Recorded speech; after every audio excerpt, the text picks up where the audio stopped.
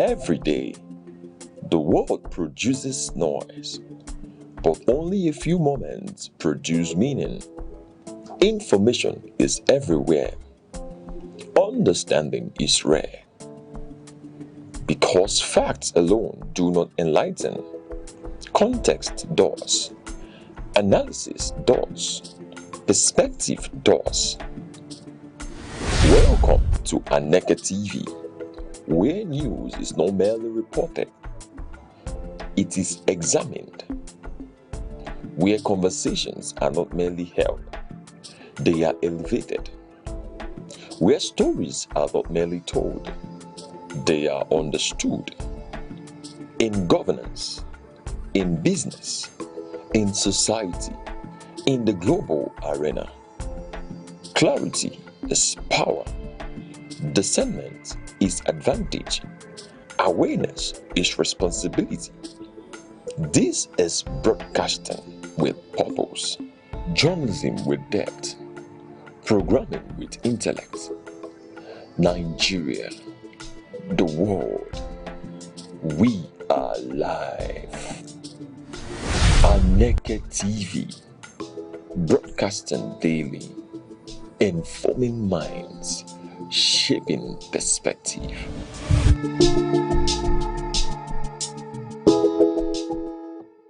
Nigeria, a land of striking contrast, where nature unfolds into dominant ecological identities. The lush southern forest and the vast northern savanna belts, stretching from the humid Atlantic coast to the dry fringes of the Sahara. Nigeria's vegetation is shaped by climate, rainfall and human activity. Broadly, it is divided into the southern forest zones and the northern savanna belts. In the south, abundant rainfall gives rise to tropical rainforest, thick, multi-layered ecosystems, rich in biodiversity, towering trees from a continuous canopy, sheltering countless plants and animal species. These forests are not only ecological treasures, but also economic lifelines, supporting agriculture and livelihoods. Closer to the coast, fresh water and mangrove swamps dominate. Here, water and land intertwine, creating unique habitats adapted to flooding and salinity. The mangrove forests of the Niger Delta are among the largest in Africa, vital for coastal protection and marine life. Moving northward, forests gradually give way to the Guinea savanna, a mix of tall grasses and scattered trees. This region supports farming and livestock, forming Nigeria's agricultural heartland. Further north lies the Sudan savanna, where rainfall decreases and vegetation becomes sparser. Life here adapts to longer dry seasons and harsher conditions. At the northern edge, the Sahel savanna marks the transition to the desert. Vegetation is sparse, and survival depends on resilience of both people and nature. However, Nigeria's vegetation faces growing threats. Deforestation in the south and desertification in the north are reshaping the landscape. Population growth, agriculture, and climate change continue to exert pressure on these fragile ecosystems. Yet, hope remains. Across the country, conservation efforts are taking root, from reforestation projects to sustainable land management practices, from the dense forests of the south to the open savannas of the north. Nigeria's vegetation tells a story of diversity, resilience, and responsibility. A story that calls on all of us to protect the natural heritage we share. Information moves the world. At Aneke TV, we deliver trusted news coverage, professional event coverage, and impactful storytelling. We don't just report the news, we connect brands to audiences. For news coverage, events, and advert placements. Call Aneke TV today. Aneke TV. Move with the world.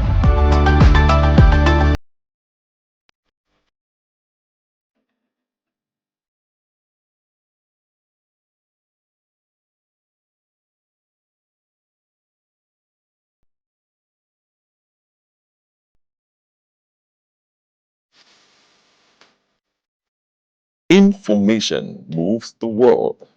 At Aneke TV, we deliver trusted news coverage, professional event coverage, and impactful storytelling. We don't just report the news. We connect brands to audiences.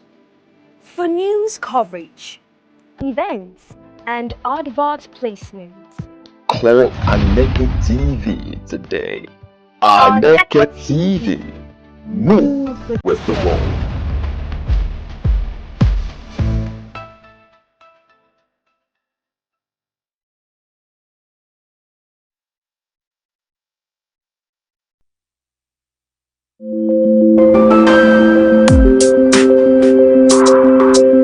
Across Nigeria's dynamic economy, enterprise is on the move. From the resilience of small businesses to the expanding reach of indigenous industries, commerce thrives on innovation, determination, and vision. Finance is evolving, powered by technology and driven by a new generation of entrepreneurs. In a rapidly changing world, digital transformation is redefining how we save, invest, and grow wealth. From energy to agriculture, manufacturing to tech, Nigeria's economic landscape continues to diversify. Policies shift, markets respond, and opportunities emerge. Every figure tells a story. Every trend shapes the future. The question is, where is the next opportunity? On Aneke TV, we bring you clarity beyond the numbers. This is Business Outlook on Aneke TV, tracking the markets, analyzing the trends, and spotlighting the drivers of economic growth. Aneke TV, informing enterprise, shaping perspective.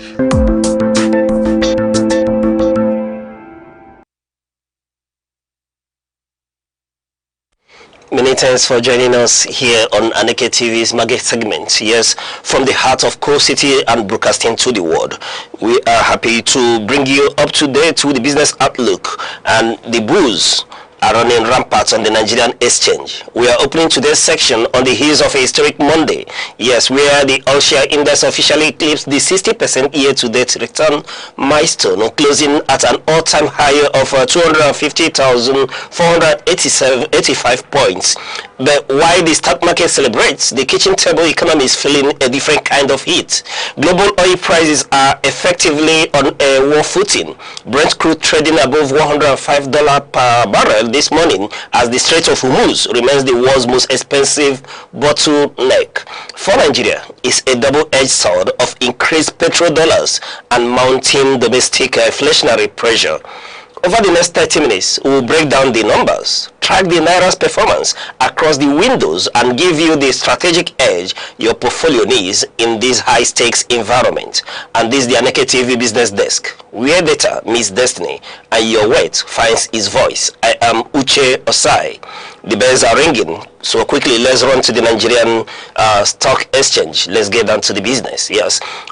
It was a historic session on customs tricks yesterday. The Nigerian all-share index ASI surged by 2.33%, closing at a staggering 250,481.42 points. This move officially pushed year-to-date returns past the 60% mark. You know, a phenomenal figure that underscores the aggressive money flowing into the local purse. Market capitalization followed suit, expanding by over 3.1 trillion naira to settle at 160.25 trillion naira. The bulls were in total control with 57 gainers, overwhelming just 21 losers. The banking and industrial sectors were the primary engines of growth.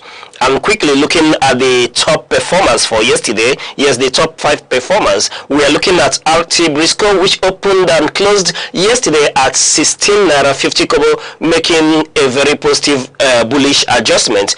Livestock yesterday closed at 8 naira 80 kobo, making a very bullish adjustment of 10.69%. And FTN Coca, yes, equally very bullish on the positive of 10.67%, were closed as 9 naira 13 kobo. Champs equally positive, closed at 3 naira 41 kobo, and Intergens equally very bullish as well, closed at 2 naira 86 kobo. And then looking at the laggards that were led by Prestige, yes, Prestige yesterday closed on the dip of a negative adjustment of 10% to close at 1 naira 44 kobo. And looking at Sovereigns, yes, Sovereigns yesterday equally very bearish as he made a negative adjustment of 9.96% to close at 2 naira 26 kobo. UPL yesterday closed 4 naira, making a dip of 9.09% adjustment. And LLEC equally very bearish, yes, made a dip of 9.05% to close at 10 naira 5 kobo. And Tantalizers, yes, closed trading yesterday at 4 naira 20 kobo, making a dip of 7.69%. And quickly, for looking at our market outlook for today, which I know is that very area you wait for us always, the market outlook, as we look ahead to into today's session, the sentiment remains decidedly bullish, but with a note of caution for day traders. And looking at sectorial momentum, we are telling you to keep a close eye on the banking sector. After a 4.67 jump yesterday, names like Zenith and GT are still, seeing heavy buy-side interest. The Dangote effect here is another factor to watch out for. With Dangote Smith and MTN Nigeria driving the index higher. Any further movement in these heavyweights will dictate the market's direction today. And we look at profit taking. Yes, the profit taking risk here, given the rapid climb to 250,000 mark, analysts expect some institutional investors to pull back and harvest gains in the midday section. And then looking at Q1 2026 earning, continue to drip into the market, and fundamentally strong names like ICO, Fidelity Bank are currently trading below their intrinsic value, so making them prime targets for value hunters today. And quickly moving to the forex market, we turn our attention now to the foreign exchange market, where the Naira's tug of war with the greenback continues. Yesterday, May 11, we saw this a slight broadening of the gap between the official and parallel markets as demands for the dollar intensified. It was a day of marginal depreciation for the local currency, across both major windows. At the Nigerian autonomous foreign exchange market, the Naira slipped further, losing ground for the third consecutive section. Yes, and we're looking at the official rate here at 1,364 naira, signifying a dip of 0.44% from the previous day of 1,358 naira 1 kobo. And at the black market, or the street market as well, you may want to call it, speaking about the parallel market, we saw the naira hold, at 1,390 naira, away from the previous day's close of 1,380 naira, signifying a downward trend of 0.72%. And then the spread between the official market and the parallel market rates are now, widened to 26 naira, a premium of approximately 1.9%. And then quickly, while the dollar remains strong, the naira showed some resilience against other major currencies in the unofficial market, posting mild gains against the pound and the euro. Yes, and looking against the British pound, the naira closed at 1,830 naira, gaining 10 naira from the previous 1,840 naira. And looking at euro, yes, the naira closed at 1,000 1,610 naira, gaining equally 10 naira away from the 1,620 naira of the previous close. And against the Canadian dollar, the naira held 1,005 kobo, yes, against the Canadian dollars. And then quickly giving you a market outlook for today, yes, as we look at the trading day ahead, here is what is shaping the forex landscape. We are looking at intervention expectations. Yes, the central bank is expected to maintain its periodic liquidity injection to prevent the official rate from sliding past the 1,370 naira, psychological support level. And then another factor we are looking at today is import demand. Yes, traders are reporting an uptick in backlog demand from small and medium enterprises, which may continue to put pressure on the parallel market race today. Yes, and then looking at reserve stability. Despite the currency volatility, Nigeria's external reserves have remained largely stable this week. Yes, and this provides some comfort that the Apex Bank still has the dry powder necessary to stabilize the market if a sharp spike occurs. Yes, and looking at a global oil impact as another factor that would shape the market today, we Brent crude trading firmly above $104 per barrel due to ongoing Middle East tension. Increased petrodollar inflows could eventually provide the much needed relief for the naira, though the impact is rarely immediate. Analysts expect the naira to hover between 1,360 and 1,375 naira on the official window today. So we'll keep an eye on the opening close as they come in here. Turning now to energy markets, where oil prices are effectively on a war footing. Brent crude saw a massive breakout yesterday, and as we look at the charts this morning, the momentum shows little signs of cooling down. In a dramatic Monday section, global benchmark Brent crude skyrocketed by nearly 3%, closing at $104.80 per barrel. This marks one of the sharpest single-day gains in this quarter. And then we're looking at Brent crude, yes, they're closing at $104.80, signifying an upward trend of 2.85%. And looking at the West Texas, WTI, the US oil, yesterday closed at $98.99, equally signaling an upward trajectory of 2.71%. And quickly taking a look at the market drivers. Yes, looking at the market drivers yesterday, one is looking at the geopolitical friction reaching a boiling point. Markets reacted instantly the news that the White House has rejected the latest peace proposal from Tehran, effectively extending the blockade of the Strait of Hormuz with 1/5 of the world's oil supply currently constrained behind this choke point. Traders have moved aggressively to pricing long-term supply deficit. And quickly taking a look at giving you a market outlook for today, you remember that as the European markets open today, Brent is already boiling at $105, 10 cents, $105 and above already. Yeah, the 10 level in early trading, yes. And then here is what is driving the volatility for the next 24 hours. One is a ceasefire on life support. Yes, political rhetoric has shifted from diplomacy to defiance. Yes, analysts suggest that as long as the Strait of Hormuz, remains restricted, a price floor of $100 is now firmly established. And then looking at inventory alert as one of our market projections to shape the market today is that traders are bracing for the US inventory data, due to due later this week. If stocks show a significant draw amidst the shaping delays, we could see an immediate test of the $108 resistance level. Another factor here is the OPEC factor. Yes, all eyes are on the next ministerial meeting, while there is pressure to increase output. The fiscal inability to move barrels through the Gulf makes any production hike a paper-only solution for now.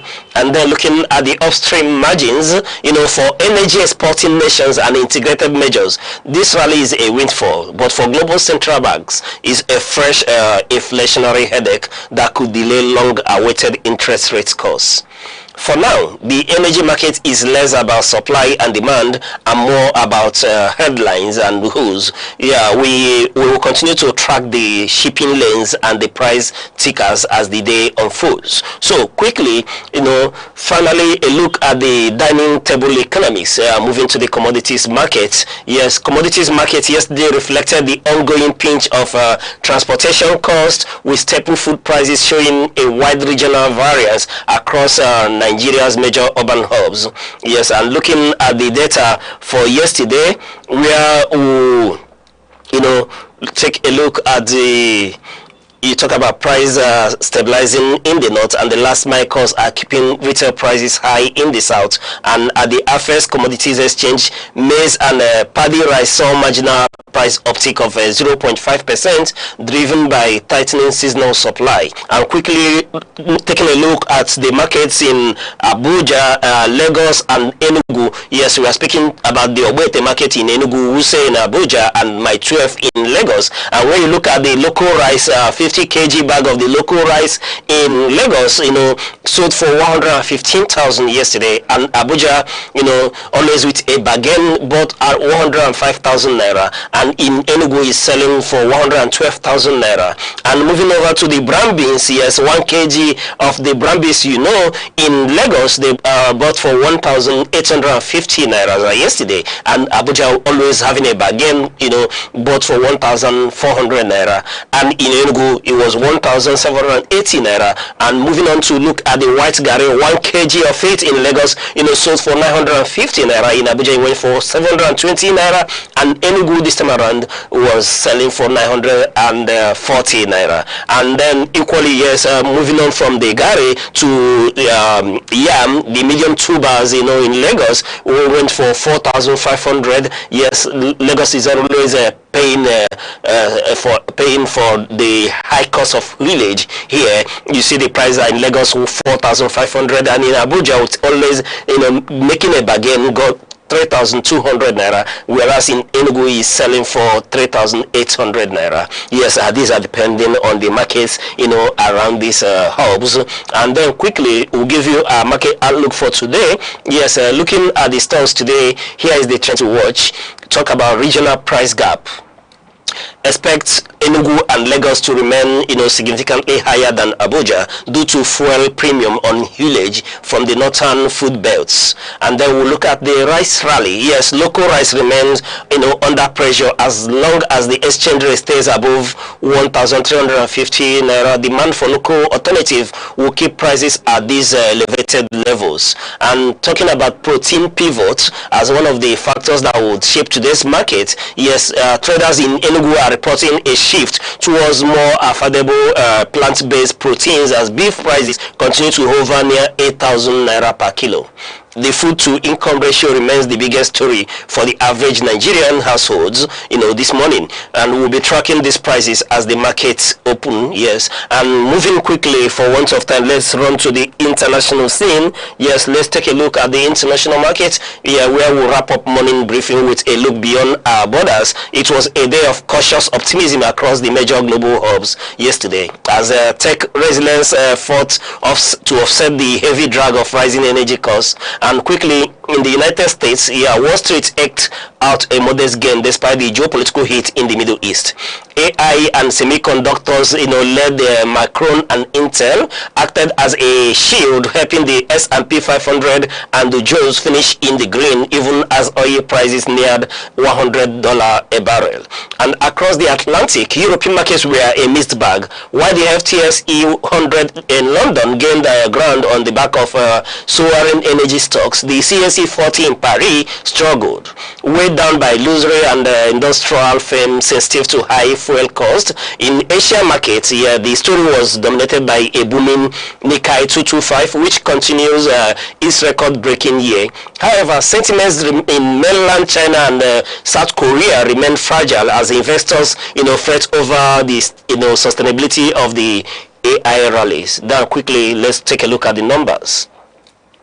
The USA S&P 500 yesterday, closed at 7,412.94 points, making an upward trend of 0.19%. And the US Dow Jones equally closed at 49,704.47 points, equally an upward trajectory of 0.19%. And moving over to UK, FTSE 100 in UK closed at 10,269.43 points, showing an upward trajectory of 0.36%. And that's Germany yesterday closed at 24,350.28 points, equally an upward trajectory of 0.505% as well. And then looking at Japan Nikkei 225, yes, Japan Nikkei 225 closed at 62,629.89 points, equally indicating an upward trajectory of 0.34%. And Hang Seng Hong Kong yesterday was at 26,438.87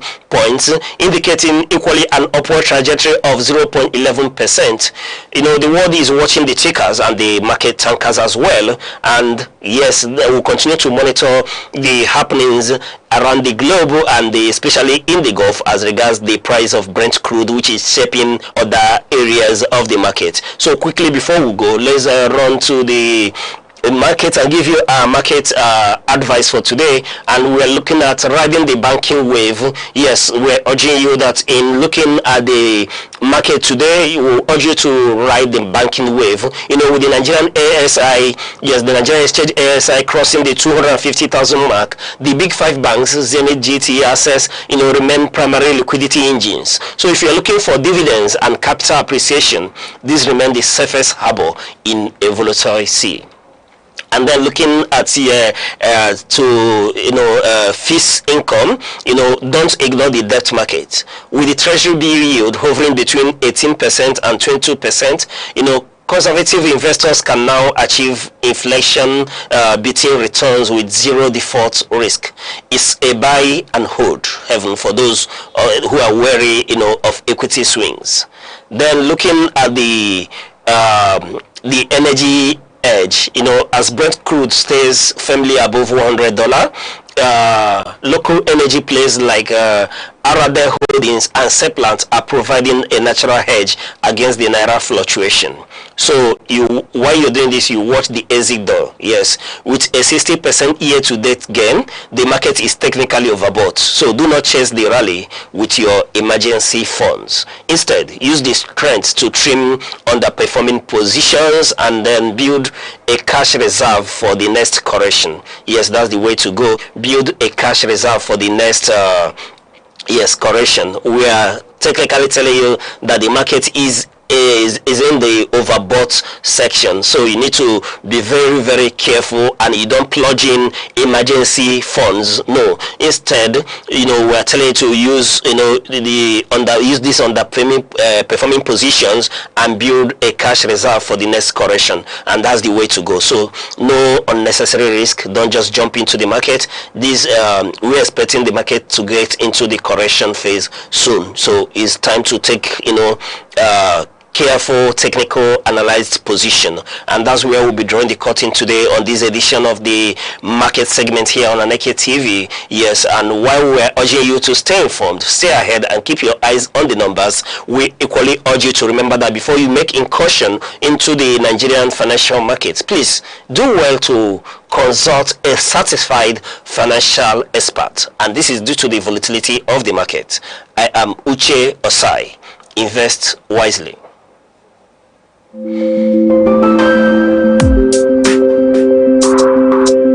Across Nigeria's dynamic economy, enterprise is on the move.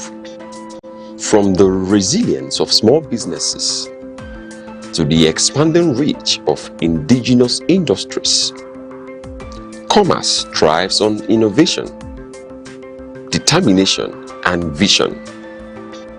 Finance is evolving, powered by technology and driven by a new generation of entrepreneurs. In a rapidly changing world, digital transformation is redefining how we save, invest, and grow wealth. From energy to agriculture, manufacturing to tech, Nigeria's economic landscape continues to diversify. Policies shift, markets respond, and opportunities emerge. Every figure tells a story. Every trend shapes the future. The question is, where is the next opportunity? On Aneke TV, we bring you clarity beyond the numbers. This is Business Outlook on Aneke TV, tracking the markets, analyzing the trends, and spotlighting the drivers of economic growth. Aneke TV, informing enterprise, shaping perspective.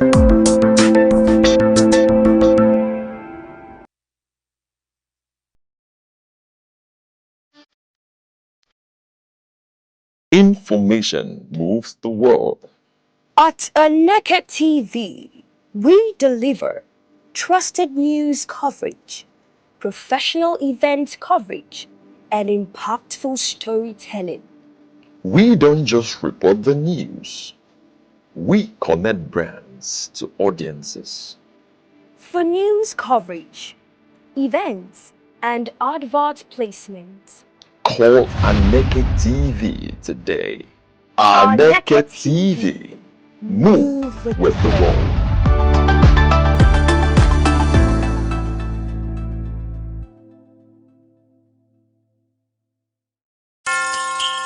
Time.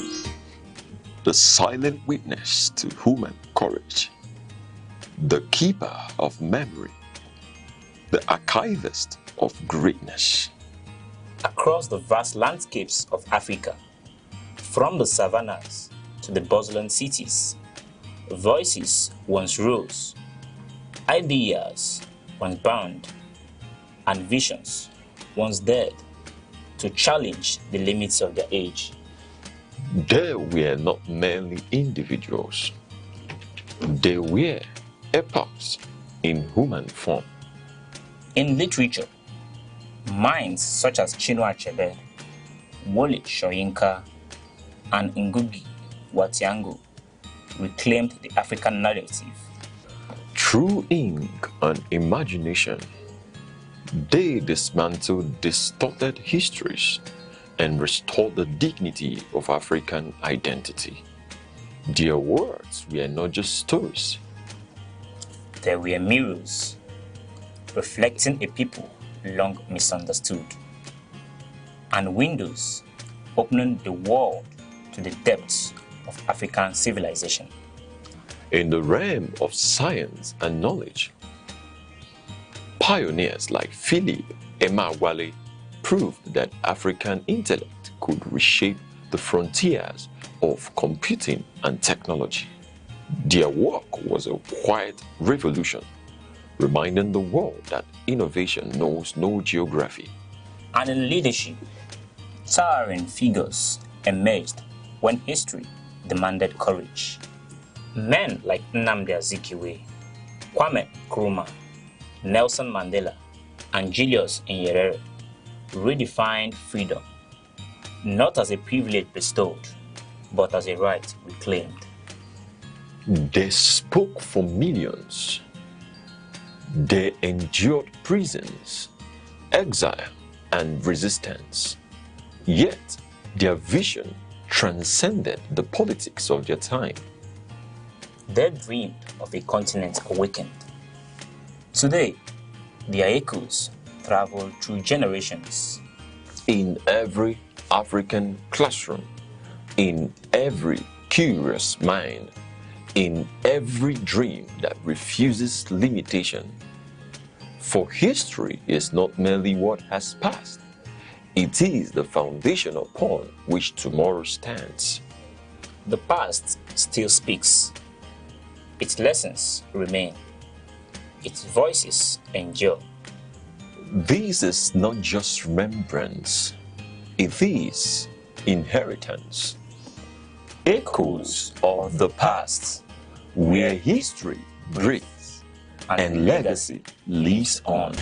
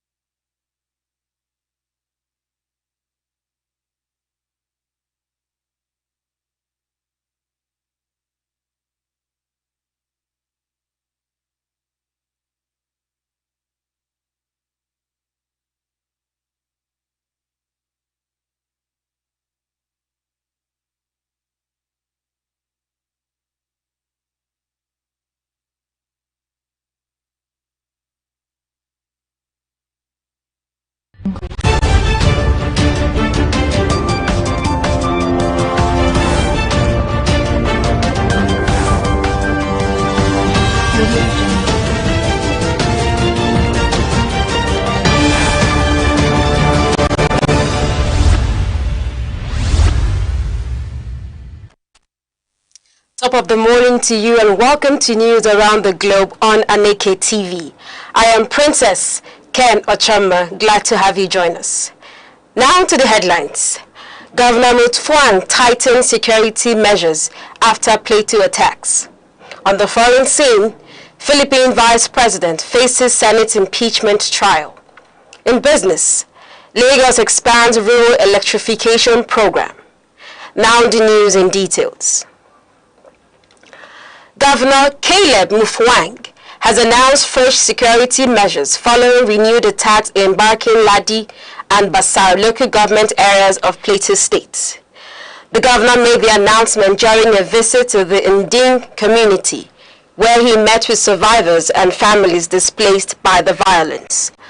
Governor Mutfwang commended security agencies for containing the attacks and preventing their spread to major urban centers. He warned that any security personnel found collaborating with criminal elements would face investigation and prosecution. As part of efforts to restore peace, the state government has banned night grazing and night mining activities across Plateau State. Mining operations are now required to end daily by 5 p.m., while grazing by underage children has also been prohibited. The governor urged residents to return to their ancestral communities ahead of the farming season, assuring them of improved security and government support, including plans to subsidize fertilizer distribution to boost food production. The West African Examinations Council, WIKE, says 1,959,636 candidates from 27,207 schools are participating in the ongoing computer-based West African Senior School Certificate Examination for school candidates. Head of the Nigerian National Office of WIKE, Dr. Amos Dangot, announced this during a media briefing in Lagos. He said female candidates accounted for 1,001,072 of the total number, representing 51.08% participation. Dr. Dangot said more schools adopted the computer-based examination format following the success of its introduction in 2025 and recommendations by the Federal Ministry of Education. He added that the examination would last 8 weeks and 3 days, ending on June 19th. The WIKE official said measures had been strengthened to prevent examination malpractice through question serialization and the use of the national identification numbers during registration.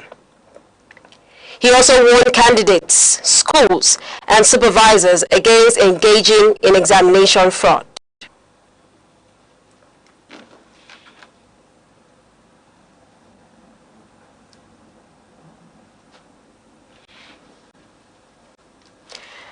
Chairman of the Independent National Electoral Commission, INEC, Professor Joash Amupiton, says about 1.4 million ad hoc staff will be mobilized for the 2027 general elections.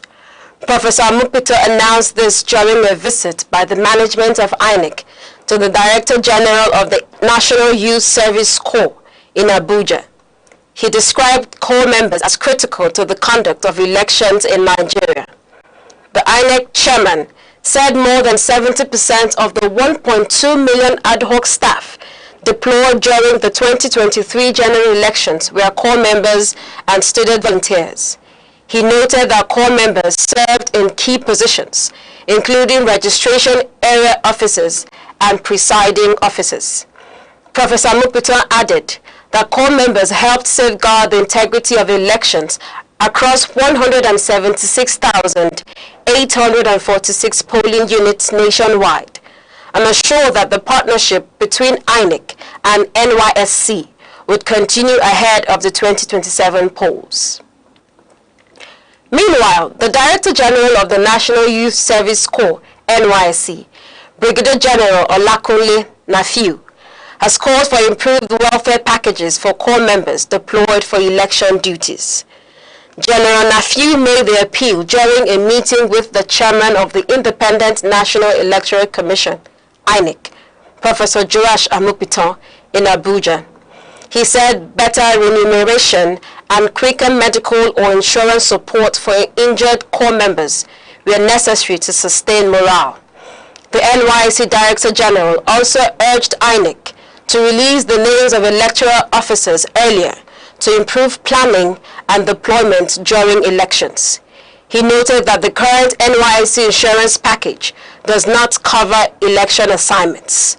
General Nafiu, however, reaffirmed the commitment of the NYSC to continue supporting Nigeria's electoral process, describing corps members as neutral and technology-driven contributors to democratic development. In the meantime, the Independent National Electoral Commission has assured residents of a free and credible Enugu North Senatorial District by-election scheduled for June 20th, 2026. Resident Electoral Commissioner in Enugu State, Dr. Chukwuemeka Chukwu, gave the assurance during a press briefing in Enugu. He said the by-election would take place across Udenu, Ibweze North, Ibweze South, Nsukka, Igbo-Etiti, and Uzuwani local government areas. Dr. Chukwu said the Commission had intensified voter enlightenment and sensitization programs to encourage peaceful participation in the election. He also announced the commencement of Phase 3 of the continuous voter registration exercise across the states. According to the Commissioner, INEC registered 67,751 new voters during Phases 1 and 2 of the exercise. He urged eligible citizens to register before the exercise ends on July 10th, while assuring residents of the Commission's neutrality and professionalism. Former Kano State Governor, Senator Rabiu Kwankwaso, says a future alliance between opposition political groups ahead of the 2027 general elections remains possible. Speaking during an interview on Arise Television, Senator Kwankwaso dismissed reports of a permanent division within the opposition. He explained that his political decisions were based on strategic considerations and internal issues affecting party structures. The former governor also rejected claims that his political influence was limited to Kano State, saying political strength would be determined during the 2027 elections. He maintained that he held no personal grievances against former Vice President Atiku Abubakar. Senator Kwankwaso added that opposition leaders still had time to build consensus and strengthen cooperation before the next general elections. Governor Ademola Adeleke of Osun State has summoned an emergency Security Council meeting following rising political violence ahead of the August 15th governorship election. The governor said the meeting became necessary after recent attacks and destruction of public property allegedly linked to political thugs. He expressed concern over the absence of arrests connected to the incidents. Governor Adeleke directed security agencies to develop strategies to contain violence and ensure the protection of lives and property during the election period. Political tension in the state increased after campaign billboards belonging to Governor Adeleke and the Accord Party were vandalized. While the governor's camp blamed opposition elements, the All Progressives Congress, APC, rejected the allegations. The federal government says it is committed to addressing regional development gaps through the National Regional Development Policy, NRDP, from 2026 to 2030. Permanent Secretary, Ministry of Regional Development, Dr. Mary Ogbe, stated this during the Southeast Regional Technical Validation Workshop held in Enugu. She said the policy will promote balanced and inclusive development across the country. Dr. Ogbe noted that the policy was designed to address disparities in infrastructure, human capital development, and economic opportunities across regions. She added that the document was developed through consultations with stakeholders and development partners. Also speaking, United Nations Development Programme Representative Elsie Atafua, represented by Mr. Matthew Alau, reaffirmed UNDP's support for the initiative. The Southeast Development Commission also described the draft policy as evidence-based and forward-looking. The Enugu State government and the police have moved against a woman, Mrs. Ogechi John, over the alleged death of her 9-year-old stepdaughter, Miss Ogechi Amanda John. Mrs. John, said to be from Ikwo local government area of Ebonyi State, was arrested after the incident at Nchatancha in the Emene area of Enugu Metropolis. Neighbors alleged that the child had suffered repeated abuse before her death. The Commissioner for Children, Gender Affairs and Social Development in Enugu State, Mrs. Ngozi Eni, condemned the incident and assured residents that justice will be pursued. Mrs. Eni said the administration of Governor Petermbah maintains zero tolerance for child abuse and child homicide, adding that government would ensure thorough investigation and speedy prosecution of the case. News around the globe is coming to you live from Aneke TV. Remember, you can stay connected with us on all social media platforms, Facebook and YouTube at Aneke TV. Now, a quick recap of the major stories making the news. Governor Mufwang tightens security measures after Plateau attacks. Coming up shortly, on the foreign scene, Philippine Vice President faces Senate impeachment trial. And in business, Lagos expands rural electrification program. Do stay with us. The Insight with Uche Osai. Having the political will to confront whatever is the challenges. Igbo man wrestles with the tortoise that had a lot of ingenuity, a lot of ideas, and the tireless.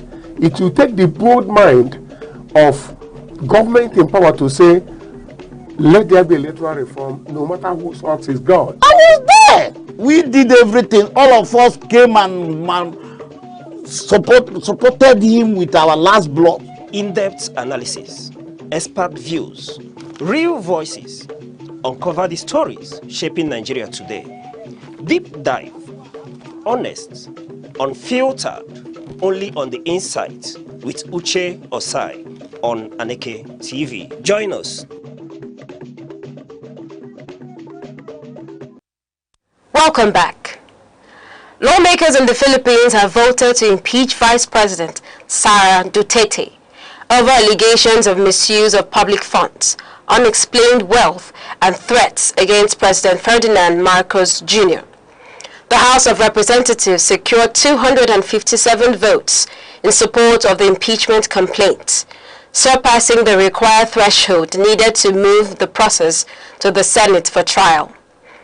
The development marks a major escalation in the political rivalry between the Duterte and Marcos political families ahead of the 2028 presidential election.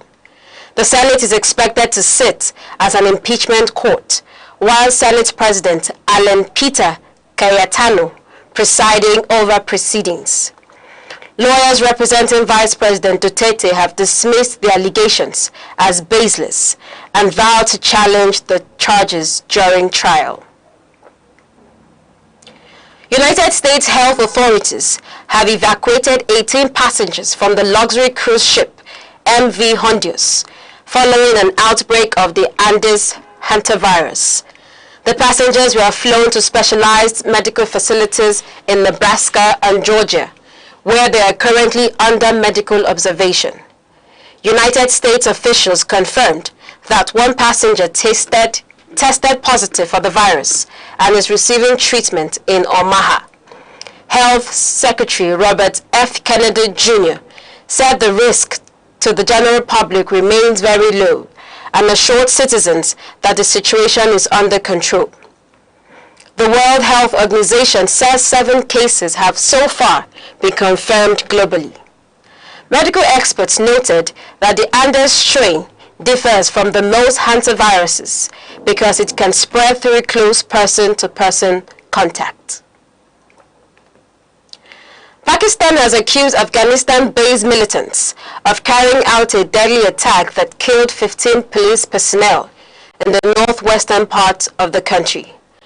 Pakistan's foreign ministry said intelligence findings and evidence collected after the attack linked the operation to terrorists operating from across the Afghan border.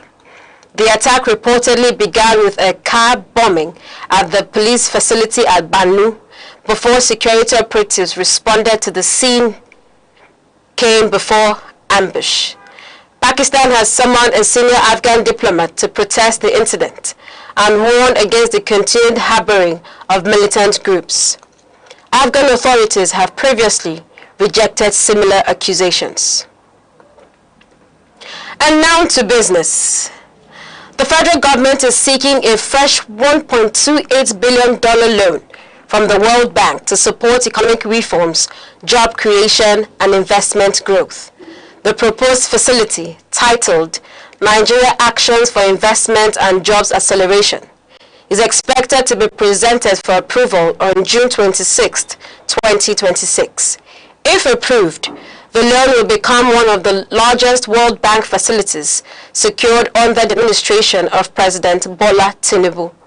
The proposed facility is expected to increase Nigeria's external debt stock from 74.43 trillion naira to about 76.13 trillion naira, while the country's total public debts could rise to over 160 trillion naira. The Lagos State government says it plans to introduce a state-owned driver's license in partnership with the federal government. The Commissioner for Transportation in the state, Mr. Oluwaseun Osiemi, announced this during the 2026 ministerial briefing in Alausa, Ikeja. He said the initiative is aimed at improving safety and reducing delays in license processing.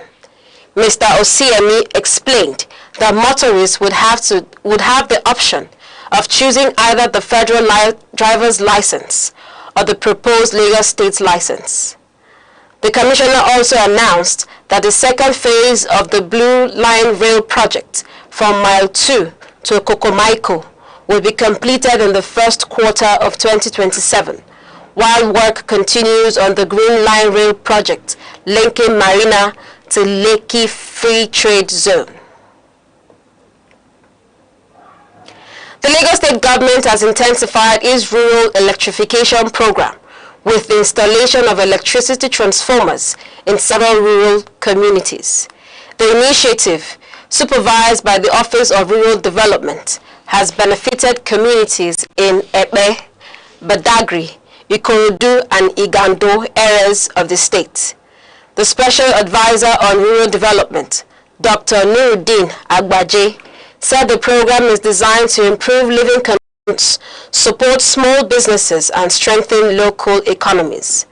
The state government also called on residents to protect public infrastructure from vandalism to ensure sustainable electricity supply in rural communities. Business and social activities are gradually returning to Amasiri community in Afikpo local government area of Ebonyi State, following the lifting of a 3-month curfew imposed by the state government.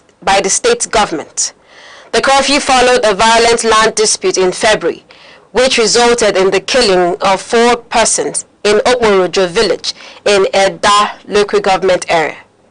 A visit to the area showed that schools, markets, hospitals, and shops have resumed operations, although many residents displaced during the crisis are yet to return home. Community leaders and business owners appeal to the government for support to help residents recover from the economic hardship caused by the prolonged restriction. And now moving forward to sports. Teenage Nigerian sprinter Miracle Ezechukwu says she is targeting gold medals in the 100 meters and women's 400 meters relay at the African Athletics Championships in Accra, Ghana. Ezechukwu, one of the youngest members of Team Nigeria, says she is also aiming to achieve a new personal best during the competition. The athlete said her experience at the World Relays in Botswana helped improve her confidence and discipline ahead of the continental event. Nigeria is participating in the championship with a 41-member team made up of 24 female and 17 male athletes competing in various track and field events. In entertainment, the mother of reality TV personality Ilebaye Odinia has denied allegations linking her daughter to drug-related misconduct and cosmetic surgery claims.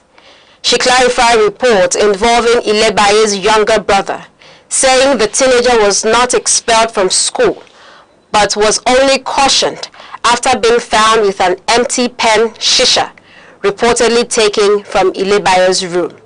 According to her, the family recently visited the office of the Commissioner of Police, where the boy confirmed that no drugs were involved in the incident. She also dismissed claims that Ilebaye underwent cosmetic surgery and accused the reality star's father of attempting to damage her reputation following a recent viral social media dispute. And finally, before we go, here is a quick recap of our top stories from Nigeria and around the world. Governor of Plateau State, Mr. Caleb Mutfwang, has imposed fresh security measures, including restrictions on night grazing and mining activities, following renewed attacks in Barkin Ladi and Bassar local government areas. The governor assured affected communities of improved security and support for displaced families. On the foreign scene, Philippine Vice President Sara Duterte faces an impeachment trial in the Senate after lawmakers voted unwillingly in support of allegations bordering on misuse of public funds and abuse of office. And in business, the Lagos State government expanded its rural electrification program to rural communities across the state, with Special Advisor on Rural Development, Dr. Nuruddin Agbaje, saying the initiative is aimed at boosting economic activities and improving living conditions in rural areas. That concludes the news around the globe on Aneke TV. For more updates and breaking stories, follow us on all our social media platforms, Facebook and YouTube at Aneke TV. I am Princess Ken Ochomma. Thanks for watching.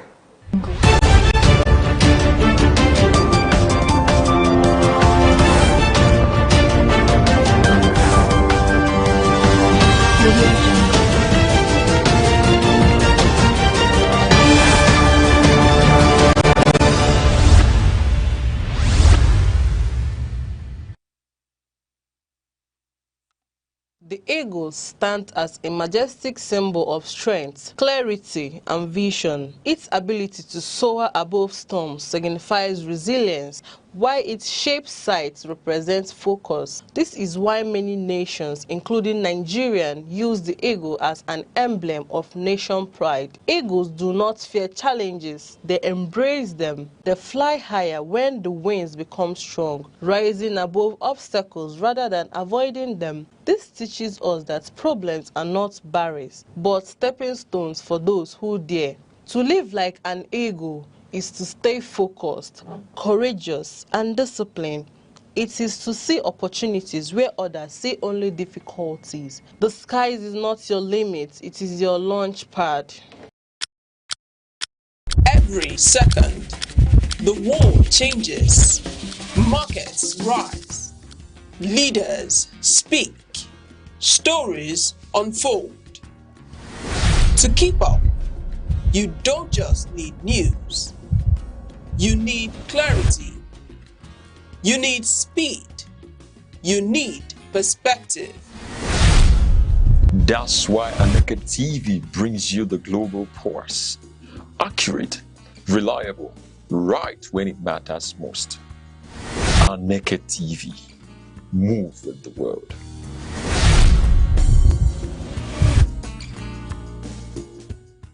Nigeria's march towards the 2027 general elections is more than a routine democratic cycle. It is shaping up to be a defining test of institutional maturity, political culture, and national cohesion. Elections in Nigeria have historically served as mirrors reflecting both progress and persistent fault lines.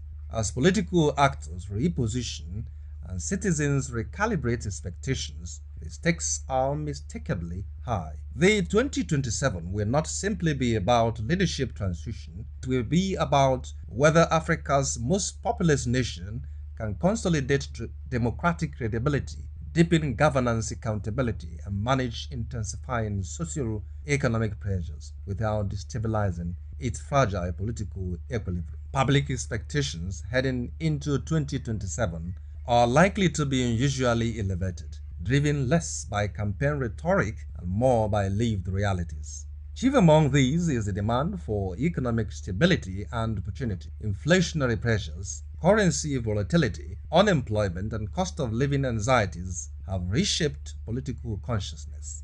Voters increasingly assess governments not by ideological narratives, but by tangible economic outcomes, jobs, purchasing power, infrastructure, and social mobility. There is also a growing insistence on governance effectiveness. Citizens are showing declining tolerance for symbolic politics. Competence, policy cohesion, and measurable results across security, healthcare, education, and public services now weigh heavily in electoral judgment. Electoral integrity, too, has become central. After reforms introduced by the Electoral Act 2022 and the deployment of technologies such as beavers, Nigerians expect elections that are transparent, technologically reliable, and free from manipulation. The bar has been raised, and any regression could provoke significant public backlash. Equally important is the demand for accountability and trust restoration. The widening gap between political elites and ordinary citizens continues to fuel skepticism. Consequently, the 2027 elections will be judged not only on who wins, but on whether democratic processes are widely perceived as fair, inclusive,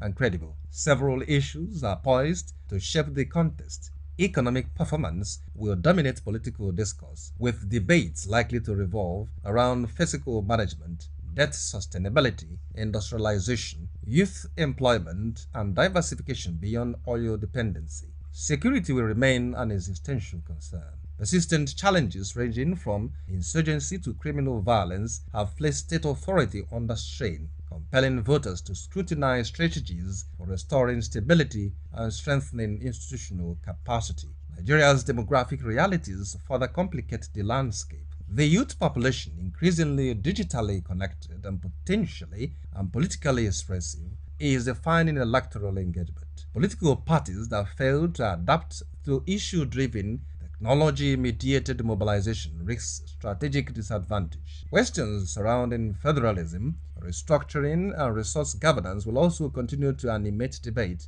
reflecting enduring tensions within Nigeria's political architecture. Underlining these dynamics are structural challenges. Despite technological improvements, skepticism regarding result collection, judicial outcomes, and political interference persists. Perception gaps can be as destabilizing as actual irregularities. The influence of money in politics remains deeply corrosive, while identity-based polarization continues to shape electoral alignments, sometimes transforming competition into conflict. Technology itself presents a paradox. While enhancing transparency, it introduces vulnerabilities, system failures, cybersecurity threats, and the rapid spread of misinformation. Meanwhile, the increasing judicialization of elections, though constitutionally grounded, can erode public confidence if perceived as inconsistent or politicized. Voter apathy, driven by cynicism and distrust, poses an additional threat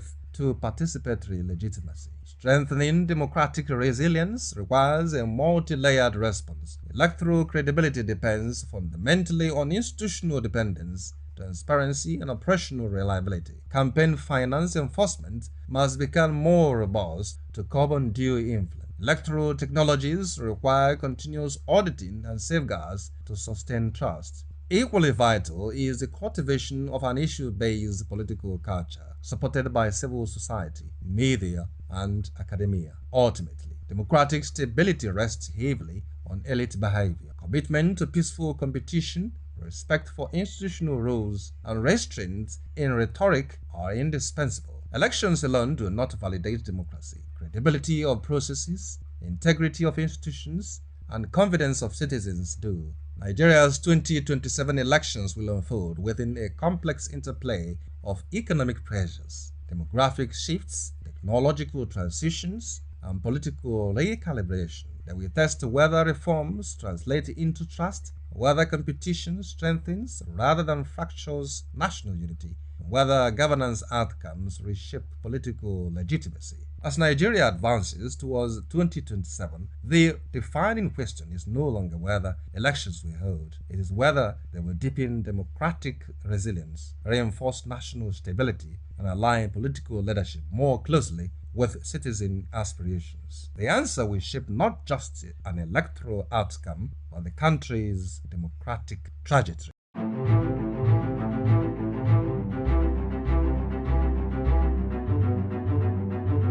Morning headlines before you step out. Midday updates while you work. Evening analysis when the day winds down. Wherever life takes you, Aneke TV keeps you informed, connected, and ahead. Aneke TV. Move with the world.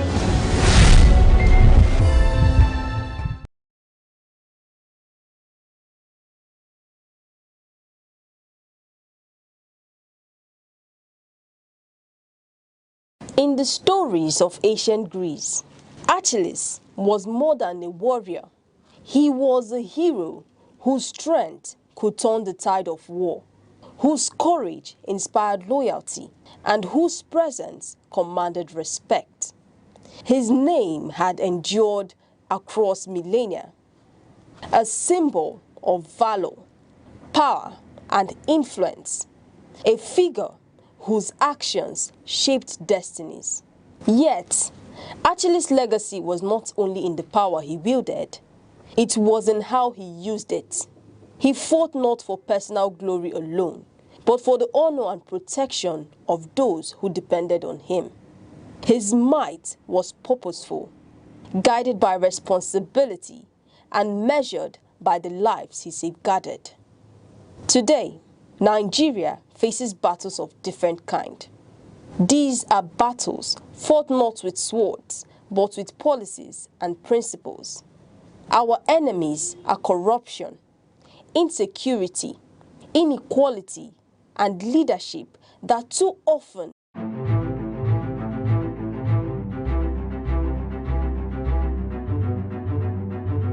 Morning headlines before you step out.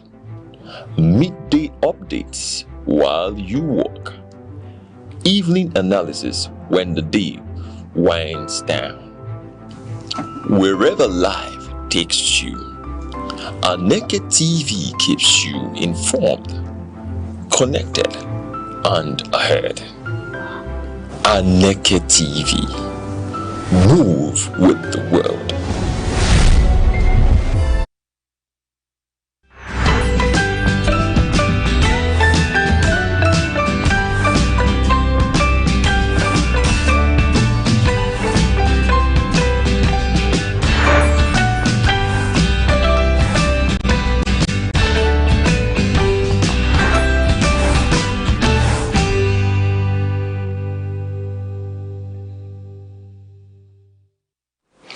Good morning, Nigeria. Good morning, 042.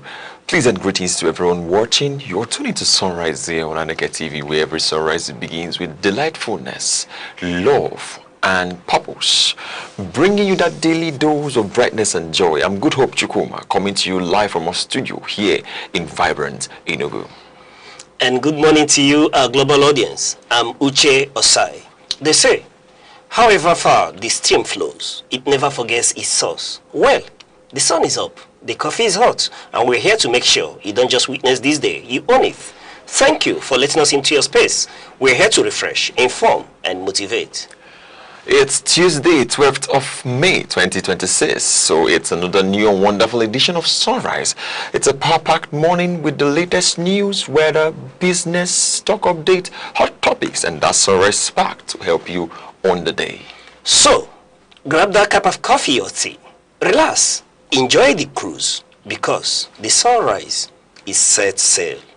Coming up shortly, we kick things off with our quote of the day, something thoughtful to shift your perspective and help you stay well driven or focused. Then, it's straight into the day's top headlines. All the key news updates that you need to remain informed will be shared hot, thirsty, and of course, debated.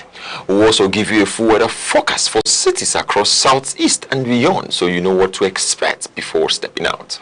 And later, we'll step aside and unleash the sports gurus to bring you the happenings around the sports world. Wait for the man of many parts, the sports oracle, and worldwide to leave you smiling.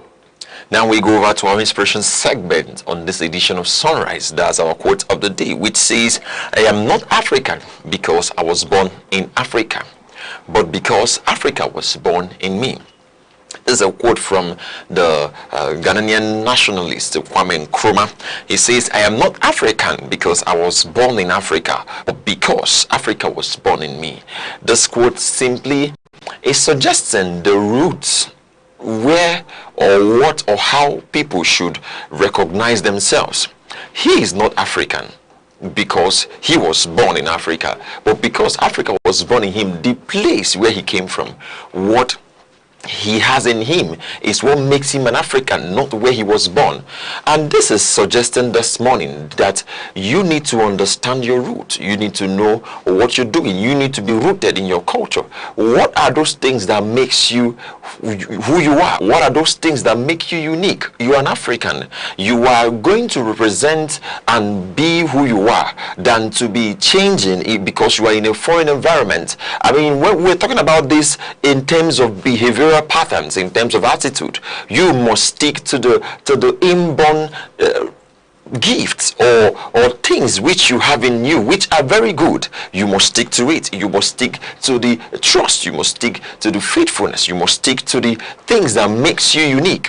Things, you know, some people come and say, you need to change, you need to do this, you need to do that. But then, these are the things, there are some things that makes you who you are. You need to be true to yourself. And I can tell you, honesty makes you who you are. Truth, transparency makes you who you are. Accountability makes you who you are. So you are not just an African because you are born in Africa, but you are an African because you are born in Africa. And Africa is known for the best and quality of things. Yes, this morning you have to know where you are from and you have to take what you're from. Yes. All right, it's good to get this quote from the great Pan-Africanist, Kwame Nkrumah. You know, when one hears about the greats like Kwame Nkrumah, you know, you remember names like Du Bois, you remember the great Nnamdi Azikiwe, you remember Pan-Africanists, men who stood their ground and fought for Africa's independence. A lot of names come to mind. I'm hearing this great African, this great son of Africa from Ghana, you know, speaking to the fact that yes, we are Africans, not because we are born in Africa, but in all, Africa is born in us. And what is he telling us this morning? He's simply speaking to nationalism. He is speaking to patriotism. Yes, the Afrocentrism that is needed in our world perspective of things, which bears me to speak to our leaders. What is our world outlook today? Are we trying to become Eurocentric? Are we trying to westernize Africa, forgetting the roots, the cradle of civilization that emanates from Africa, trying to jettison the good in Africa? And here, coming home, I speak to our leaders that Nigeria is our birthplace. And like Kwame Nkrumah did say, we have to be Nigerians. And more often, we need to pursue an African approach to solving our issues. A number of times, we will beckon on Western ideologies. They may not take us beyond the African borders. But when we look inwards and realize that we should be proud of our heritage, the things that made us Nigerians, the things that make us Africans, we may begin to find solution to our challenges. And in the words of the great African, Kwame Nkrumah, yes, I am not African because I was born in Africa, but because Africa was born in me. Let us realize that. And when we take decisions, when we do things, let us remember that, yes, we are not Africans because Africa is where we are born, but because Africa is born in us. And when we translate it to Nigeria, let Nigeria be born in us. All right, we go on a short break. We'll be right back with the weather report. Stay with us.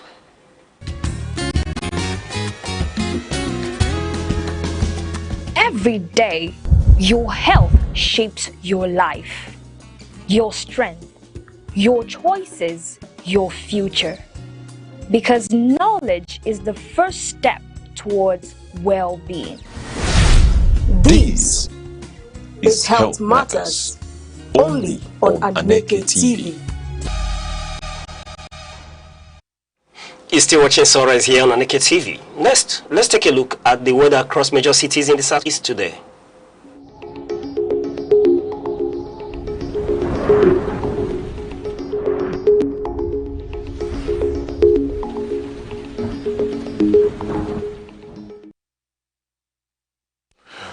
Good morning, Oka. The morning starts warm and calm around 25 to 27 degrees Celsius, giving people enough comfort to move around before the sun becomes aggressive. By afternoon, temperatures are expected to rise about 33 to 35 degrees Celsius, bringing intense heat across busy roads and markets. Later in the evening in Anambra State, Oka, rain and thunderstorms are likely to arrive, cooling the atmosphere and leaving the night calm and refreshing. Good morning, Enugu, and welcome to the cold city. Enugu wakes up to a cooler temperature around 24 to 26 degrees Celsius. The city becomes a little bit warm at the afternoon as temperature rises to 30 to 32 degrees Celsius. Rain is expected earlier and ushers in a relaxing evening and a cool night. Good morning, Abakaleke, Ebonyi State. Ebonyi starts with a cool morning temperatures around 24 to 26 degrees Celsius, but the heat quickly intensifies as the day progresses. Afternoon temperatures may rise sharply to about 33 to 35 degrees Celsius, making it one of the hottest places in the region today. Thunderstorms are expected later, bringing relief and cooler night air. Good morning, Imo State, and welcome to my favorite city of Owerri. Owerri begins the day warm and humid, around 25 to 27 degrees Celsius. By afternoon, temperatures climb to around 32 to 34 degrees Celsius, making the heat feel heavier, and by evening, rain and light thunderstorms are expected. Good morning, Omahia. Morning weather stays mild and comfortable around 25 to 27 degrees Celsius. The afternoon becomes warmer at about 31 to 33 degrees Celsius, but rain showers later in the evening are expected to cool things down and create a calm, relaxing night. So, wherever you are in the southeast today, stay safe, stay cool, dress light, and keep an umbrella close. Rain or shine, we've got you covered. And this is your weather report here on Sunrise on Aneke TV. We'll take a short break and we'll return with more updates. Stay with us.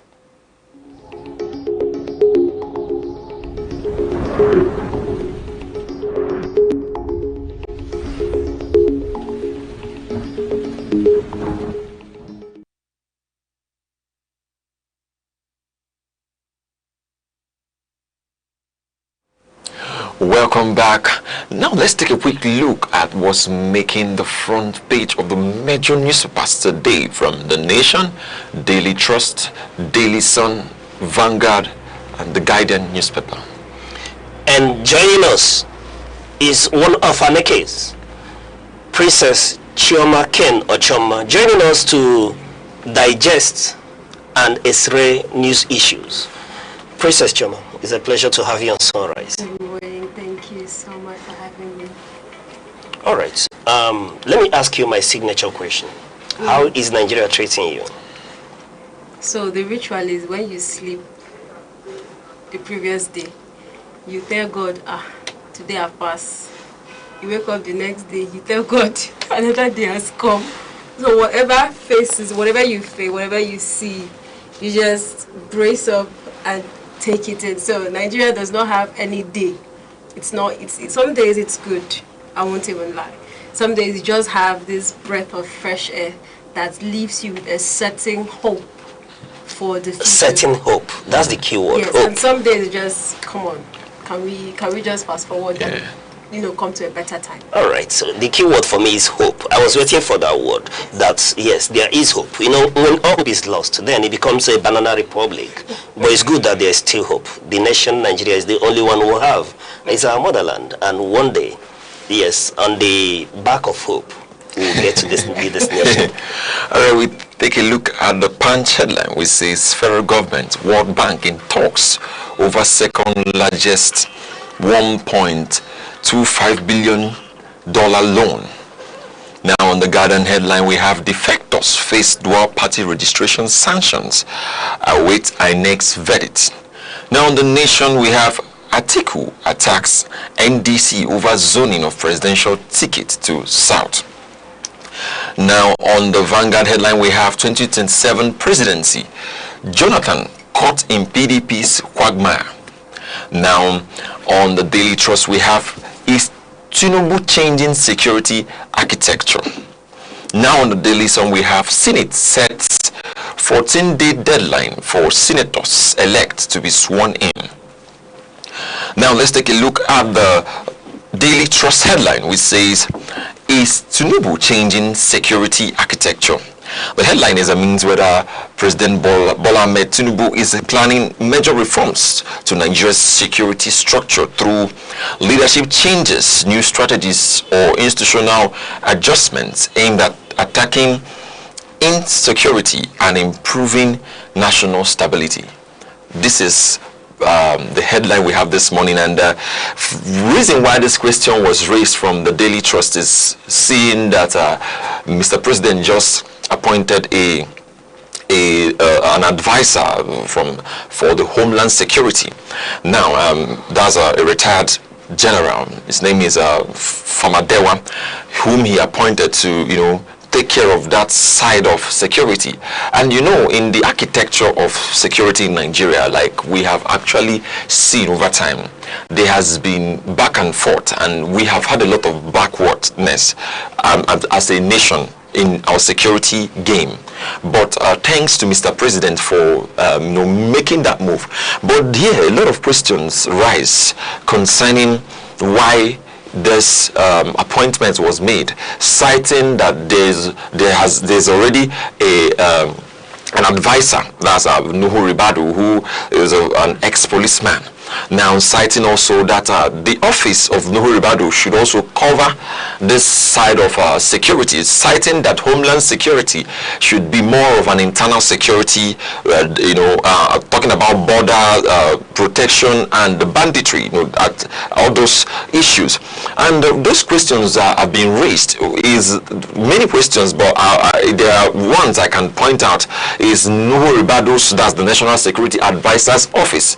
Is it under threat, or is it kind of a partnership that both of them would work together to ensure that these things are going to be something that we will see a result in the coming days in our security architecture in Nigeria? Okay, is the president working, how I would like to rephrase this, is he working towards securing Nigeria? I would say in the past months, with the change of Minister of Defense, with the new appointments of the Inspector General of Police, and now a new Homeland Security Advisor, I feel like he's beginning to understand. Maybe not to the point where we hope he, does something. It's, for me, from where I stand up, from where I've seen this, it's a wake-up call too late. Okay. Yes, because when the whole insecurity issues spiraled, that was way before it spiraled, way before we started seeing back-to-back killings every other day. This is something that he should have taking cognizance to way early. But then again, it is Nigeria, and we like to do things 2 minutes, 5 minutes later than when it should. But then again, we are here, and the fact that he's conscious about what he's doing, he's taking measures. I feel like, it's let's just hope. He has made promises. I won't even talk about the so many promises that he has made, but if he's telling us, he told us when the new IGP was appointed, that we should give him before election for security to come up above par. So if he's telling us now that with this new appointment, it's a step towards restructuring, we should believe him. Actually, looking at the appointment, this is a retired Major General who has over 30 years of experience, who has a lot of experience in the security field, working with that's the National Security Advisor Nuhu Ribadu. A lot of people have seen it as a threat to Nuhu Ribadu. I mean, looking at what happened to the Minister of Finance, that's Wale Edun, what happened to him, where Oyedele was actually given that office to function before months later, Wale Edun was taken away, and Oyedele had to, take over the office. Look, whether it's prejudice, whether it's selfishness, whatever they say there's a political undertone. Exactly. So whatever it is, if a certain ruler sees or perceives that you're no longer aligning to whatever his vision is, whatever his plan for the nation is, he pulls you out. Irrespective of your feelings. Yes, in the end, maybe he promised you 5 years in office, but it looks like there's a lot of pressure on you to serve or to deliver a certain promise. And in your 2 years of being in that office, you've not done anything. Please, uncle, come outside. Let's put some. So whether it is that he's feeling that he's being cheated or someone is being played, behind the game, or maybe some kind of rough foul play, it is not what we are interested in. This man has said, you are not working with Tinubu. Come on, let's put someone that we know or we believe with his experience. I mean, experience is saying the greatest. Basically, like currently, if it is a threat, looking at the whole thing, you could say that this is something we have been even lauding. Even Mr. Uche has been talking about it, that the people that should come into the security architecture of our nation are not newbies. They should be, persons who understand the architecture, the ground issues that we are facing as a nation. And it's important, for me, it is very important to have him on the seat. But we will see what happens as the day. All right. I will anchor on what you just said. Is wake up call too late? Yes, it doesn't matter the sentiments. Irrespective of whose horse is God, the president swore an oath to protect the life and property of citizens. And that's the primary duty of any government in the world. And when you fail in that responsibility, you are characteristically a failure. It's zero. And irrespective of the conjecture, following the trajectory of replacements of ministers, it doesn't matter what anybody feels. Nuhu Ribadu, if he's thrown on the limelight, the question remains that he will be viewed from the security lens. Has he been a success? The answer is no. If I am want to assess this present administration, irrespective of the fact that the security situations that we face, they did not start with this administration, I would look at them from the prism of the security challenges that we are facing. Have they been able to interrogate the issue and find a lasting solution? The answer is basically no.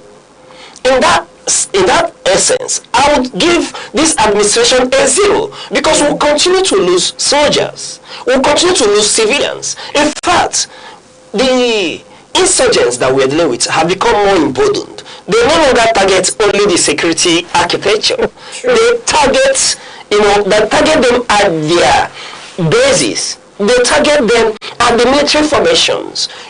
What sort of emboldenment, courage that would, enable any terrorist, any person to go and attack, your enemy where is supposed to be a stronghold. So on that ground, I think that irrespective of the conjecture that either Nuhuribadu would go or not. It doesn't matter. What we care about is results. And for me, Ochoma, you summed it quite well. However, I will take a detour. That detour is this. Yes, Mr. President promised to deliver on security. Sure. And he has to get the best hands to do that. Is Mr. President telling us that he has not been receiving sound security advice so far? Is the challenge based on the fact that he's ill-advised or inadequately advised? I think this should be the question that has to be interrogated. Now, some argue that having appointed Adeyinka, retired Major General, into the position of a Homeland Security Advisor is to herald the possibility of the centralization of police. If that is the case, it's a welcome development. But I argue, Nigeria is a place where the problem is not in policy formulations, is not in the advice. The problem with our security, it has to do with the political will to see that action is taken. So, looking at this new appointment, I want to ask, and a lot of people may want to argue that I view these things from a tribalistic lens. Yes, Nigeria has not been cleansed of that. And until we have a Nigeria where we no longer look at our origins and religious leanings, you would not begin to scrutinize any appointee from that perspective. And is Mr. President telling us that the best hands, or that the best hand we can get is Adeyinka? Or is the appointment prone and suitable because he speaks a certain language? I believe that for us to have competent men, it has to negate origin. And I've seen appointments taking a certain coloration. One of the things we expected that would be corrected in this administration is the lopsidedness of appointment in the Muhammadu Buhari administration. But this administration seems to have learned very well from that and is taking it up a notch higher than Muhammadu Buhari. Though Mr. President has come up publicly to say, I am Muhammadu Buhari and Muhammadu Buhari is me. So I am not disturbed when I see this. But the emphasis remains. What changes will this necessitate? Are we going to see improved security in terms of travel times where Nigerians are secure? Are we going to see more Nigerians not being kidnapped? Are we going to see our soldiers not being killed at front line? Are we going to secure our border? Can we travel? Can we sleep with our eyes closed? Those in the northeast, those in the north central, those around troubled areas in Nigeria, are they going to get reprieve sort of? These are the issues that has to be interrogated. And until we begin to look at them beyond Mr. President favoring a certain section or a new Rubadu being there, no, we may not achieve the result. And I, for one, here is my opinion. I feel that the security architecture as is presently constituted needs rejigging.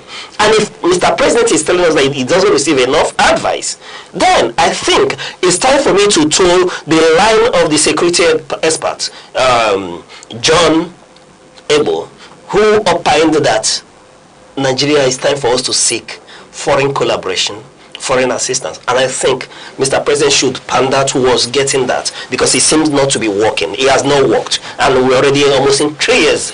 Soon, the elections will start. What will they be telling us in terms of security? I will remember the fallen soldiers. I will remember the Brigadier General that fell on the line. I will remember General Sanioba. I will remember Marais and numbers of soldiers who had fallen on the front line. These are the things that I will remember. I will remember that I can no longer travel, at will through the length and breadth of this nation. One of the things we enjoyed, and I enjoyed, was traveling at night. Yes, I love the peace of traveling at night, but now I can't even travel at will. I remember days when we would just on a leisure, we would leave Kano State by 5 in the evening, just to go flex in Abuja, and then we'll get to Kaduna and we'll feel tired, and then we'll park by the roadside and sleep. You dare not try it in the Nigeria of today. These are the things that we'll remember. Yes, we go over to the Vanguard headline, which says 2027 presidency. Jonathan caught in PDP's quagmire. This from the Vanguard headline. It says 2027 presidency. Jonathan caught in PDP's quagmire. Goodluck Jonathan is reportedly facing political complications within the People's Democratic Party as debates, internal divisions and strategic calculations surrounding the 2027 presidential race continue to intensify. When I see this headline, I'm just like, what is this? You know, it's funny, but it's not funny because it is from the both parties in one party, talking about the National Working Committee of led by Turaki, and also talking about the Nyesom Wike's faction in the same party, when the court has recognized Mr. Nyesom Wike's faction, and Mr. Nyesom Wike faction said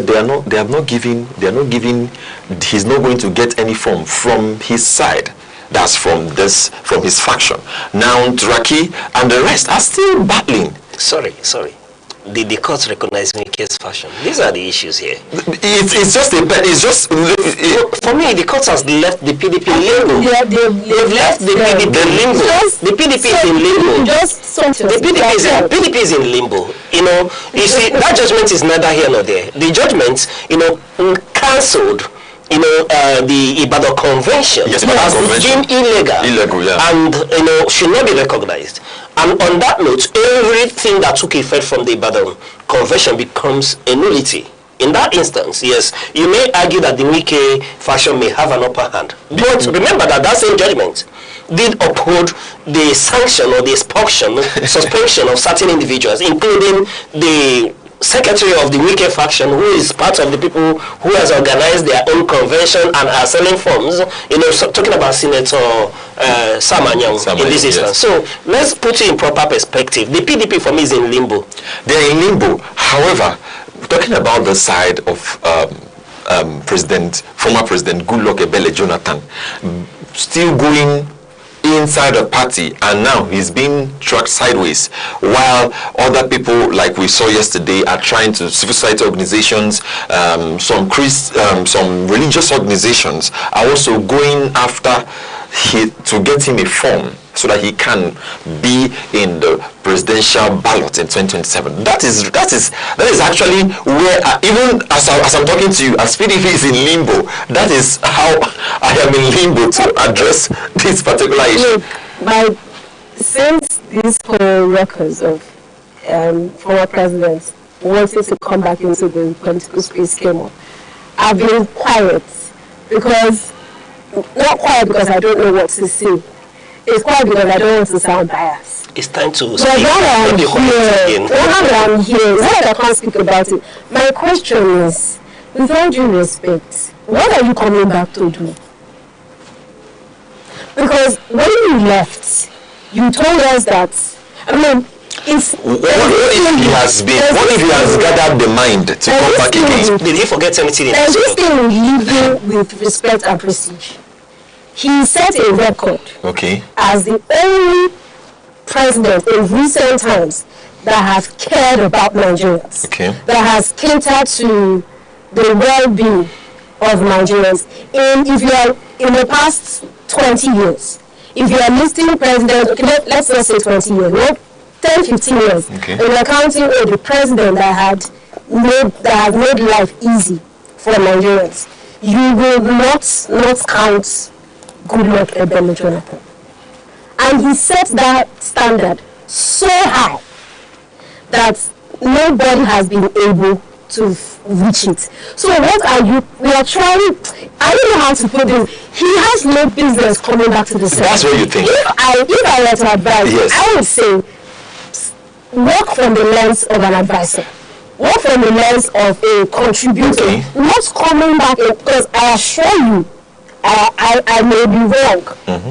The record he's trying to, when he accepts, he will win it. Now, let me tell you, the funny thing is that nobody knows, apart from the people we have seen on the news that are pushing him, you don't know other factors that are pushing him. That's what has Mr. Jonathan, Mr. Jonathan come out to say, I am running for 2027. So what we have on record is where he was talking to people who are urging him to run, that many of them may not have PVCs to start with. These are the issues, but let's dig people are just yes, there are a lot of factors here. One of such factors is this. You take it from the political perspective, the political equation, where there's a north and south divide and a gentleman agreement that when the presidency comes to the south, they will do 8 years and then it returns to the north, right? Now, there are people who doesn't want Ebola Ahmed Tinubu of the APC for any reason I do not know. One, based on competency, based on delivery of dividends, or the fact that power has to, rotate and go to another party. I don't know what their stand is, but we know quite well that there are people who are against this presidency, and they feel, though the South has to do their term to keep to that gentleman's agreement, what is their best chances of getting another Southerner who will just do a 4-year term in office? That's where Jonathan comes into the equation. He is the Southerner as of today who can only, if the court permits, there's a suiting court, if the court agrees to the fact that he can be sworn in a second time, because the Nigerian constitution states that no one should take the oath of office more than twice, but he had a peculiar case where he had to, take over from our dear president and finish the term of our late dear president, Yaradua. So in this instance, if the court rules and says he can, then he is the only, Southerner alive who can take a 4-year term in office without the North feeling that would jeopardize their chances after 2027, 2031 here. And I think this is where Jonathan comes, under the spotlight, and why many people are urging him to run.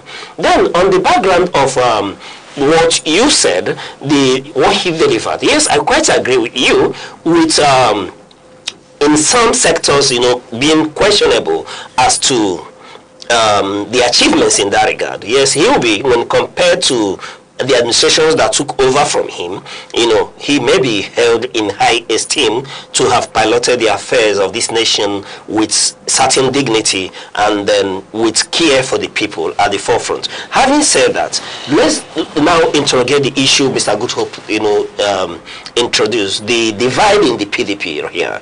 And that's where I do not feel that it is healthy for the elder statesman to want to make a comeback and get himself immersed in partisan politics, because that will kill the personality that he has been able to cultivate since stepping out of office. And he did say that he has moved a safe step outside from partisan politics, which is why I'm equally asking the question, did he forget anything in Aso Rock? He's been playing an elderly man's elder statesman role, being an advisor, leading African delegations and all that. So did he forget anything in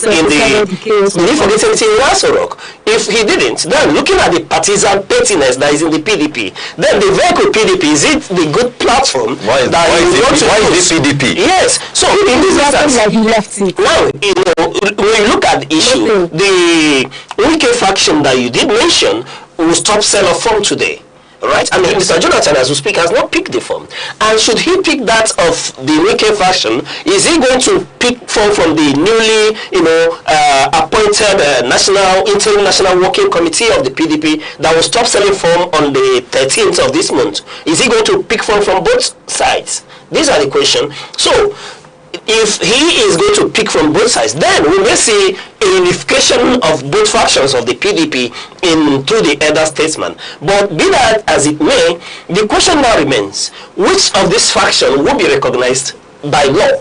Remember that the one you have today in the PDP, that's why I said the PDP is in limbo. When you have a leadership that has been, interimly, on the interim, appointed by the BOT of the PDP, led by Turaki, in this instance, that is not recognized in INEC portal. Do you see the issue? As we speak, he's not recognized in the INEC portal. Now, the other faction backed by wike is recognized and is presently on INEC portal. But we know that the court has upheld the sanction on Sam Anyanwu in this instance. So these are the issues. And I keep maintaining, I start speaking to the crack in PDP, the structural crack in PDP, and I was saying that I do not see this crack being mended if something is not done. And it has gone beyond crack. And I am about to say, though I'm not a prophet, that I do not against all political calculation, with all courage in me, I do not think that PDP is working towards being on the ballot in 2027. Yes, they do not. I do not see. When you say PDP, which of the PDP? No, when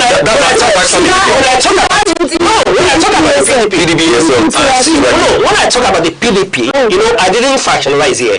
Remember when I'm speaking, I've been talking about the Turaki, BOT appointed interim leadership of PDP and the wike-backed fashion. But speaking of PDP, as we know it, when I say PDP as a party, I do not think that the both factions are working to be on the ballot.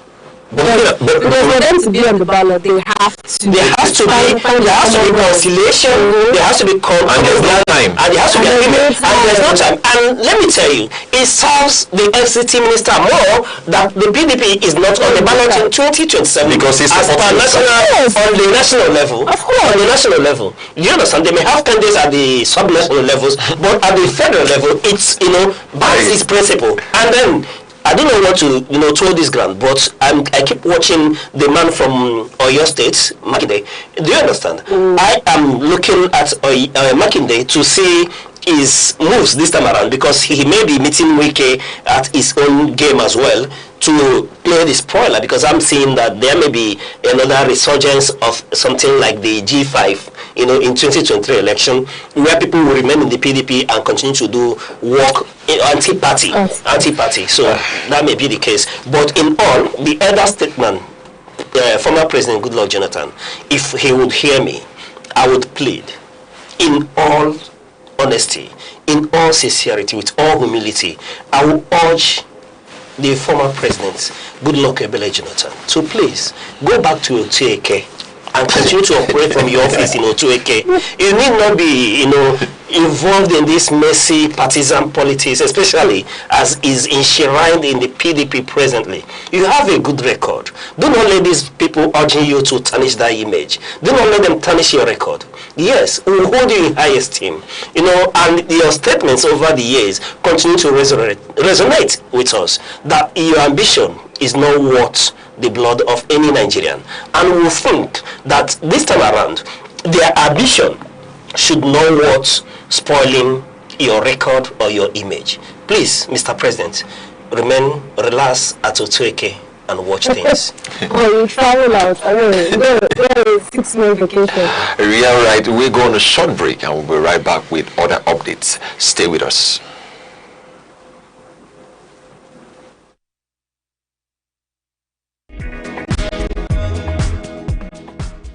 In every generation, there exists a defining force. A force shaped by curiosity, driven by ambition, fueled by possibility. Where ideas evolve into innovation, skills transform into enterprise, and vision becomes impact. Because empowerment is more than progress. It is transformation. The voices shaping tomorrow. The idea redefining possibilities. The generation building the future.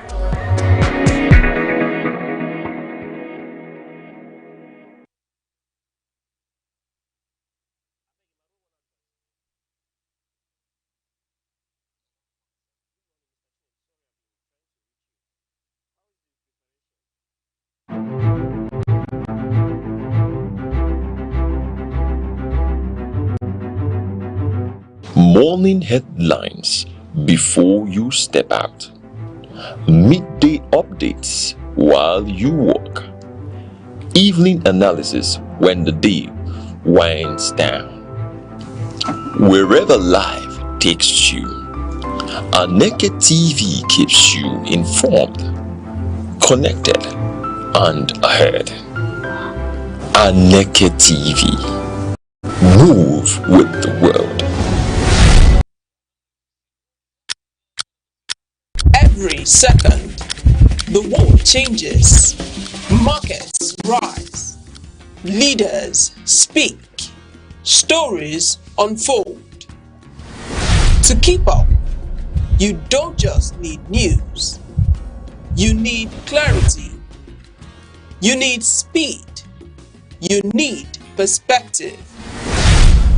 That's why Aneke TV brings you the global pulse. Accurate, reliable, right when it matters most. Aneke TV. Move with the world. Welcome back. Now we take a look at the frontline Africa. Southeast federal government moves to tackle regional development gaps through NRDP. The federal government says it is taking steps to address infrastructure and development challenges in Nigeria's southeast region through the National Regional Development Program aimed at improving economic growth, connectivity, and public services. Yes, this is one of the ways federal government has been trying to, help the southeast region, citing the vision of 2026, vision 2030. I think I saw when this event was held in Enugu, when the main event came up in Enugu, where even the VP came around to, feature in the event, and we could see how the federal government is making these moves to ensure that in Southeast there are development and we're having the infrastructures that we actually need. Now, citing the roads, the road construction that started since last year from the Milliken Hill Road project, and citing other projects that will make Southeast a hub for economic and innovative region. It is important to see how these things are being moved around in Southeast, basically. And I think it's something we should be encouraged to see from a side, that there's progress for people in the Southeast. However, like we always say, if in the government and in the distribution of, I could say, the offices, and just like we're talking about the appointment of the Homeland Security advisor, talking about him, looking at that architecture of security. We are also looking at having to see some of these Southeast people who have the technical know-how. There are many of them. There are majority of them. Retired major generals, retired generals, people who have seen the issues in Nigeria and can deliver. It is also good that they go up to the national structure. It is very important to citing other systems where they can feature. Talking about people from the Southeast, not just coming down to the Southeast alone, but having a structure just from the up to the down. It is very important, I will tell you. Yes, Choma. Well, it's sad, honestly, that it is now that the Southeasterners are beginning to take themselves seriously. Yes. It's quite sad. And with the issue that has transpired, or that is still subtly existing in Nigeria, where other regions self-develop, other regions are, in quotes, self-sufficient. Okay. In this over 60 years of Nigeria's existence, and no state in the Southeast is older or is younger than 25 years. Okay. And then we are still battling with development. Really? It's sad. It's sad, really. But then again, it's better late than never. So if the NRDP has decided to set up policies, yet again, Nigeria has a plethora of policies. Every day, some unit, some organization, some committee sets up a policy. And then 2, 3 months, 6 months at most, we don't hear anything. So our problem is not just about policies. Our problem is about execution. Execution. So if they have said yes, that's actually we're the not major flattered thing. that they've said it. It is when they start to execute. Remember, it's 2030. All right. You summed it quite well. Nigeria has plethora of policies. We are not breath of ideas. We'll come up with new policies each and every time. And it's so wonderful listening to Dr. Mary Obo, the permanent secretary of the National Regional Development Policy, speaking to these ideas and initiatives and policies. And I'm quite immensely grateful to the publishers of the frontlineafrica.com, for throwing this to the limelight. However, I would hold on my thoughts and then submerge it into what you just said. Nigeria is not breast of ideas. We'll have good policies, but implementation should be the thing. And if you want to talk about development, why not talk about, balancing in form of equity, especially when it has to do with Southeast, that needs requires additional states, to be at par with other regions. That in itself will speed up development across the hinterland as well. So that's one of the areas to go. And though I buy into this initiative, but I'm still skeptical, having been around in Nigeria and see how these visions and ideas pan out. Now we will be talking about Vision 2030, Vision 2050. I saw Vision 2020. I heard about Vision 2010. I had Vision 2020. So there have been many visions, but actualization remains the theme. All right, we go over to the Punch headline, which says, Federal Government, World Bank in talks over second largest $1.25 billion loan. You see the way I'm the way I'm saying? Yes, the federal government is in discussion with the World Bank over a proposed 1.25 billion loan. One of the country's largest borrowing arrangements aimed at supporting economic reforms, development projects, and fiscal stability. Mr. President. You would say federal government. Okay, sorry. Federal government, where Mr. President is the commander-in-chief and the leader. Honestly, Punch calls it this second largest. Yes. My first question is, if Nigeria borrows everything from World Bank, what would they leave for other countries to borrow? Should we leave anything for other countries? I mean, Nigeria it should be Nigeria first. Basically, Nigeria is not the only country that should borrow, but we borrowed, and we borrow to pay back. To borrow and borrow. Now, okay, when I read this, the first thing that came to my mind, it may not be related, but I'm thinking here, this year they decided to tax Nigerians, remit your tax, pay all your dividends and all of that. Shouldn't these tax payments able to sort out some of this? Do we always have to go and pay? And then we end up not paying back. Okay. But for whatever it's worth, let's hope he knows what he's doing. Well, the thing is, from this aspect, borrowing is, last 3 weeks, we saw that there is also a loan from Mr. President, which the Senate has approved. Now we're saying this, and I can remember just a few weeks ago where the Minister of Finance, he came out to say that, to disclaim what World Bank said, that there's no issue in our economy in Nigeria. Now, going back to the same World Bank to borrow is actually raising a lot of questions. What is actually happening?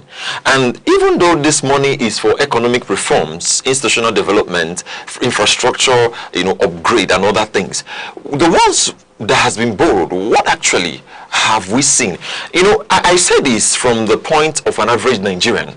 If everyone is in the shoes of an average Nigerian, they would actually see what's happening. I saw in the news yesterday where, I don't know whether he's a sitting senator or a sitting minister, said that 10,000 naira can do, an average Nigerian, can feed him for some days.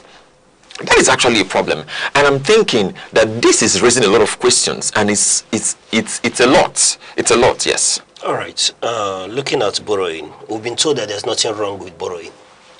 What matters is what you do with that, and everybody seems to agree with that idea. However, the point we're interrogating is, what is this borrowing meant for? Miss Princess Choma, the World Bank may not run out of money. After this, if we go back, after this, if we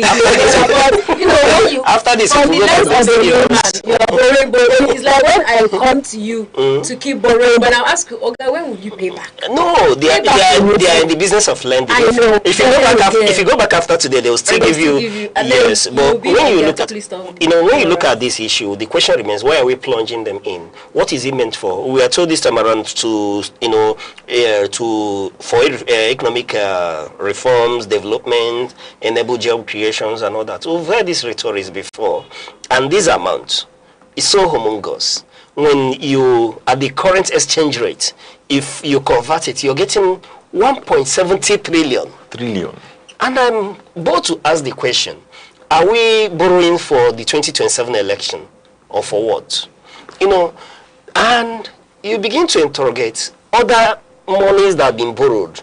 What is the resultant effect? How has it impacted the economy? How has it affected the people? Has it impacted the people positively? Because I do remember the approval of 1.5 billion naira from this administration again in 2024, around June 2024, that was approved. Where is the effect from that money? Where was it plunged in?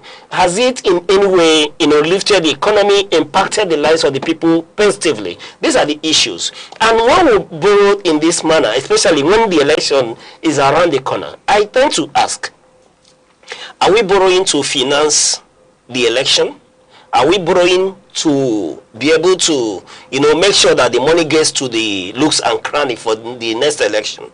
We need to interrogate the way we are borrowing. Because the other day we are talking, and you look at the numbers, you see that maybe Mr. Choma, and for good hope that is still very single, your unborn children are already owing, yes, your first child is already owing around 750,000 or more. Your second child will be owing more, and by the time the third one comes, perhaps he may be, or she may be immersed in debt that he may need to work twice in a lifetime to repay his share of the loan. And if the Chinese comes, then you may change their name. You may give them the Chong or something, But on a serious note, we need to watch what we do, because we're having a windfall. Where is the money going to? Look at the cost of the petroleum product, Brent crude, that was benchmarked around $64. Yet now the crude is selling way above $100 mark. So this windfall, where are we, plunging into? Why are we still going to borrow with caps in hand? In this instance, when we're having a windfall, when there is an increase in the National Reserve and all that, these are the issues to interrogate.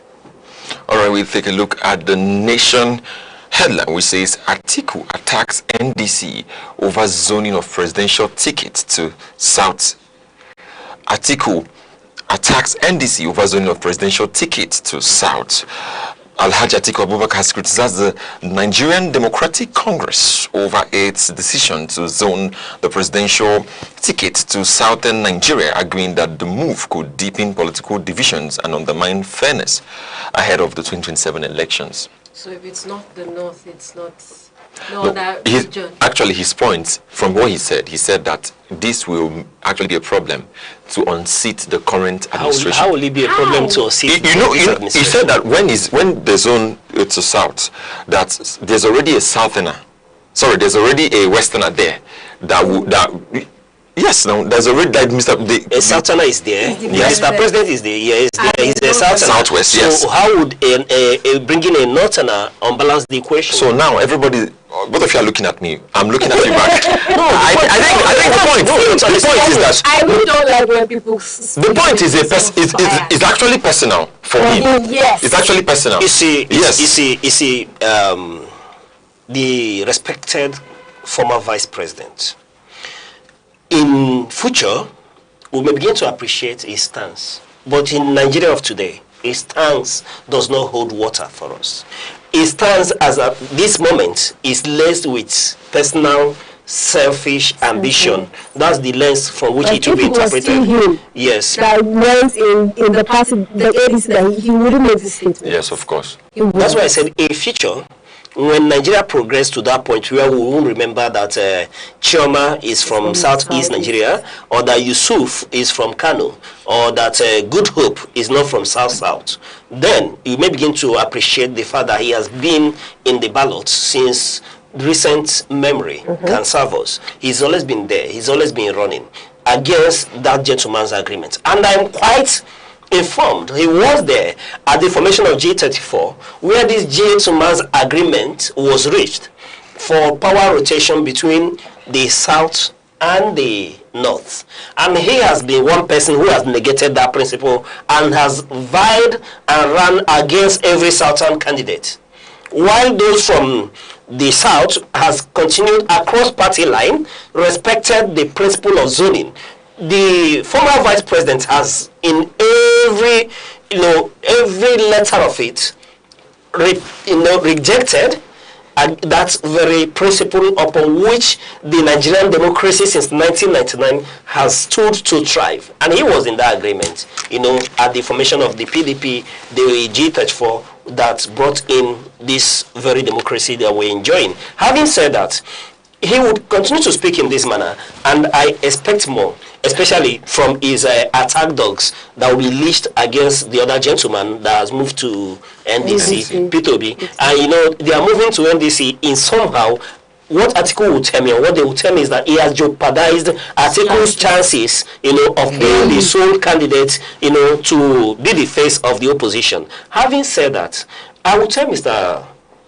Atiku, the former vice president, that there's nothing wrong in him going to NDC to back his preferred candidates that they are all attacking.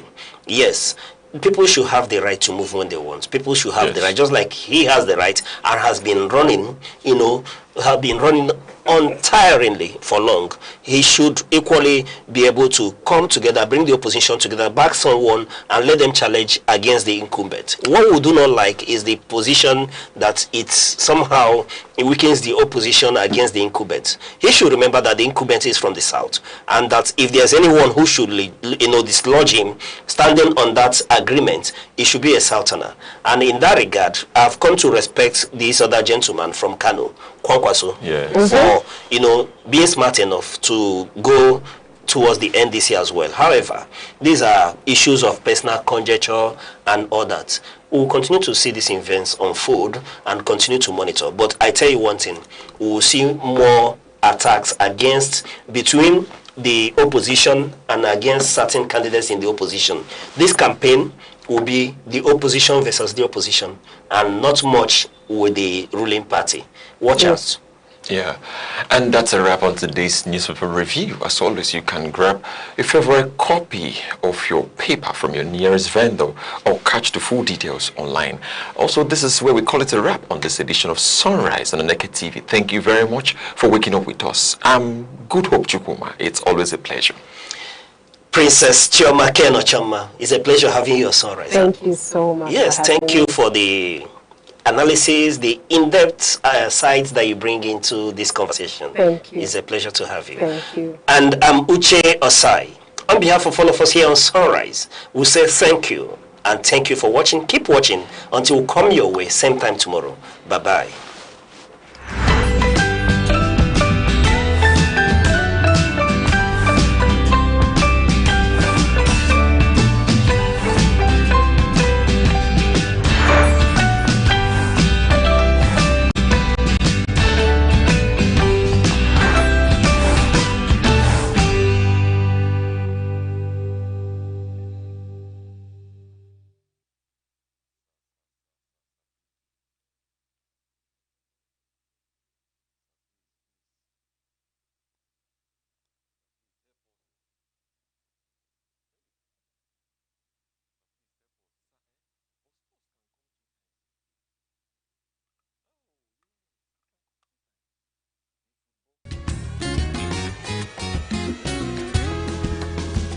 Every day, your health shapes your life, your strength, your choices, your future. Because knowledge is the first step towards well-being. This is Health Matters, only on Aneke TV.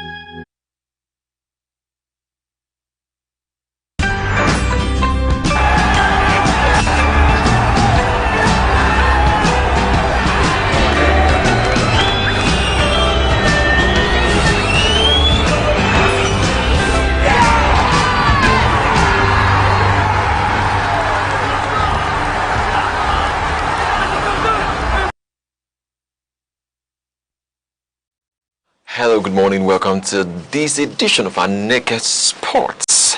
I am your sports oracle, yes, and I'm doing this morning with Worldwide. Worldwide. Is your let me just leave Worldwide. Better leave my name first. What are you doing? I'm good.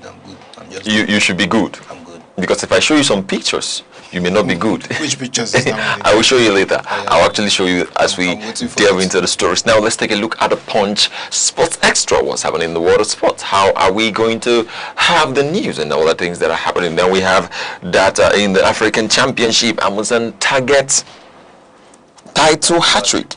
Enekwenchi ruled out. This is in the relay race, and you see that Desa speaks on Rangers exit. That's Rangers, not Rangers International of Enugu, Rangers of Scotland. Yeah. Now we have a Tauma ready to fight Dubois. Tauma ready to fight in boxing. We have a Tauma ready to fight Dubois. Then we have Gavi plays down Vini confrontation. This is about Madrid and Barca. Then we have Nico avoids World Cup injury scare. That's Athletic Club baddest. Yeah. I like this guy's playmaking. But let's just see the headlines first. Arsenal Rangers no swoop. But let's take a look at Alonso leads race for Chelsea job. Should we talk about this Alonso leads race for Chelsea job? I was surprised to see this headline. Now Liverpool is not talking about Alonso, and it's Chelsea that is talking about Alonso. That's why I said I was surprised. It was supposed to be Liverpool that we are going for Alonso. Now all of a sudden Chelsea we are going for what's it called, Bournemouth's coach. Iraola. Yeah. And all of a sudden they have switched lane to Alonso. It's not easy. It's not easy to find a world-class coach right now for a team like Chelsea. It's not easy. There's nobody there's no world-class coach that is free. But how do you now link up Alonso to Chelsea? Well, if there's the pay, I don't mean the pay of I mean if there's the pay. But is that the kind of coach Chelsea needs? Chelsea, right now? Listen, I told you Chelsea is not a big team. I'm saying it. You don't know why I'm saying Chelsea is not a big team. It's not because I'm not shading anybody. Look at why. Okay, let's say former big team. Let me because they have the likes of Michael Ballack. Yeah, they have the likes of John Terry, Didier Drogba, the best of the field, Joe Cole, Ashley Cole. They had the great players. Now let me tell you why. I don't think Chelsea management are looking at the basis or the formation. I don't think they're just hiring anybody. Maybe we will say they are desperate for now, because I don't know why you be going for Xabi Alonso after all. Is Xabi Alonso the answer to is Xabi Alonso playing what Chelsea would he does not play Chelsea's pattern. It's just like this guy at Real Madrid right now Arbeloa. Yeah, bringing Xabi Alonso to Chelsea. Are the players going to respect Xabi Alonso? Someone like Enzo Fernandez now, is he going to respect Xabi Alonso? Do you know, let me say it, it's going to be on a nutshell, but I'm going to say it very fast so that we can move on to the next story. Do you know, in all these backroom staff issues that are happening in clubs that has young coaches, Manchester United did not suffer any of it. No. Yes, this season, Manchester United has not suffered any of a coaching issue. Even the people who are not played understands. Yeah, there's no backroom leaking of with Amorim that the players we are not because of what it could be the mentality that is being or the tactics we could say. Now let's just take a look at other stories where we have it will be doubtful for Unity Cup. That's it will be our own Alex Iwobi is doubtful for Unity Cup, and also we have Sadiq urges Valencia focus in relegation fight. Then Osimhen rates Basti best African defender. Of course, I think yes. He's really worth it. Then we have very physical. Yes. I think teams like if Basti goes to teams like Bayern Munich. Of course. He really. Bayern Munich has Tel and what's it called, Upamecano. So if you put in Basi there, there's actually a problem. There will be a problem. And if he goes to a team like it's just that Manchester United is actually occupied. But he can go there now. Yes, if he can. He can. There is no. Sure. Sure. It's Martinez. Dogu. No, he does not play where Martinez plays now. He plays at the left. It's that Shaw or Dogu, so he actually fits in there. He plays at the left. Yes. He plays. That's where Shaw's playing now. Yes, no, I said Shaw. So he can fit in there. Now, Shaw, apart from this season that Shaw has played almost all the matches, normally Shaw is like injury prone. So well, I don't know what happened this season. No, this is maybe why he played. Yes, it is time to shine. It actually. No, let's just take a look at what is happening in the world of boxing, where there are lots of boxing matches that is coming. Of course. Looking at a Tauma to face his opponent, and then citing the need for other, this boxing, these guys.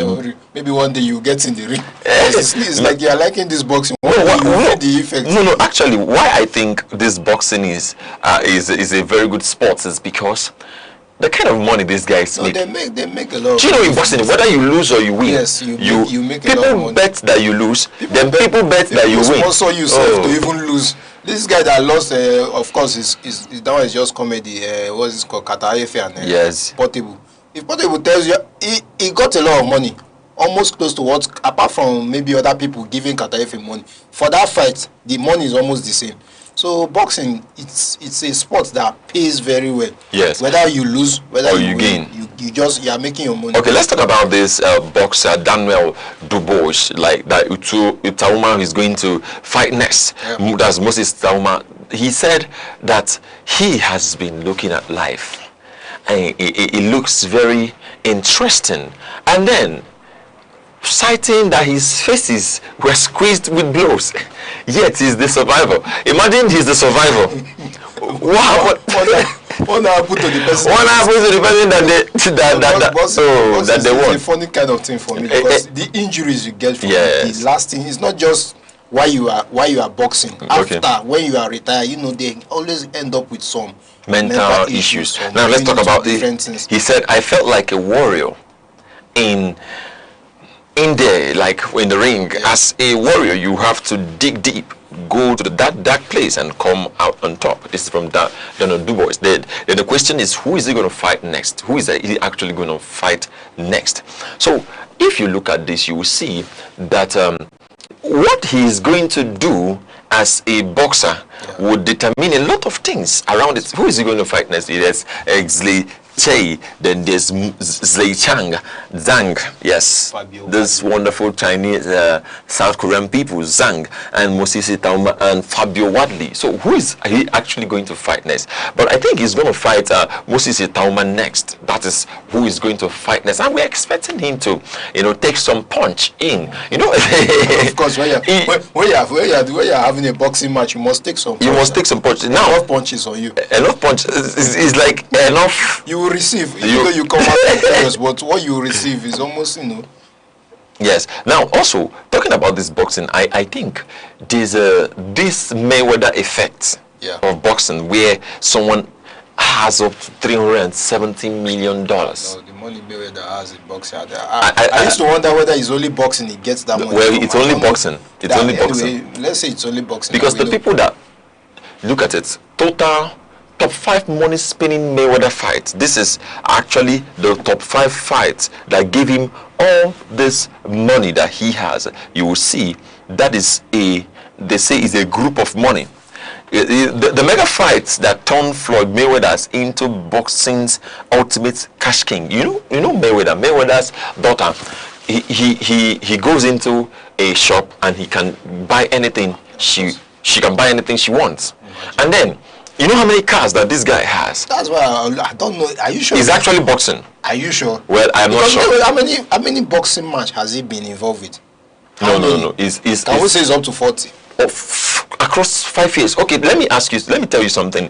Anthony Joshua's boxing, just the boxing match that he had. Okay, let me not go to Anthony Joshua. That's some serious kind of boxing match. We're talking about this Katefe and the Portable. Look at the kind of sponsorship. But Mayweather, the money keeps growing for Mayweather. Yes, because and he's spending a lot. If you see his lifestyle, you begin to wonder whether it's just this boxing that is sponsoring this lifestyle. Well, because he spends a lot. He has a lot of cash. He has a lot of, if you see his cars, the collection. Sometimes I used to wonder, is it just this boxing or there is something else? If it's just this boxing, why don't I go into this boxing and see what you end up with? You end up with bloated faces. Dismantle my face, no problem. But the money, let the bag.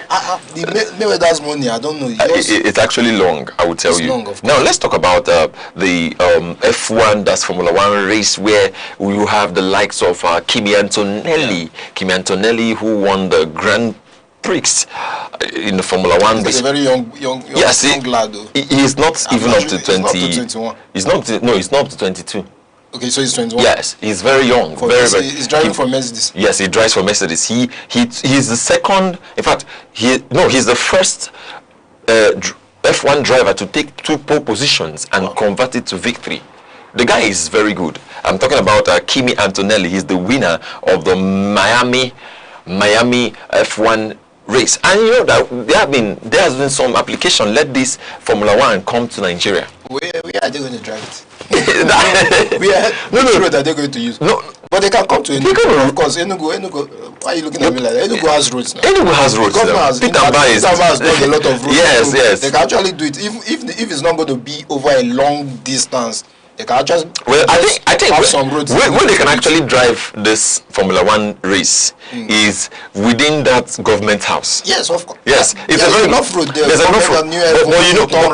But you know their roads are not small because of how they drift. Because of their simulator. The thing is that when their steerings are like buttons. When they see the size of the road, they will know how to drive it. They don't have to go that fast. They just maintain the road. It's the road you are going to use to drive now. Okay. So you have to manage the road for us. Okay. We can actually host it. Enugu can host it. Well, Enugu can host it. Let's bring Formula 1 back to Enugu.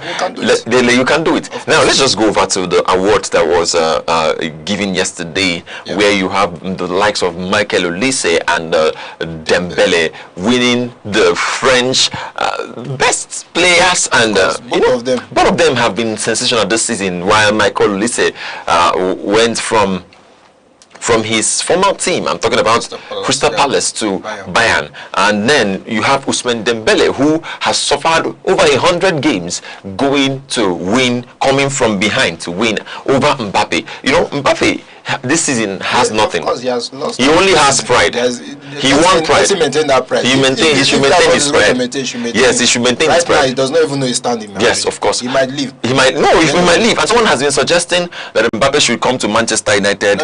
No. And then you know that Manchester United has been working to get rid of ego. With this pride. And then you use ego to get ego. Influence the players. Yes. Manchester United, they have ego, but it's compressed. Like they have just let that ego go. If Mbappe should influence them, someone like Koeman has ego. Even Fernandes has ego. Yeah. So when you bring this kind of player now to join them, he might motivate that ego. At the end of the day, you see Manchester United becoming the likes of Madrid, their kind of misconduct. Yeah. Not playing football. And you actually know what happens to a team as we round up. Is not just like we've been talking about. It's not just an issue of what happens on the pitch. No, not just on the pitch. It's actually what happens behind. That's why I say football is not just on the pitch. Yes. It's both on the pitch and outside the pitch. You have to show quality. Very in and out. Yes, very good. So this is where we're calling it a day on this edition of Aneke Sports. Thank you very much for watching. Thank you very much worldwide for keeping up. Yeah, we'll see you same time, same station tomorrow as we delve into the world of sports to give you the highlights and how it is going to be. I am your one and only sports oracle. Keep sporting. Have a wonderful day.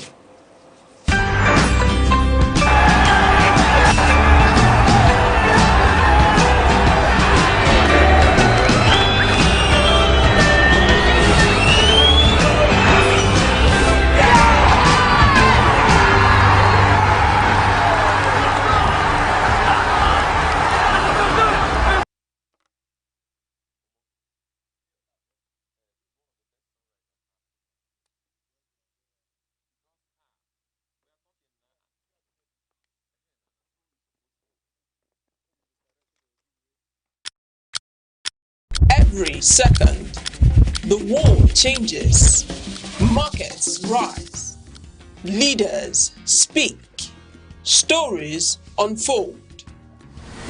To keep up, you don't just need news, you need clarity, you need speed, you need perspective. That's why Aneke TV brings you the global pulse. Accurate, reliable, right when it matters most. Aneke TV. Move with the world.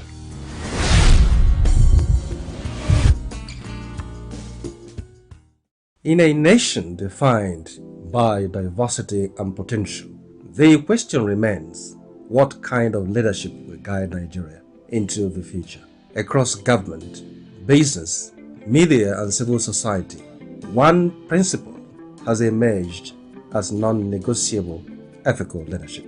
Globally, leaders like Germany's Angela Merkel and New Zealand's Jacinda Ardern demonstrate that integrity and empathy are more than virtues. There are instruments of trust and stability.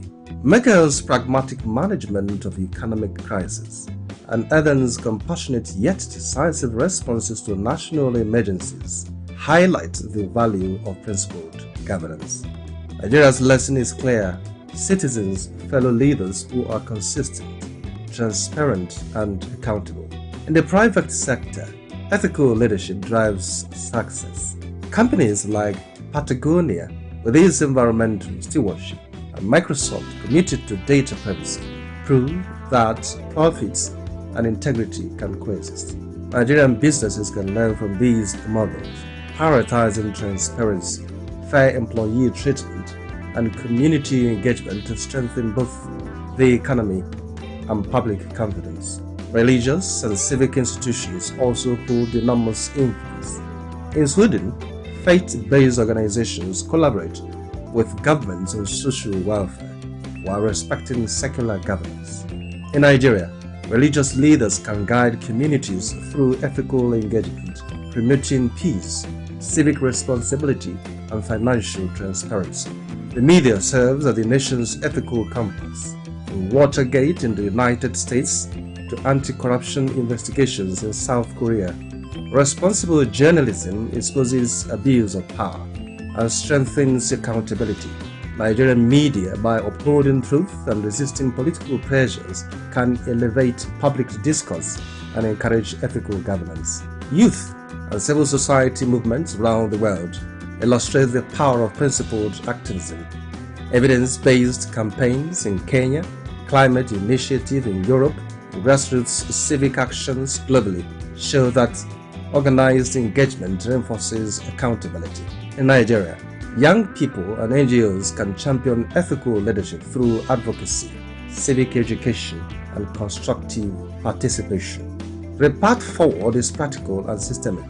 Transparent public finance, digitized services, whistleblower protections, merit-based appointments, and civic education are all critical.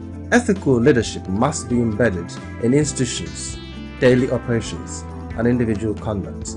When leaders govern with integrity, businesses act responsibly, institutions foster unity, and citizens uphold civic duty, Nigeria's potential becomes tangible. Ethical leadership is not just a moral ideal, it is a strategic roadmap to progress, cohesion, and sustainable development.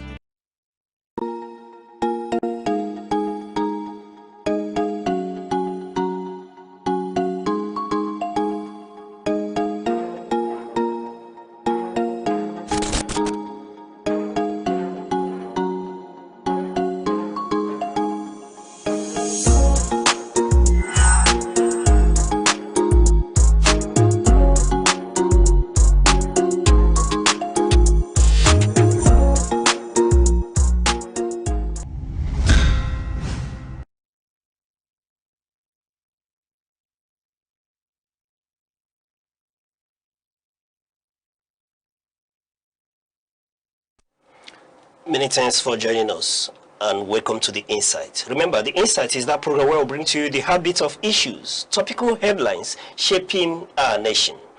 And today on The Insight, we turn our focus to Enugu State, one of Nigeria's fastest evolving subnational governments, where policy, politics and performance are increasingly intersecting in a bold and measurable ways. Since assuming office, Governor Petermbah has set an ambitious tone, driving reforms across infrastructure, education, security, economic development. But beyond the headlines, and project launches lies a deeper political architecture shaping these outcomes, one that requires clarity, context, and critical examination. Joining us is a key figure within the inner circle, a man at the heart of political strategy and governance. Yes, governance coordination in Enugu State, Honorable Chief Frank Anioma, Senior Special Advisor to the Governor on Political Matters. Chief, it's a pleasure to have you on the Insight. Thank you very much. All right. I am glad and delighted yes, to be in Aneke TV studio this period. We are so delighted to finally, meet you here in our studio. Thank you. Today, we'll go beyond the surface. We interrogate the policies, examine the politics, and seek to understand the real story behind the administration's agenda, its achievements, its challenges, and what it truly means for the people of Enugu State. And Chief, yes, let's just get straight into the issues. When we talk about Enugu State and the administration of Governor Petermbah, a number of times we'll talk about tomorrow is here. Let's start from the beginning. When we say tomorrow is here, what are you actually driving at? Well, thank you very much. When we say tomorrow is here, it is not just a mere political slogan. It is a well thought out program and policies of His Excellency Barrister Petermbah to bridge the gap, to bring the tomorrow we are hoping for down here. Especially if you want to develop a city, a community, a people, you should be thinking about the educational system. So His Excellency trying to move our people, our children, from the old way of studies into the 21st century educational system that is purely ICT based. Is trying to expose them that they can compete favorably with any child in anywhere in the world, because they say that the world is a global village. So when these children at their cradle is exposed to things like, when they talk of mechatronics, AI studios, and all these facilities that has to do with ICT, you are bridging the gap. You are bringing them to the future. You are preparing them to be employers of labor. The era of memorizing 1 + 1, 2, 2 + 2, 4 is over in Enugu State. This time around, they are exposed to experiential learning, where they experiment what they are being taught. So it's preparing them to have a skill by the time they are done through these schools. These people can be self-employed, can be self-reliant. So that is one of the key components of Tomorrow is Here. And Tomorrow is Here is the entire program enunciated by His Excellency, which covers both the road, the urban renewal, the health sector, and everything that has to do with making Enugu to regain its preferred position. Enugu used to be the capital of Eastern Region, the capital of East Central State, the capital of Old Anambra State. So it has always been a leading city in this part of Nigeria. Enugu is what Kaduna used to be to the north, and what the tripod. So Enugu was one of them, and it's still the leading city.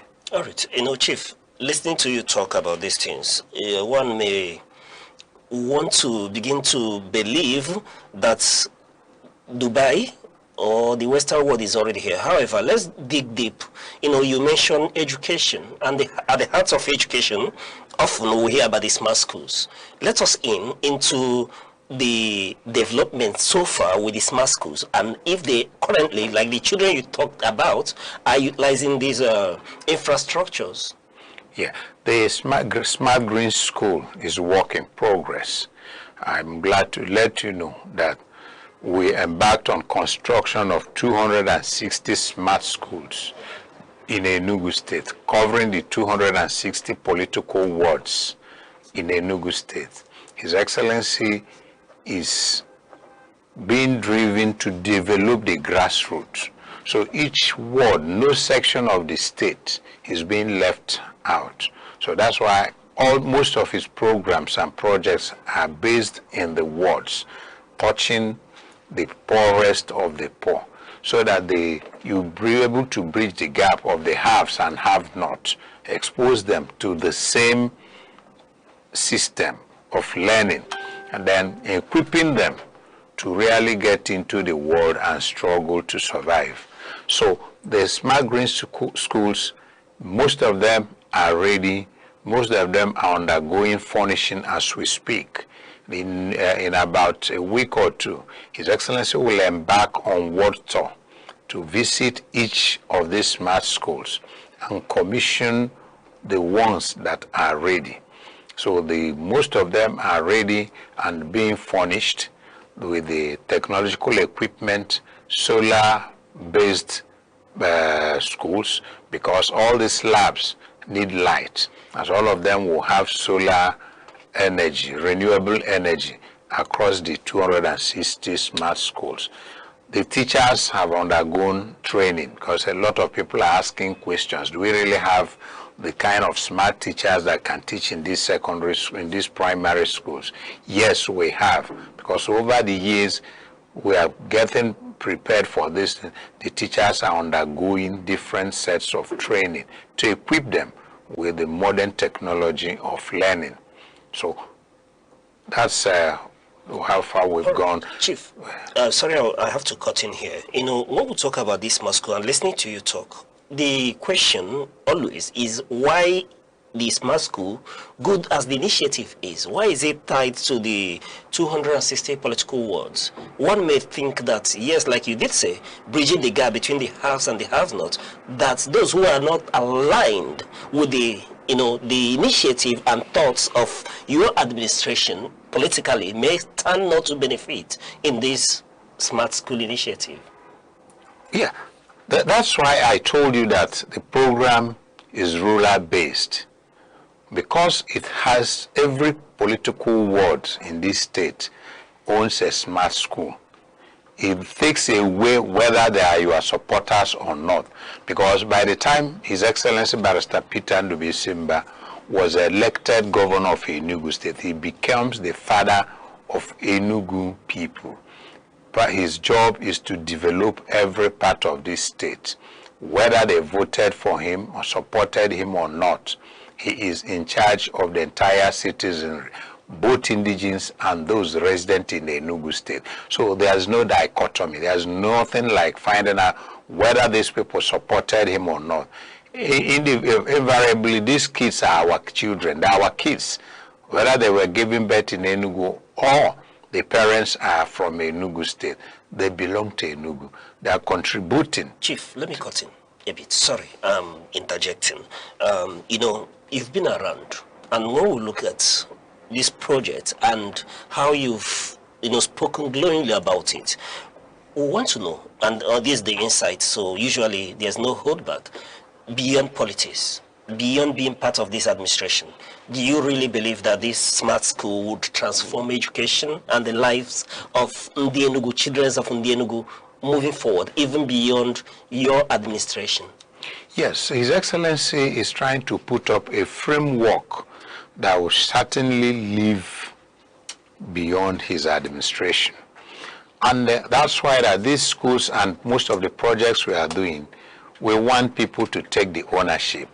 By the time the people start to see the benefits of this smart school, it becomes theirs to protect.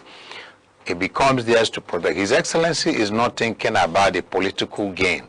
Otherwise, we would have embarked on other projects and building roads. We know we are into roads. We would have not focused on roads.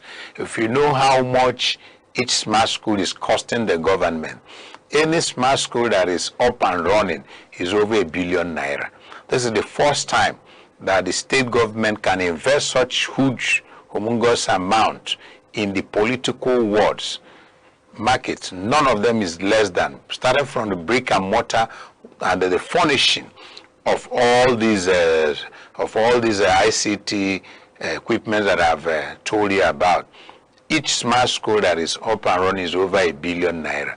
And apart from that, there are going to be free meals to these children, one balanced square meal every day. Free meals. Free meals to all the students, that all the pupils in this smart school. Secondly, government is equally providing their uniform and their books. So it is totally free. That is giving that opportunity for every child in the Enugu state to be part of this educational system. So asking your question is, what are we putting in place to make sure that it's sustainable? Once the benefits are there, people themselves will be able to help to make sure that these are sustained. Okay, thank you very much. Moving away from the issue of the smart school, yes, which is quite commendable. Again, there has to be accessible. And speaking to road networks, let us into what's happening with infrastructure. Yes, His Excellency have directed that each smart school, the roads leading to each smart school must be paved.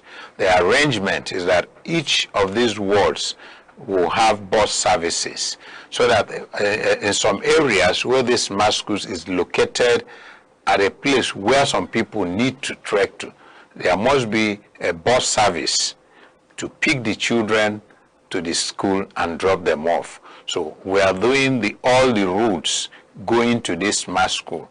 In essence, His Excellency intends, and work is in progress, to have 10 kilometers of road per political ward in Enugu state. So it's part of that 10-kilometer routes that are paving all the routes that are leading to the smart schools. All right, let's look at infrastructure-wise. We've seen a lot of construction going on in Enugu state so far, and very soon we'll clock 3 years in office. How far are we gone with this, and do you see the possibility of completion within this first tenure of the governor? Yeah, His Excellency has a timeline for almost all the projects we're embarking on. So all the routes, we expect that before the full set of the rainy season, most of these roads that we are already started will be nearing completion. Some of the new ones that are being awarded, if you pass through there, you can see the concrete works that are going on. You can see them working on the drainages. So I believe that by the end of this first term, most of these roads, if not all, must have been completed. If you pass through Ugogo, the dualization of Ugogo-Opinsoka Road, you notice that part of some of the areas has already been completed. The drainages are covered, the walkways are there, the roads have been paved, asphalted, and serious job is ongoing on the remaining aspect because it was done in phases. And he has been able to cut the curves that we used to witness within that road that equally gives room to attacks by hoodlums. So now you're going to have a straight road, a kind of a freeway with where you'll be able to have sight of as you advance. You won't be caught up with somebody because the road is a sharp and there is a bend, and somebody, as you turn trying to maneuver the bend, you see people carrying guns and then attacking you. So a whole lot of work is ongoing on those roads. And you can notice that within the urban, all the roads that were started before now, which the contractors slowed down because of the rain, most of them are wearing new looks now. Even within this area at Obaru Street in Peninsula there, all these other roads are already been asphalted. So I believe that these roads will be completed. If you drive through Amechi Dodo, Amagunze Road, you will be amazed. This is a brand new road.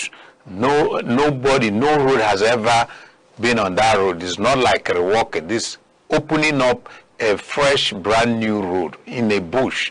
And today people from Idodo zone can access the local government headquarters in less than 20 minutes.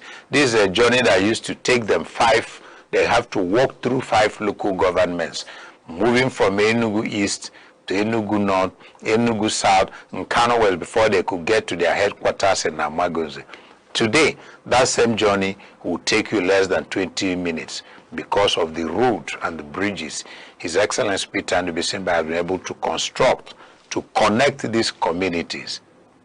Chief, let's digress a bit to a broader issue. Let me get your direct response. Are you worried about security outside Enugu State?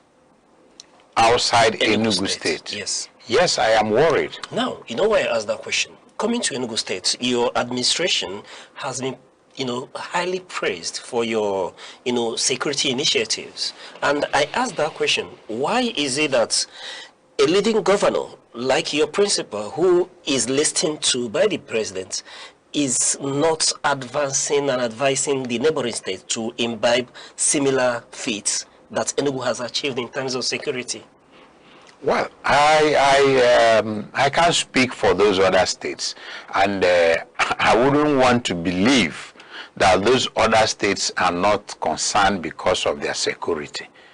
I don't think so, because today a neighboring state has been able to take the bull by the horn to equally stop the Monday sit-at-home that were prevalent in those states. So I think they are taking a cue from what His Excellency has done in the Enugu State. So I believe that is work in progress. There is no society that is crime-free.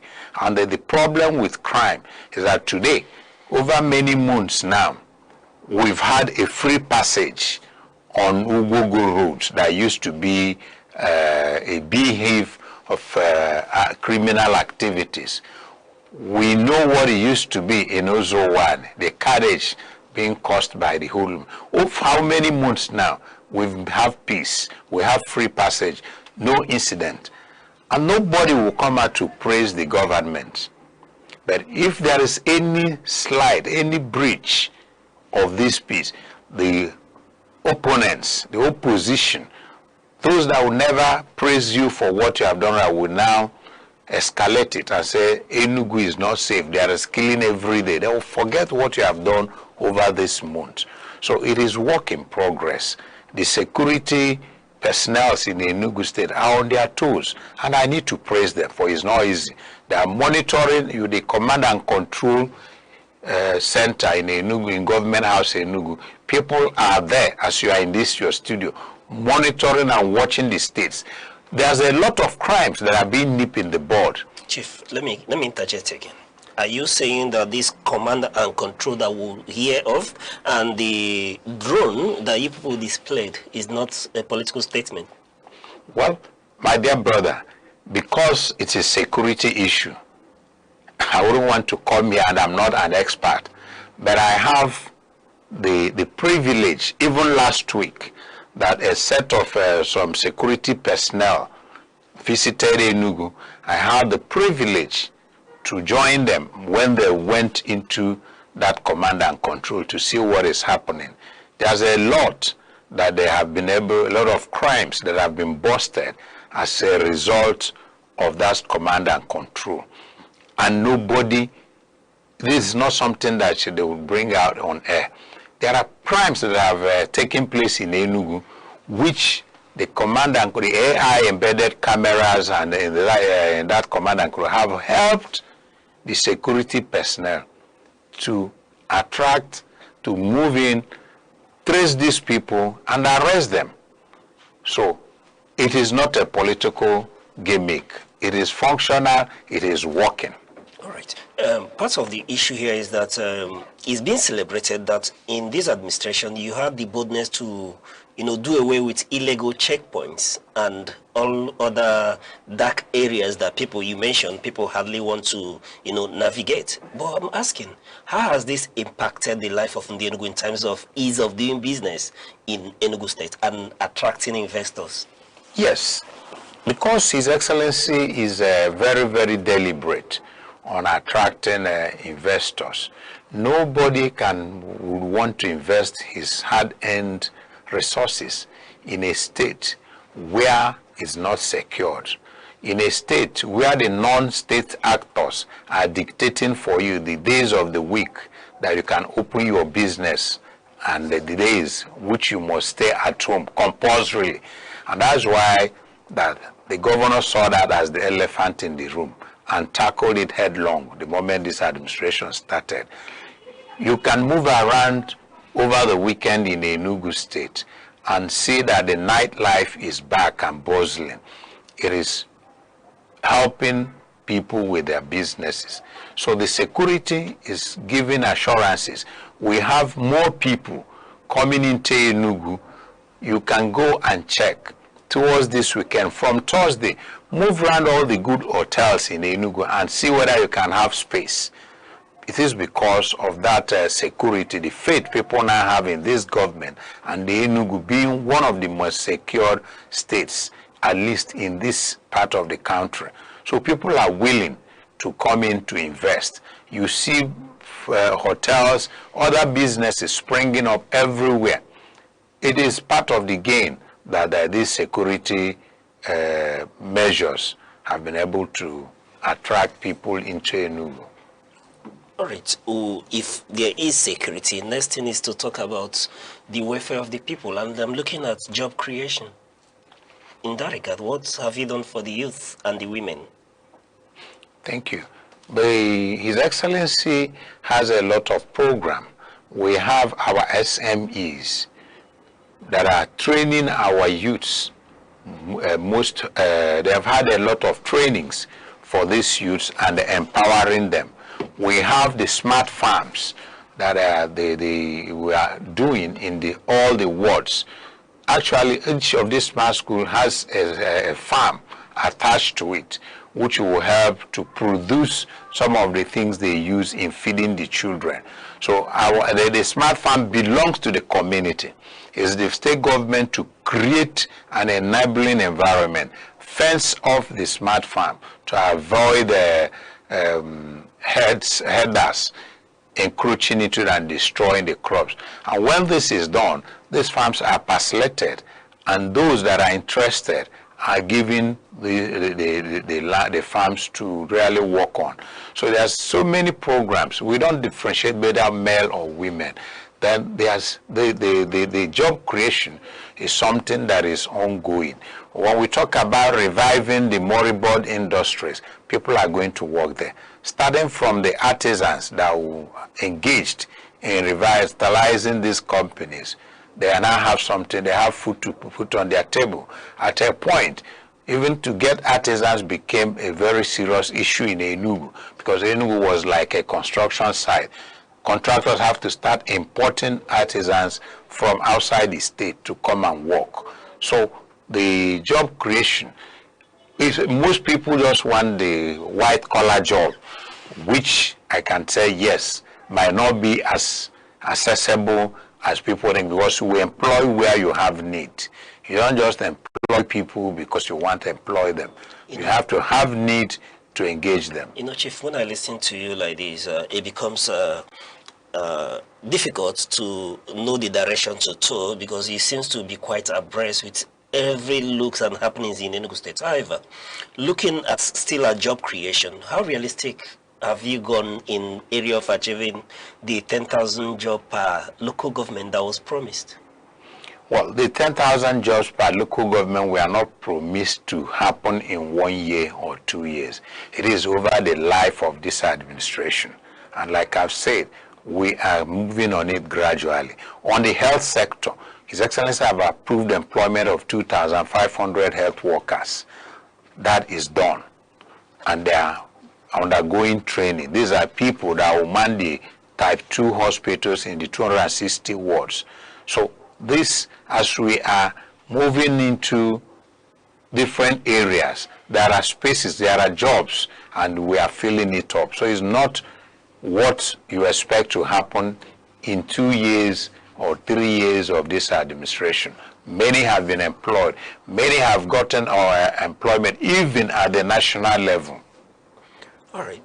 Chief, looking at there are a lot of things one sees, even the blind could attest to that. But let's divert a little. In the news recently, it was noted that the governor, His Excellency Dr. petermbah, intends to bring stability and a stable power supply in Enugu State through generating 660 megawatts of electricity from coal.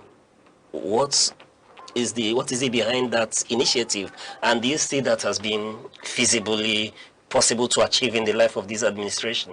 Yes, thank you very much. One thing I want you to take to the bank, His Excellency petermbah is not our regular politician that will come out to tell you things to wow you or to just excite you.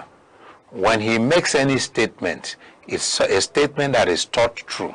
So as I'm speaking with you, I am sure that before the end of the month of June, the groundbreaking ceremony of the company that will install the power generating plant that will be using coal.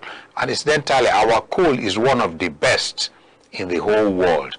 That there won't be hazards, there won't be any adverse effect using those coals to generate power. Sorry, Chief. Has there been feasibility study in terms of health implication and that's what I'm telling you. That's what I'm telling you, that our coal is the best anywhere in the world in terms of that health challenges you are talking about. So all these things is done. The MOU, I'm sure, is being signed any moment, is going to be signed any moment from now, and they're going to hit the ground running. If I could recollect, they have a time frame of 18 months, that's about 1 year and 6 months, to get the plant running. All right, Chief. You know what that will mean to the people of Enugu State, and that will bring more industries, more opportunities, because today a lot of industries here are having issues because of power. You know what the diesels cost these days, and for them to run their gens. So when you have a steady power, it will attract industries within. And from what His Excellency have said, it's going to be even cheaper. It's going to be more affordable than what we have today, because they're going to use the coal to power it. All right.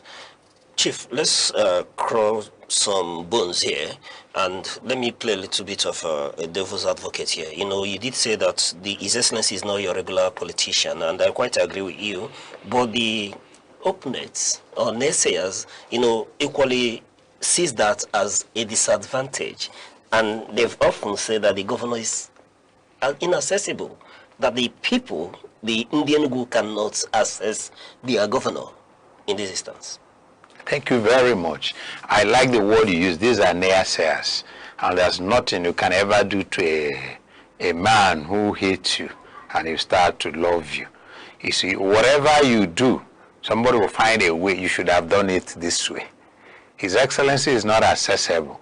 His Excellency Barrister petermbah was at the Nnamdi Stadium yesterday with the people watching Rangers match. That's the man that is not accessible. They say that's for campaigns. He said that is for campaign. Yes. Over the years, all the local government has been coming to government to interface with the governor. Was they now expect him to come to Ogbete to buy a goosey and granola for them to assess him? He's a very busy person. He is grappling with the challenges of putting this state in where it is. He has a vision, he has a program. And anybody who has a program, who has something to contribute to Enugu State has access to His Excellency. If you have and you can't get at him, call on me. Today I took people to see him. Tomorrow I've set up meetings for him. Thursday other people are called, all the PGs, President Generals in Enugu State will meet with him on Thursday. And so other people are coming. So these are people at a point says that you come to government house and you see the governor in Zoom, he interacts with you in Zoom. In fact, that was the next thing I was going to. That's what I was going to. So now let me ask you, at your level, do you need to come to government house to speak with somebody in Zoom if he wants to interact with you in Zoom? So why would you come to government house? Is that what is happening? So I'm asking you. No, Chief, I'm asking you directly. How can that be? How can that be? If you can cross all the checkpoints, all the checks in government house, and then you will now start talking in Zoom. The era of COVID is over. And you see pictures, you see social media, you see people coming to see the governor, taking pictures with them, and people will just want to the naysayers, like I said, will create whatever is that satisfies their fancy. His Excellency is accessible and available for anybody that has a genuine reason to see the governor. All right, Chief, I would have to apologize a bit for towing this direction. You know, I speak quite a lot with those in the opposition, and part of the arguments, rightly as we've just raised, is the issue of Zoom. But beyond that, the governor has been accused to abandon the people who worked for him en route to getting to the Lion Building in 2023. How did he abandon them? What is the purpose of governance? Is it not to provide security, to provide social amenities for the people? The era of coming to the table to share money. So how do you really feel he has abandoned them? When I tell you he keeps interfacing with them, how did he abandon them? Can somebody explain to me what they meant by abandoning those people that elected him to do a job and is conscientiously doing those jobs while he was elected? Today you can drive within most of these roads without encountering any pothole. It saves the lifespan of your vehicle. It reduces the number of times you visit the mechanic. If all these hospitals starts working, the type 2 hospitals, the international hospitals, and so on. So what exactly do they mean by abandoning these people? We belong to a political party. We've been running the party, we've been having meetings, we've been running other programs. Yes, very few people might have the privilege, like me, to have a political appointment. But one cannot expect everybody to be appointed into office. But when they create an enabling environment for you to be part of what we are doing, for you to run your business, I wonder what that abandonment means. I need to be schooled more so that I'll be able to give a more concise answer on the issue of abandoning those people.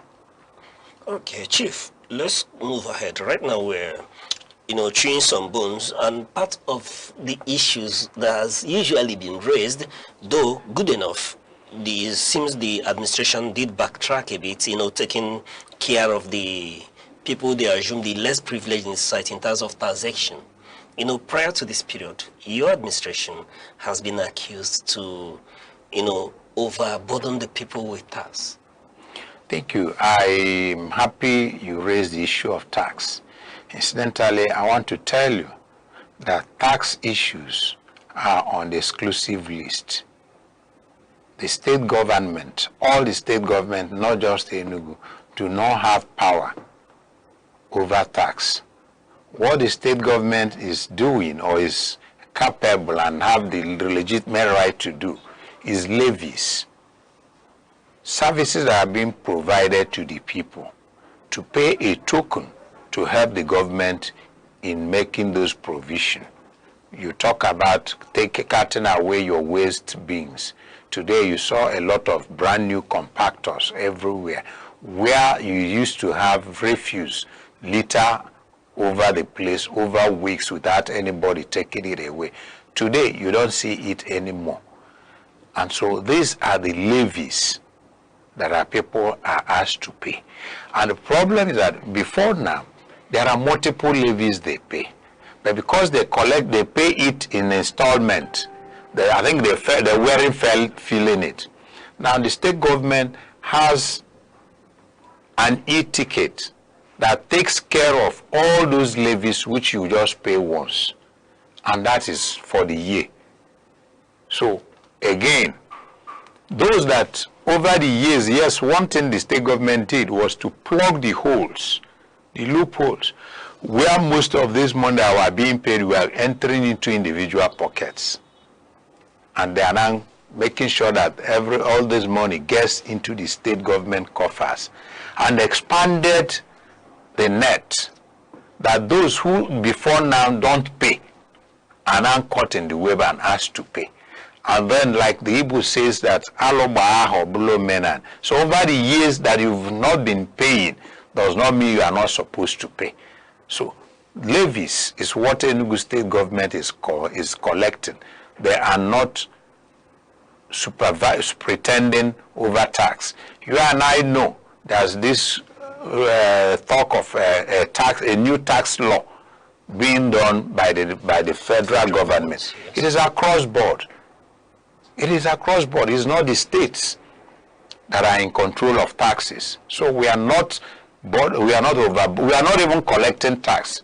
Talk more of increasing tax. It's not within the ambit of a state government to do so. On that note, we'll go on a short break, and when we return, we'll continue to probe these issues. Stay with us, please. The Insight with Uche Osai. Having the political will to confront whatever is the challenges. Igbo man wrestles with the tortoise that had a lot of ingenuity, a lot of ideas, and the tireless.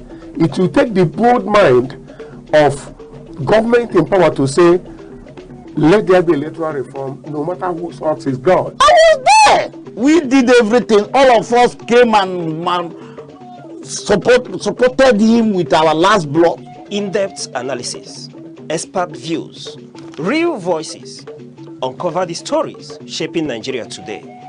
Deep dive, honest, unfiltered, only on The Insight with Uche Osai on Aneke TV. Join us. Many thanks for staying with us, and if you're just joining us, we'll be speaking with Honorable Chief Frank Anioma, Senior Special Advisor to the Governor of Enugu State on political matters. Chief, it's been a pleasure talking with you so far. Thank you. All right, Chief, let's talk a little bit of politics.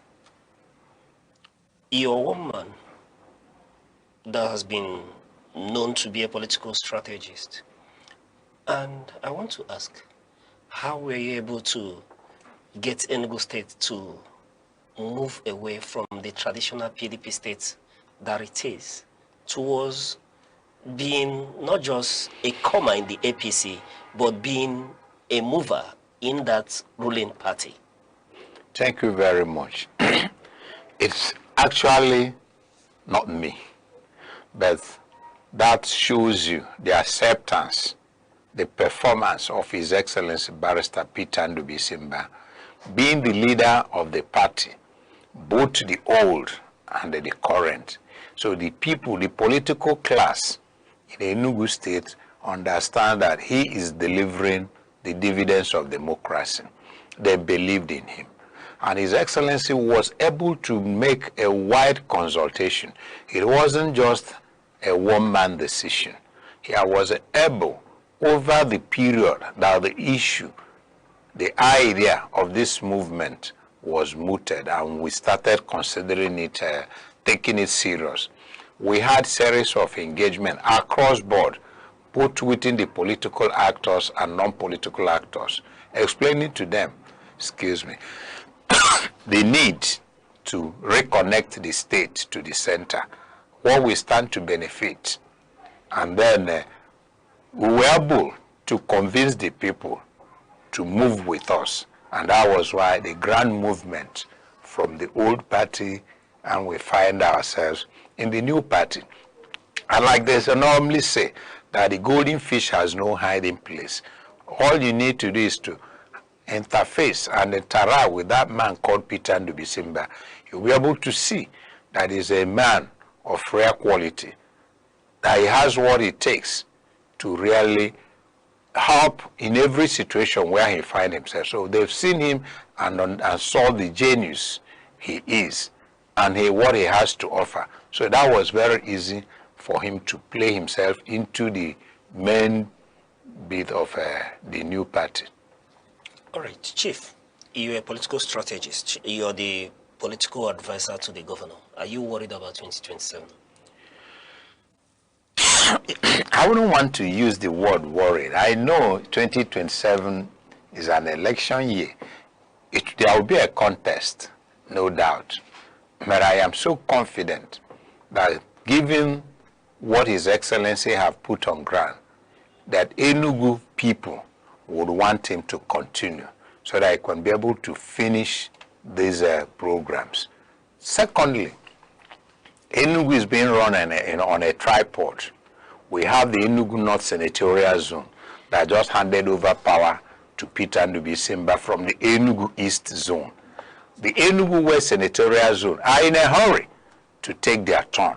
So it will be foolhardy for the other zones to now think of distorting that process, that program. So it is better for the West and even the North not to derail the movement so that their own turn will come. His Excellency is on his 3rd year, so he has 5 more years and he'll hand over power. Than anybody in an unlikely event getting a new political party that has its own different programs and different arrangement. Whoever is telling you that I'll do 4 years is a liar. I was actually coming to that. He's a liar. The national politics is, now replicated in Enugu State. We've seen people who are promising 1 term from the same zone as the governor. Has it ever worked? Didn't we have a man in this country that made such promise? And within the 1st year in office, his people started asking questions. Is it because he comes from our side that you should change him? Does that doesn't bother you at all? It doesn't bother me because I know that, like I said, His Excellency have put enough projects and programs on ground to deliver him. We will win convincingly. All right, Chief, I know this is politics, but are there names that you've taken cognizance of that is capable of giving you, your principal, and the APC a run for their money in 2027 election? I haven't seen such names.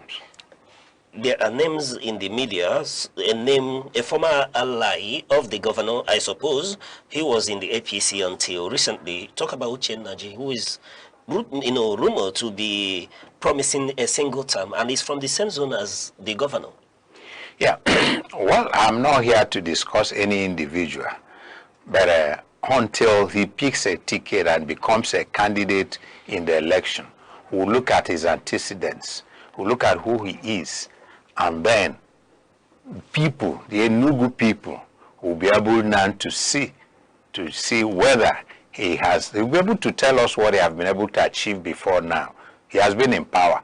So people will be able to x-ray him and look at his qualities, who he is, and then they will make a preferred choice, which I know will tilt towards petermbah completing his 8 years. All right. Chief, as a political strategist, the political landscape in Nigeria has shifted a bit. We've seen movement at the national level. The main opposition political party, being the ADC, seems to, somehow disintegrating and metamorphosing into other, people are moving into other political parties. Coming to Enugu State, you're not worried about the opposition political parties in Enugu State? Yeah, I welcome the opposition because that's the beauty of democracy. There was never a time I'm expecting us to have a walkover like in a football pitch where the opposing team is unable to show up for the match. So we welcome them. Opposition is the beauty of democracy.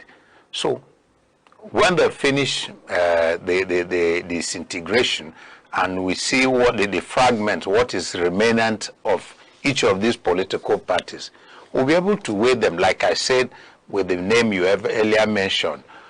The Enugu people, nobody is coming from a different state to vie or to run for rule Enugu. You yourself as a journalist, Aneke TV, would love it to invite those people, to speak to them and ask them, you are from this particular zone. What is it that petermbah is not doing right that you want to do better than him? What is your program and your vision for the people of Enugu State? What do you have that you can put in place that will change the programs, the smart school, the school meal program, the free tuition and free uniform?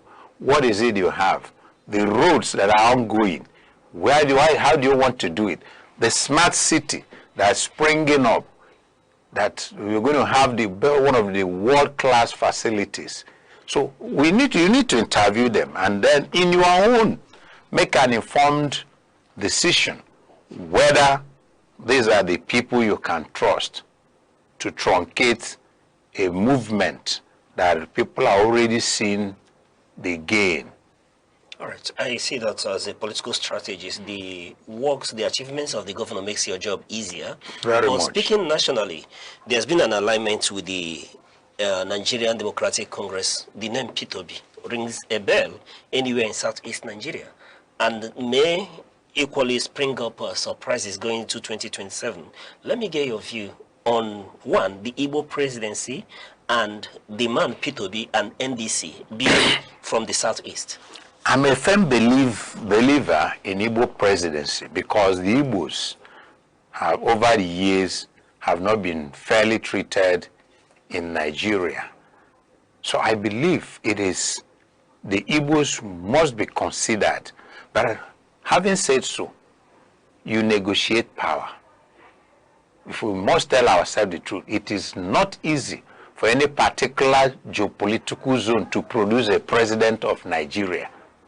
You must have an alliances. You must come to the table. So by the time the NDC or whatever party they find themselves in, will be able to tell me the national outlook that will be able to guarantee that a man running for presidency on that particular party will get the required 2/3 majority in the 23 states of Nigeria, and then score the highest number of votes. People, it takes people to be part of that program. That's one. Two, you talked about springing surprises. Yes, you get surprised when you are not prepared. But when you see a fight and you know a fight is coming and you prepare yourself, there won't be surprise. You stand up to it. And I can tell you, like I said, we are not afraid of any contest. So we are not going to be taken by any surprise, no iota of surprise in this. We know we are preparing ourselves that there's a contest. We don't want to know who is the opponent. Whoever it is, we are battle ready to do the electoral battle with such a person. Okay, Chief, let's come back home a bit. Usually, governments at the subnational, at the federal level, no one asks them about their challenges. It seems always that you do not have challenges. But let's ask, what are your biggest obstacles to realizing your agenda? When we started, they speak about tomorrow is here, initiative of the governor. But what has been the biggest obstacle for you so far? Yeah, the biggest obstacle, I must say, is the paucity of funds for the state government to execute the humongous projects and the initiative he outlined for itself. That's one of the major challenges, because like they normally say, the human wants are many, but the resources are limited. So it is the limited resources that are hampering some of the programs that we really want to embark on. All right. But beyond that, soon will be the governor's 3 years in office, and we'll go into campaign season proper. What will you be telling in the Enugu in these 3 years in office, apart from the smart school, the road networks, and other places? Are there places for apology in this celebrating the 3 years in office of the governor? Yeah, I wouldn't want to use the word an apology, but it will be to call for the understanding of the people of Enugu. And where is that area? It is on the water issue. His Excellency battled and were able to have the production of water. And when these waters are released into Enugu, the reticulation became a very hydrated issue. That as you are tackling this area, the other places are busting. These are pipes laid over 50 years, asbestos pipes. So they trying to change these pipes and get this water to the last mile has become a very huge problem for the government. But yet, it is a problem that government is determined to tackle. And if anybody can tell him or herself the truth, as you move around the cities, you see where work is still in progress, trying to change these pipes so that we'll be able to get that water to the last mile as promised by His Excellency. So that's on that issue. Now, having said so, you asked what His Excellency will be telling Enugu in 3 years. His Excellency will be telling Enugu in 3 years that within that 3 years, that the projects and the Enugu assets abandoned over 20-something years, most of them are up and running. That international conference center that we are there over 16 years is today one of the most conferencing centers in Nigeria. His Excellency will be telling them that what used to be the pride of the Eastern region and abandoned over years, that today Hotel Presidential is wearing a new look and is up and running. His Excellency will tell them that UPPL is up and producing palm oil in Enugu State and exporting same. He is going to inform them the changes within the health sector. He's going to tell them that at Parkland Hospital, you have 6 floors, 2 twin 60-story building that are standing to expand Parkland Hospital because we don't have enough space and we have to go vertical. So he's going to tell them that a new Enugu city, over the years, Enugu has not expanded, is springing up, a city where you have all the modern facilities, where the roads is wide enough to take what is supposed to be. A city where you park in, you don't need your gas cylinder. You can't see the electric cable overhead, all will be on the ground. He's going to tell them that that city is getting ready to be open to the public.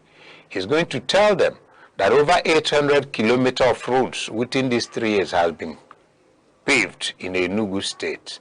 His Excellency will equally remind them that today you can leave Enugu in the morning and attend your meeting in Abuja and come back to Enugu with the Enugu Air.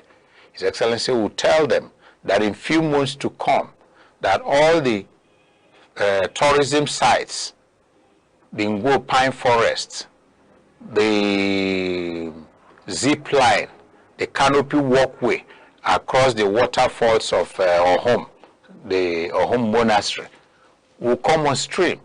So there's a whole lot that His Excellency is going to tell the people of Enugu State. All right, Chief, as we wind down, let's look at Honorable Chief Frank Anyoma.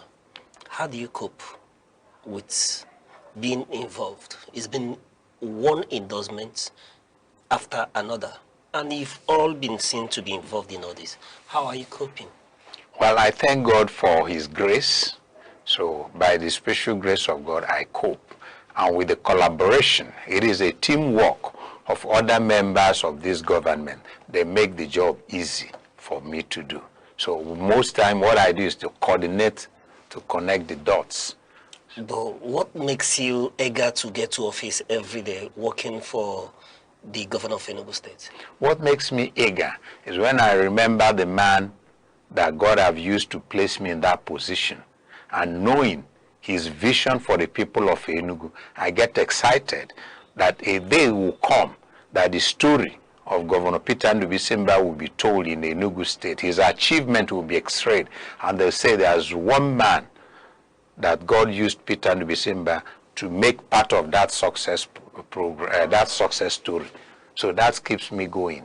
Chief, 101, are there regrets so far serving this administration?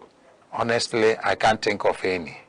I pray and I continue to wish that I have a man like Peter Ndubisimba I can always work under, that I have the right people in place. I'm not here. You see, one is being a leader and your ability to appoint the right people in right positions that will help to drive your vision. And when I talk about other programs, you talk that I have witnessed other political government. There is none that had a kind of cohesion that the government of petermbah has. Today is Monday.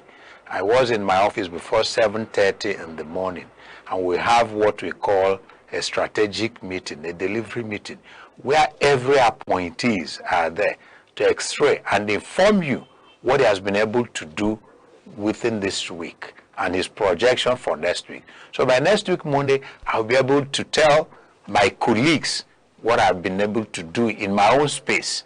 So by doing that, you are informing your colleagues. We are working as a team, so they will have an idea of what Frank Anioma is doing at the political space, what my brother Chilofia is doing as our SME, and we're being coordinated by a builder of man, a great teacher and mentor, Professor Chidi Eberonia, who is the state secretary, who is the secretary of the state government.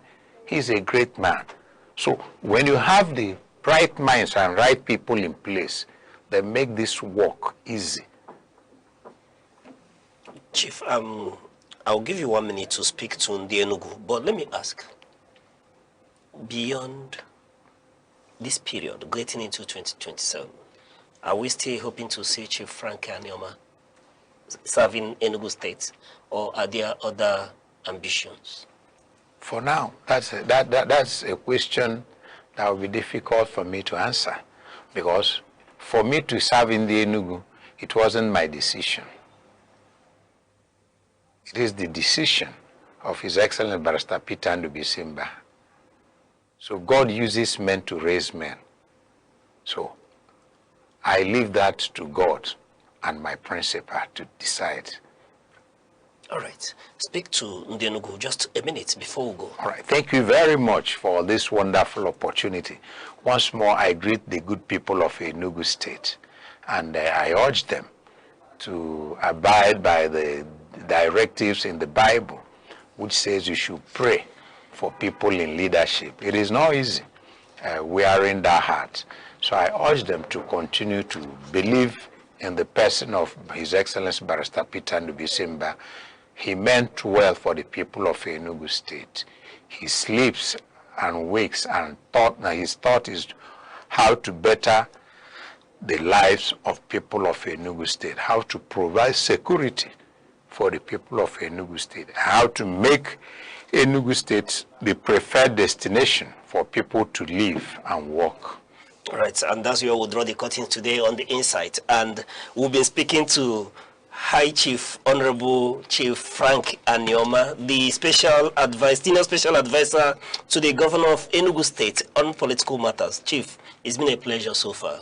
Thank you very much. And to you are wonderful. Yes, and to you are wonderful viewers. You've listened to Chief Frank Anioma. Let us know what you think about this conversation. Reach us with the hashtag #AllAtInsight on our social handles at Aneke TV. To come your way same time, I remain your host, Uche Osai, saying bye-bye.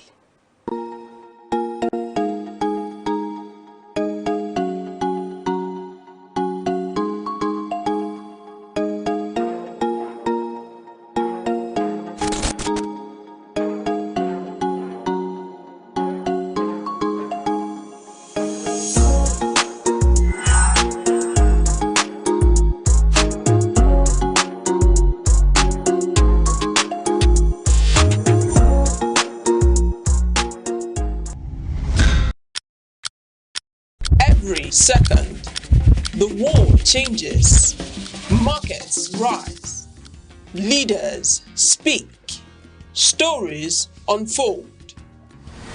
To keep up, you don't just need news, you need clarity, you need speed, you need perspective.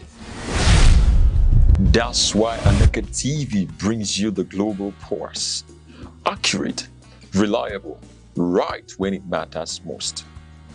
Aneke TV. Move with the world.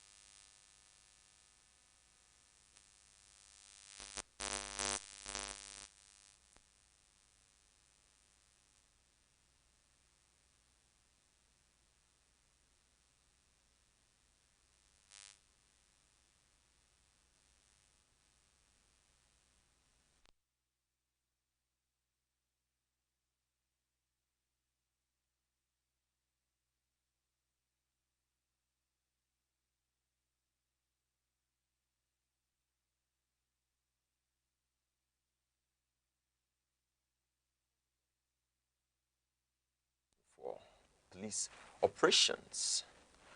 Abia State government orders investigation into APSU.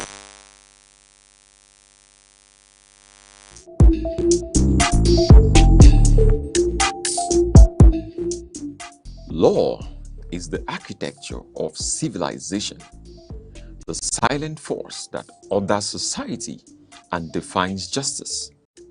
Yet, within its complexity, many remain uncertain of their rights, their obligations, and the protections the law affords. From the inviolability of human rights to the intricate doctrines governing property and civil relations. This is a platform where law is demystified, where principle meets practice, and knowledge becomes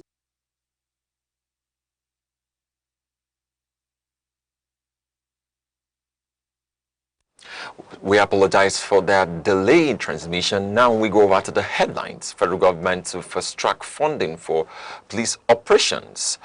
Abia State government orders investigation into APSU extortion allegations. Details of the news.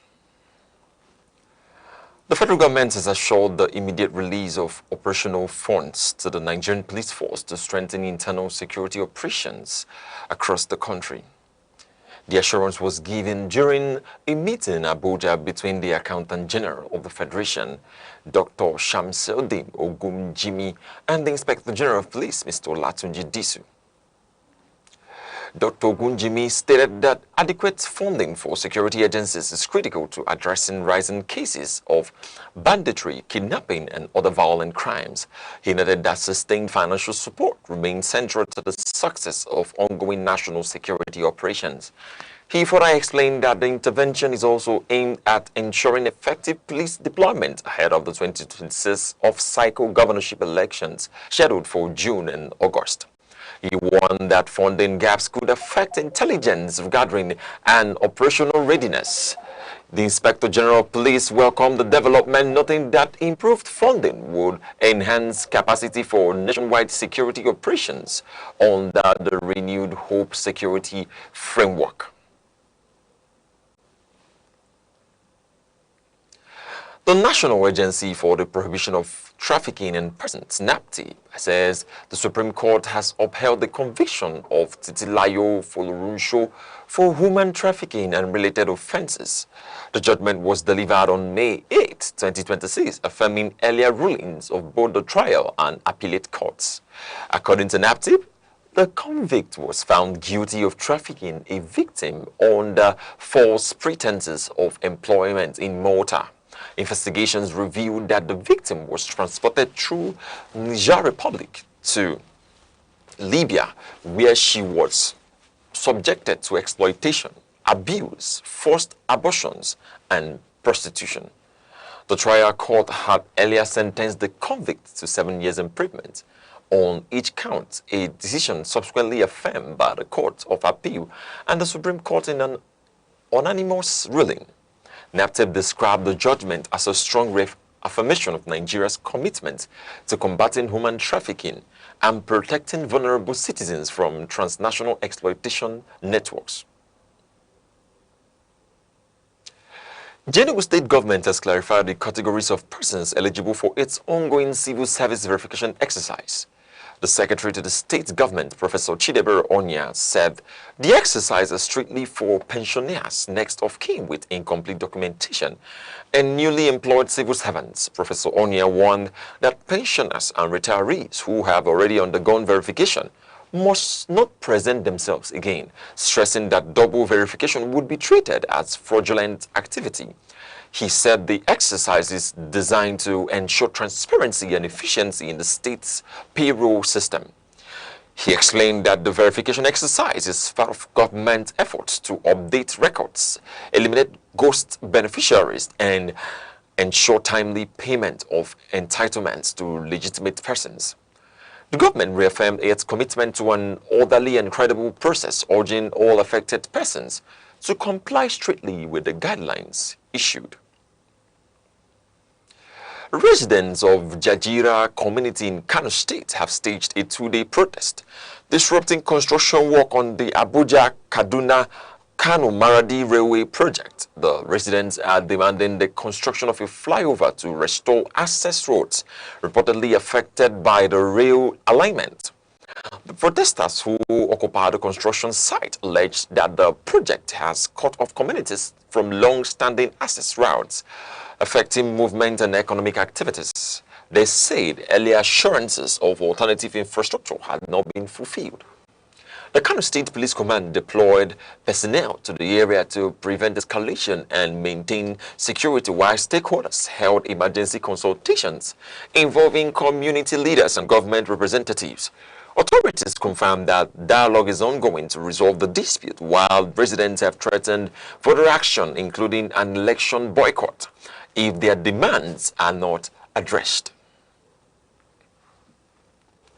The All Progressives Congress, APC in Enugu State, has concluded the screening of 24 aspirants for the State House of Assembly ahead of the 2027 general elections. The party confirmed that one aspirant emerged for each of the 24 constituencies under a consensus arrangement. Chairman of the screening committee, Mr. Lucky Porky, said all candidates will still undergo strict credential verification to ensure compliance with party and constitutional requirements. He described the process as transparent and orderly. He attributed development to internal party cohesion and effective leadership coordination within the state chapter of the APC. The party further announced the establishment of an appeals committee to address grievances, reaffirming its commitment to due process and internal democracy. The Nigerian Security and Civil Defense Corps in Lagos State has dismantled a human trafficking and fraud syndicate operating under the guise of a network marketing scheme in Badagry. 17 foreign nationals were rescued during the operation. The victims, reportedly from West and Central Africa, were lured into Nigeria with promises of employment, but were instead subjected to exploitation and forced participation in a fraudulent scheme identified as QNet. Investigations revealed that the victims were charged illegal registration fees and kept in restricted conditions. 4 suspects, including foreign nationals, were arrested during the raid. The nscdc confirmed that the suspects have been handed over to the Nigerian Immigration Service for further investigation, while efforts continue to track other members of the syndicate. The Nigerian Medical Association in Anambra State has pledged to settle medical bills for police officers injured during the rescue of Dr. Edwin Emegako, a kidnapped medical director in war. The association visited the injured officers currently receiving treatment in hospital. The police had earlier rescued Dr. Emegako following an operation by the Rapid Response and Anti-Kidnapping Unit, during which several officers sustained injuries in a gun battle with the kidnappers. The Medical Association commended the swift response of the police and expressed concern over rising attacks on healthcare professionals across the state. It also suspended a planned industrial action while renewing calls for improved security architecture and enhanced protection for medical personnel. The Anambra State government has demolished a building and shrine linked to a suspected kidnapping kingpin following a security operation by the Department of State Services. The suspect is alleged to be connected to the abduction of Dr. Edwin Emekago. Authorities said the property was demolished under the state's Homeland Security law as part of efforts to deter criminal activity and dismantle networks supporting violent crimes. The victim, a medical director, was abducted by armed men in security uniforms and later rescued after coordinated security operations. A ransom demand of 500 million naira was reportedly made before his release. The government reiterated its position that any property used to facilitate kidnapping or violent crimes will be forfeited and destroyed in line with existing laws. You are watching Aneke TV news across the country. Remember, you can follow us on Facebook and YouTube at Aneke TV. Now, a quick reminder of major developments in the news. The federal government has pledged the immediate release of funds to the Nigerian police force to strengthen ongoing security operations across the country. Coming up shortly, the Abia State government has ordered a full-scale investigation into allegations of extortion and misconduct at Abia State University, Uturu. We'll be right back shortly. Stay with us.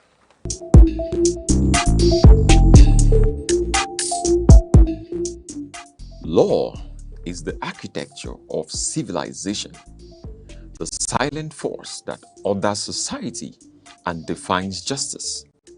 Yet, within its complexity, many remain uncertain of their rights, their obligations, and the protections the law affords. From the inviolability of human rights to the intricate doctrines governing property and civil relations. This is a platform where law is demystified, where principle meets practice, and knowledge becomes. Welcome back. The Abia State government has constituted a 5-man special investigative committee to probe alleged cases of harassment, extortion, and academic misconduct at Abia State University, Uturu. Governor Alex Oti approved the panel following reports involving students and members of staff of the institution. The committee is also mandated to investigate allegations of bribery and certificate forgery against a lecturer within the university system. Government officials say the move reflects a zero-tolerance stance on corruption and professional misconduct in the education sector. The committee is headed by the Chief of Staff to the Governor, Pastor Caleb Ajabwa, and is expected to review previous administrative actions and identity gaps in enforcement and oversight. The state government says the exercise forms part of a broader education reform program aimed at restoring discipline, transparency, and credibility in tertiary institutions. Academic activities have resumed in Amasari community in Ebonyi State following the reopening of the schools after a 4-month government-imposed curfew. The curfew was introduced after a violent communal clash between Akboha and Orojo communities.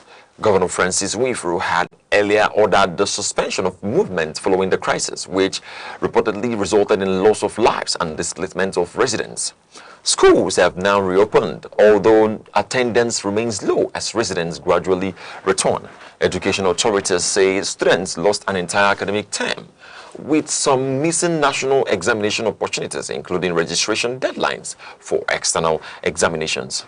Residents have appealed to the state government to address remaining security and humanitarian concerns, including the release of individuals still in custody to fully restore normal life in the area. The National Assembly has commenced efforts to strengthen agricultural productivity by bridging gaps between research institutions and farmers across the country. Chairman of the Senate Committee on Agricultural Colleges and Institutions, Senator Sharafaddin Ali, disclosed this during a stakeholder engagement in Ibadan. He noted that while research institutions have developed improved crop varieties, many farmers still lack access to modern tools and information required for efficient production. The proposed intervention includes the deployment of solar-powered drying systems and improved market access frameworks to reduce post-harvest losses nationwide. Experts from agricultural research institutes have called for increased private sector participation to support innovation funding and modern farming practices. The Standards Organization of Nigeria, SON, in collaboration with the Global Alliance for Improved Nutrition GAIN, has launched a training program in Gombe State aimed at improving food fortification practices among small-scale producers.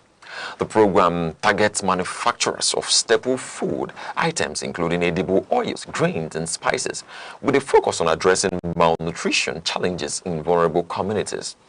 Officials explained that the initiative is designed to enhance vitamin and mineral content in locally produced foods to improve public health outcomes, particularly among women and children. Some warned that regulatory agencies, including NAFDAC, will intensify monitoring and testing to ensure compliance, adding that violators will face sanctions and product seizures. The Abia State Ministry of Trade and Commerce has commenced the reallocation of shops at the newly reconstructed Ekoha shopping complex in Aba. The exercise has been conducted in partnership with Reno Homes and Properties Limited. The government said priority is being given to traders who have completed payment under Phase 1 of the redevelopment project as part of efforts to modernize commercial activities in Aba. Eligible traders have been given a deadline to complete verification and clearance processes through designated physical and online platforms provided by the ministry. Authorities say validated allocations will be recorded in the official market register, after which certificates of allocation will be issued to successful applicants. Now in sports, world record holder Tobi Amusan is competing at the 2026 African Senior Athletics Championships in Accra, Ghana, as she targets a third continental 100 meters hurdles title. She previously won the title 5 times and remains one of Africa's most decorated athletes. Amusan faces competition from defending champion Ebony Morrison of Liberia, alongside other athletes including Nigeria's Adobe Tabuwo and Janet Sunday.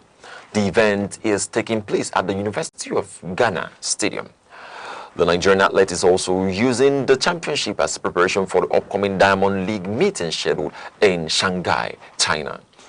Heats in the women's 100 meters hurdles event are expected to begin later today as athletes compete for qualification to the final. Now in entertainment, veteran broadcaster Frank Edoho has confirmed the end of his second marriage, stating that the separation has been ongoing privately for nearly 2 years. He made the disclosure via his verified social media account. Edoho, former host of Who Wants to Be a Millionaire, expressed gratitude for public support and stated that he has achieved emotional closure and is focused on moving forward. He noted in a previous interview that he had made efforts to sustain the marriage but acknowledged personal challenges within the union. He is a father of 5 children. The broadcaster said he remains committed to his professional career and personal development following the end of the marriage. Still in entertainment, Ivy, a former wife of Nigerian music artist Paul Okoye, has responded to a social media user who commented on her personal appearance and marriage. The exchange followed a post she made promoting self-love. The influencer rejected claims that a wedding ring defines self-worth, questioning the relevance of such expectations in personal relationships. She described the comment as intrusive and unnecessary. Ifeoma has previously faced public scrutiny since her relationship with the singer became public, but has consistently defended her position and privacy. She urged social media users to refrain from making personal judgments, stressing the importance of respecting individual choices and relationships. And now, before we round off news across the country, here is a recap of our major stories. The federal government has approved the immediate release of operational funds to the Nigerian police force to enhance security operations nationwide. The Accountant General of the Federation, Dr. Sam Shildin Ogunjimi, made this known during a strategic meeting in Abuja with the Inspector General of Police, Mr. Olatunji Disu. The Abia State government has constituted a special investigative committee to probe allegations of extortion, harassment, and academic misconduct at Abia State University, Uturu. Governor Alex Oti approved the 5-man panel following reports involving both students and staff of the institution. The committee is chaired by the governor's chief of staff, Pastor Caleb Ajaba, and is mandated to investigate claims of financial extortion, bribery, and certificate forgery. That's news across the country at noon. For breaking news and eyewitness reports, please call 07030437110 or follow us on Facebook and YouTube at Aneke TV. On behalf of the producer Chidi Masowa and the entire news team, I am Good Hope Chukuma. Thank you for watching. Enjoy the rest of your day.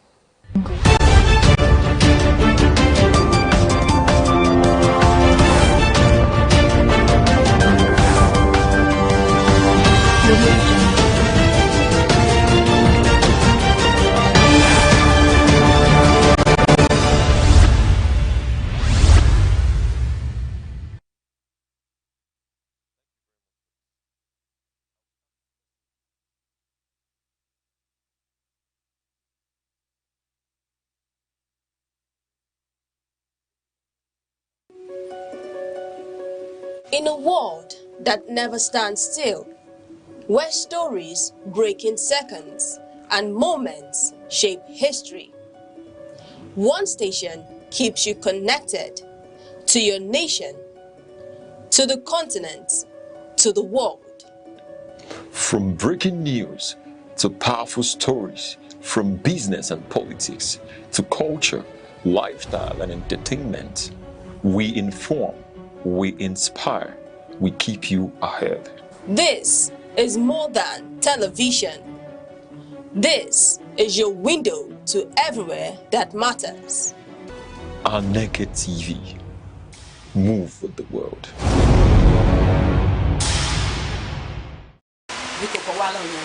Ndewo, afambo Mrs. Fidelia Okeke. Ana mazo afia na New Haven Market. Mwa wo past woman leader, New Haven Market. Thank you.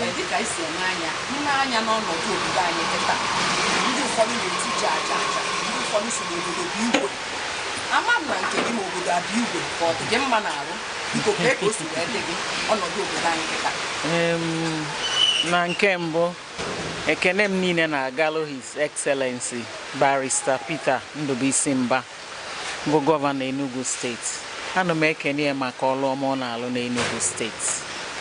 Ọ bụrụ ma ọ na-alụ ọlụ n'Enugu steeti. And o melụ ka ife dịla anyị mfe n'Enugu steeti. Ekene dịlụ gọvanọ anyị wee na-asị ya lụlụ gaba ya deme.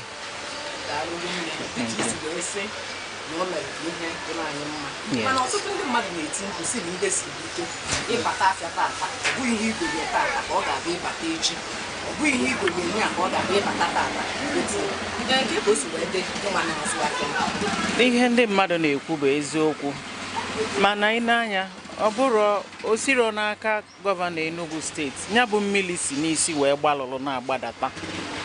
Maka na ọ bụrụ ihe gọvanọ anyị ga-eme ka ọ dị mfe, ọ ga-eme ya n'eke n'ụzọ ọ na-edozisile anyị. Malụkwa na mmalụ na ụzọ ndị ime obodo na-esi n'ime obodo bupụtela anyị nyi. Ọ bụrụ na ụzọ adịrọ mma, fama mbupụtela anyị nyi. Ihe siri ike bụ eziokwu. O siri ike. Nyi ọnụ, enwe ndị nyi ọnụ na-anị. Economy dị bad. Mana kedu ihe anyị ga-eme? Ọ bụrụ ihe anyị ga-akwụsị ozugbo, mana ọ ihe anyị ga-eji nwayọọ wee malụ ka anyị ga-esi wee na-arazie. Abịakwuonu na-ekwuzie enu fuel. A na-agazi aga na fuel. And ịma na fuel bụ ihe moto ji aga.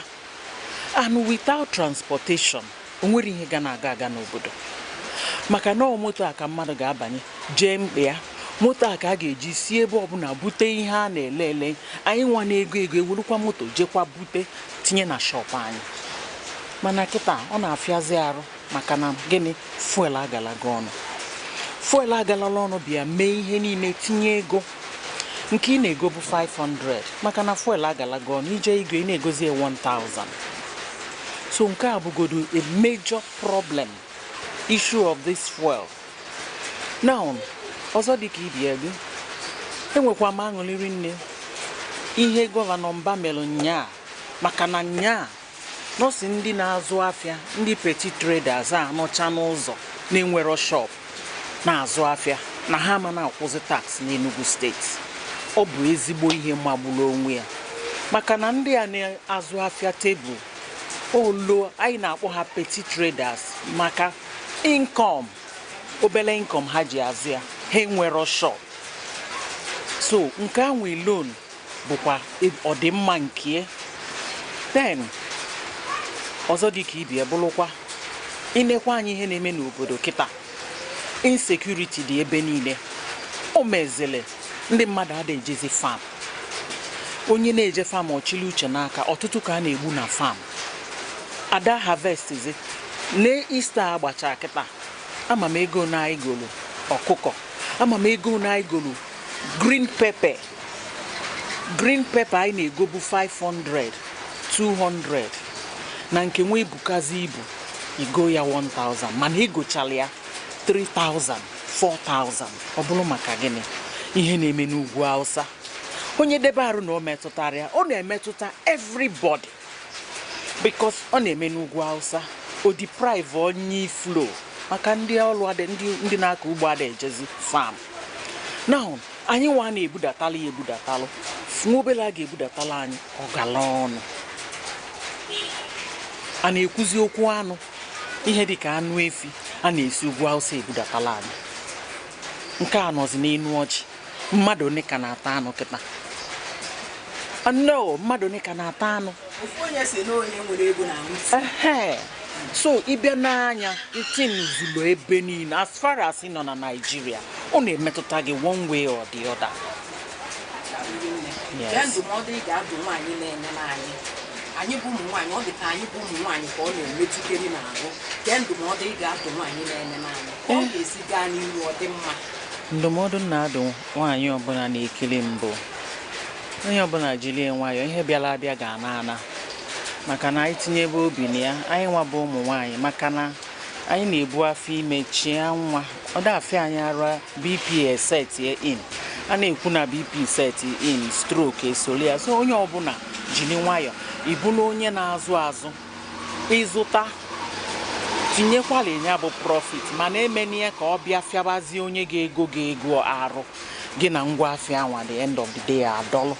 So ka onye ọbụla nyere ibe ya aka ma onye na-elele ma onye na-abịa ego ka anyị niile malụ na anyị bụ ofu. Thank you. Thank you. Afam bụ Oriakụ Patience Ọkụ Adeje Ejemba 1 n'Isokom. Adeje Ejemba 1 n'Isokom. N'Isokom. Enweghị otu. Daalụ rinne. Nkata anyị taa na nzukọ ụmụ nwaanyị bụ ịna-anya ihe na-eme n'obodo. Ọ bụrụ ndị oyibo ọsị gị state of the economy, onye Igbo asị gị ọnọdụ obodo anyị a. Biko dịka onye na-azụ afịa anyị na-anya n'ihe ịkpọsacha dịka onye na-azụ afịa biko ka ị ga-esi wee kọwaa ọnọdụ obodo anyị ọ dị mma ka ọ dị njọ. Daalụ na ajụjụ anyị jụrụ m. Dịka onye na-azụ afịa ọnọdụ akụnụba obodo a adịrọ mma chacha. Nke bụ na ọ na-emetụta anyị nwa bụ ndị afịa. Ọ na-emetụta anyị rinne. Maka na ine ka ọnọdụ si nọdụ. Ị ya akpọsa. Ọ dịka o nwere onye ya ajụ gị ese. Na ajụrụ gị ese ma ọ bụ bịa gote gị a pụtara na ndị mmadụ achọrọ igolu gị nyaba afịa. Kama na onye pịa aka na akpịa. Ọ mara ma ọ ya batana na ọba afịa mmadụ kwebe ọnụ afịa. Ifuru na ọ na-emetụta anyị rinne. Maka onye akpịa gwara eziokwu. Ịpịa aka na akpa gị efu gbam. Ịpịa aka na akpa onwe ife dị na ya. Ịzọpụnụ njem bataba afịa bụ igote ife. Mana ọnọdụ akụnụba obodo anyị nya bụ ife fịara arụ rinne. Ọ fịara arụ onye nsogbu. Ihe na-akpagodi gị mkpa n'ụlọ inonesi echeki akpa gị ifu na o nwere ife dị na ya ịkado nọ na n'ụlọ mana ọ bụ na ịpị aka pịta something nwe ihe ịpịchapụta ịgbapụ ọsọ onye bụ na anyị nwa bụ ndị afịa ilebekwa n'afịa nwebe aṅụrị mana ọ na-enye nsogbu rinne ịma ndị ụfọdụ pụta dịka onwe onye ọnọbiya onwe onye o dobere ute biya ma onye na-azụ azụ ma onye bịara igo ego onye ọbụla na-eti mkpu na echiche nke gị ọ dịghị ka gịnị bụ ihe butere ajọ ọnọdụ anyị na-afụ n'obodo anyị kịta o nwerekwa onye ọ tọrọ ute na biya iche maka ama m na ka ọ dịbe oke bụ ka ọ dịbe ogene maka gịnị ọrụ anyị pụtasị otu a ị na-akọ ka ọ dịbe gị ana m akọkwa ka ọ dịbe m ifu na o nwere onye ọ tọrọ ute na biya na ya bụ ife na-agbacha onye ọbụla arụ o nwere onye ọ kaala mma iche inebe anya n'obodo anyị kịta ọtụtụ ihe bụ ihe na mụ onwe m che bụ ihe na-akpata nke m makwa na ndị ọzọ na-ekwupụtakwa ihe gbasatalụ ọ dị m ka ya bụ mmiri osite n'isi mmiri wee gbalụtaba o wee na-emetụta onye ọbụla anya n'obodo anyị kịta ihe mmanụ eji anya ụgbọala fuel ga n'enu ọjị ọ bụ ọzọ mmadụ niile mgbe mbụ bụ ịpụta moto a na-echikọrọ ibie mana kịta ọrụ inwe ya ego iji agbanye fuel wee bupụtebe ya n'ụzọ anya ịfụ na ndị mmadụ paakịchazi moto fa were ụkwụ na-akụ ya mana ngwa ngwa ya bụ ego mmanụ afọ tinyere ego ife niile arịa n'enu ọjị ọ narazi ekwe mmetụta aka mmanụ ụgbọala so n'ihe butere ife esimike kachakwa n'ebe ndị afịa nọ enebe anya ka o si aga n'echiche nke gị ọ dịghị ka gịnị ka ọ ga-abịa eme ka ị ga-esi wee kwụọ onye okwu ka ihe ọ dị ka ọ ga-abịa eme ọnọdụ anyị ọ dịtụma mma ngọ nwanne m like metụrụ nke a aka ọtụtụ ihe ndị ọzọ dịkwa ma taksị asị anyị kwụọ asị ndị afịa niile kwụba ma ị kpọsara lee ma ị kpọsararị ịkwụọ taksị mana ekene dị Chineke aka m asịkwa onye sịrị anyị kwụba taksị a ya wetunata aka mana ana m anụ kepu na gọvanọ petermbah asịgo ndị na-akwa baro ma ọ bụ ụmụ nwaanyị ma ụmụ nwoke na-akpọsacha afịa tebụl n'ụzọ fapụsịsị anya bụ ịkwụ taksị na-asọ ọ bụ na nke a bụ eziokwu na ekene dịrị gọvanọ anyị gọvanọ Ndụbụisi Mba nke na-achị Enugu steeti mana o nwekwa ọtụtụ ife ndị ọzọ ha ga-enyere anyị aka maka ama m na o si n'isi dịka m kwuru na mbụ ọ bụ na gọvanọ ha ga-enyere anyị aka jọkwanụ onye isi ala ka ewetuo n'ọnụ fuel a maka eji m n'aka na ewetu ọnụ fuel ngala ọnụ ya na ọ ihe niile ga-agbadata maka na akpara aka ebe afọ onye ọbụla ndị ụgbọala dazi ekwezi ijegodo ime obodo igote ife ofu ife ahụ a ga-ebunu gị nata a ga-ebunu gị je etichaa ego anwa o mezie ngwa afịa agala ọnụ n'ọnya bụ ihe nna ya daalụrị nne dịka nwaanyị nọ n'ezinụlọ gee ndụmọdụ ị na-adụ ụmụ nwaanyị nọkwa n'ụfọdụ ọnọdụ a maka ọtụtụ ndị ka ọnọdụ a mebiri isi gasa ọtụtụ ndị ka ha ma ha amaghị ojije na gee ndụmọdụ ị na-adụ ụmụ nwaanyị ụmụ nwaanyị ibe m enwekwa m ndụmọdụ a bụ na anyị ga-enwe ndidi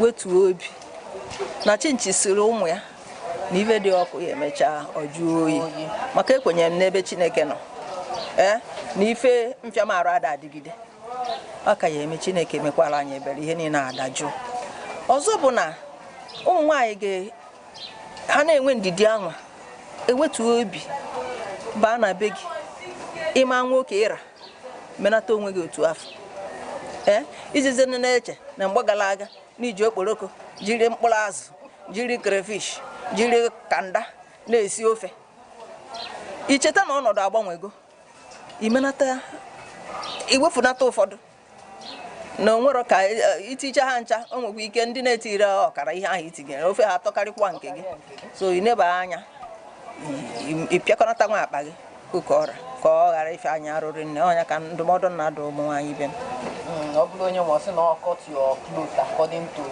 size ada kọtụzi clothes kịta according to size nọ ine ka clothes gị ra ịkwalụ oke ọ ya akwata nwuru gị ọ bụrụ nke enu ka ọ ya klotu gị ya akwata nwuru gị ịkọtụ ịkwala enu rapụ nke mgbada ọ bụrụ nke mgbada ịkwa debe maka ịkọtụwa ka ịra akwa gị nwere ike ma ya ezu na gị arụ ọkụ ya bụ nke daalụ ekene gị. Every second, the world changes, markets rise, leaders speak, stories unfold. To keep up, you don't just need news, you need clarity, you need speed, you need perspective. That's why Aneke TV brings you the global pulse. Accurate, reliable, right when it matters most. Aneke TV. Move with the world.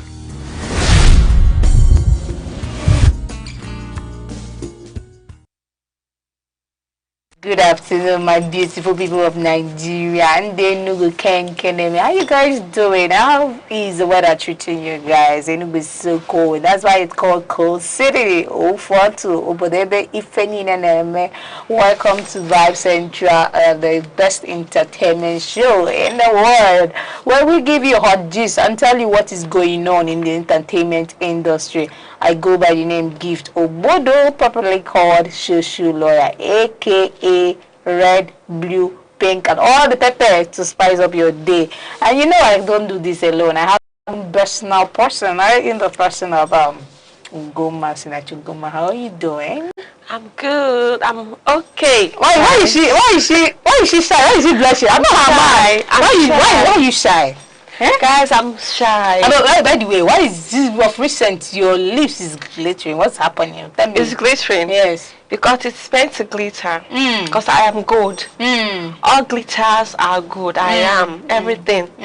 Yeah. You're everything. Yeah. That glitters. Everything that glitters. I don't want to say this here so that please say it. Our online in-laws will not be like, why are you doing this? Why did this? Please say it. I don't want to say it. I don't mind. You don't mind? Yeah. Grandma, where are you coming from? Why are you looking so dashy? I am coming from heaven. Yeah. No, at this point, you know, at this point she's trying to, you know, I'm trying so hard to hide a message. I know, trying so hard to hide something. Okay, that's a message that I'm coming from heaven. Heaven can be anywhere. Heaven on earth. Have you not heard about heaven on earth? Heaven on earth. So which earth are you coming from? Heaven on earth are you coming from? Heaven, the main heaven itself, not the one on earth. I'm not a sinner. You think it's by wearing very, you know, hallelujah, somebody. Hallelujah. Don't remain blessed. Don't increase my anger. This girl keeps corrupting me here. I don't know why. You guys know I'm a pastor. Okay? So I'm a pastor. You guys actually know that Gift is who she is, who she claims she is. So I don't need to say much about myself. You know me. You know what I stand to, you know, what I represent. And so you know that's, you know, that area. Yeah, I know. I know what you represent. You know. But anyway, let's just go to the business of today. And it is giving you guys the hot gist, the latest, telling you what is happening. And from my first one, I know this thing has just been trending on X. It's just something that we have to, you know, talk about, reminisce on, and think about it. Someone on X says nobody talks about the pain of being married and randomly seeing a woman on the street who is more beautiful than your wife. Pretty sure your wife feels the same way anytime she sees a man that has sense. You know, else if you're not ready to receive the shock of your life, don't tweet. Don't tweet, right? Because the reply might just throw you off. Like, but actually, you throw into depression if you don't. But actually, we have never thought about it. It's just like me. Tomorrow I marry a man tomorrow, and guy, I see one fine hot guy on the street. I'd be like, if I had waited a little longer. The fact that you're married, you will get married. Of course, you will get married. You see, pop out. You see fine guys. You know. Guys of your spec, guys that has the quality that you have always desired. But unfortunately, let's assume that your husband doesn't have all those qualities that you're seeking for in a man. Not in monetary aspect, in terms of physics. So you see this guy, this handsome man, he's very handsome, he has his facts. and your husband doesn't, and it's your type, you start dripping, you start crushing on this guy. It's not that easy to be married. It's not easy to be married, because even men too, it's not easy for them, because they go out there, or they go out, or they go out, they see different men, different women, different caliber of women, beautiful ones, tall ones, short ones, the one with big waist, the one with the biggest boobs ever, something that they love to see. Then it's temptation. Temptation. This is not temptation. This is not temptation. And with a little confusion. It's not easy to be married, guys. But actually, we're gonna get married someday, sometime. We're gonna get married. That's the reason why I want to marry a man that is very fine, that has all I need. So that if eventually I come across a very fine guy with the same quality as my husband, I wouldn't even look at him like. Besides, I have such. Like me, I love tattoo. So you can't marry. I love men with tattoo. So let me ask you. You can't marry, because I know you well, and I will ask Tell me. You can't marry an ugly, ugly rich man. An ugly rich man. Very ugly. Very, very ugly, right? Yes. I can't. You can't? No matter how rich. He's going to give you money. He's money. He's giving me money, but anyway, I will marry him though. I'll marry as long as he has the money. He can take care of me properly. Like, he takes care of me, he gives me the money. I don't mind. But you can't face him. You're going to work on the appearance. We're going to work on it. Do you need to do physical surgery? Not surgery, but there's a way I will take care of somebody that's ugly is ugly. You can't change it. No matter what, but I will keep. You can actually change the outlook, like the physique, but you can't change the ugly face. I can't change the ugly face. You know that some people, you walk up to, you get scared. It's true, Sha, but I'm not gonna lie. I don't know how I'm going to do, but I'm going to do something. As long as he has that money, he takes care of me. Don't lie. I don't mind the ugly face. I'll marry. You marry, right? I'll marry the man. The most, they say mma kebu ego. Okay? If you have the money, what am I looking for? If there is money, you're handsome already to me. You have the money. Ego, like handsome. Your hand is some, like it has a lot of cash. I don't mind. I'm going to marry this person. So something has just been going on between Seyi Vibes and Adekunle Gold. So Seyi Vibes tweeted on X, which is known as Fujimoto. He tweeted that Adekunle Gold, you are whack and your swag is whack. Old fool. Right now, Adekunle Gold, oh God. That was really awful. That was awful. Imagine Seyi Vibes calling Adekunle Gold whack. Is it his music that is whack? Or, in fact, Seyi Vibes, Seyi Vibes is the definition of money means road. Yeah. He is ugly. Even as he has the money, yet he's still ugly. He still dresses whack, like he doesn't dress nice. I don't know why he tried to bring himself towards Adekunle Gold. He shouldn't try it, because he's not even up to Adekunle Gold. He can't even compare him. Because Adekunle is handsome, like he's fine, he's neat looking, he looks clean. Can you imagine Seyi Vibes looking all this tacky and all that? Talking about, I think he just wants to trend. He just, we don't really heard his yeah, he just want to, this is business. Okay, he would have done that to Davido, but he knows that if he does that to O1, people would drag his destiny. Yeah, this is the music. This is the business. This is just stretch it to trend. Okay, maybe they actually plan all of this. They just want to, come up on trend. Maybe later you go and apologize to Adekunle, like, guy, I just trending, you just want to trend. But coming to that, the only place he will cross boundaries is by going far, in mentioning his family, his background. That's where something would happen. That's why you took us. So let's go back to our previous conversation yesterday about Libai and the violence attached to it. Somebody like Venita Apofere said something about this. He said, as a father, there is absolutely no reason for some kind of violence towards your children, especially the girl children. It is so traumatic and does psychological damage beyond repair, and it affects how you relate and connect with them in their lives and much more. Some people said if it's a boy child, they deserve violence. And she went ahead to say it's like you read that you were even worse than choosing focus on. So it's just an online banter, about this whole thing. And another tweet came out about Daddy Freeze, which is a contrast story and a contrast storyline to this. Yeah. Daddy Freeze said, if it was my child, what Ilibaya's father did is small compared to what I would do. Yeah. I'm actually in support of what her father did. It's just to discipline her. Because I see don't you think you went overboard? He didn't go overboard. That's his child. He birthed her, so he has every reason to discipline her the way he wants. It's nobody's business for now. Because if the daughter is not influencing the younger ones, like I heard, it's not influencing the younger ones the way it should. He's our star. You guys call them celebrities, right?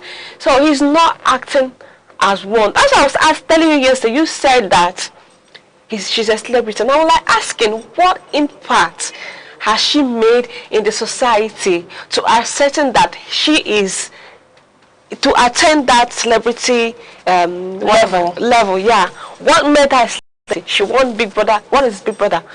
What impact do they give to the society? What impact is Big Brother? So her father discipline her is just the right decision.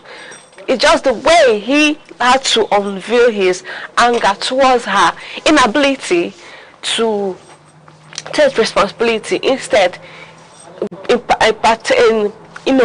trying to partake in ruining the family name. Coming to this now, she has actually ruined her reputation because she's not trending for positivity. She's not ready for something good. She's ready for something negative, which is very wrong. In introducing her sibling into substance which is illegal. Okay, so that is it. He has every right. The right father has every right to discipline his child, his children. Every father has the right to discipline his child the way it's supposed to. It's just the anger. Okay, as I'm in support of her father. So I am there. My father should do the same to me. She beat me the same to me, I beg. Yeah, she beats me the way he wants. So Pastor Bolaji Idowu said something. He said if you choose to cheat, your partner has the option to forgive. But forgiveness doesn't mean that they will stay in the marriage. They can also walk away. Make it to an after ask wife to speak righteously in the cheating husband. So if it actually means that if you choose to cheat, your partner also has the option to forgive or not.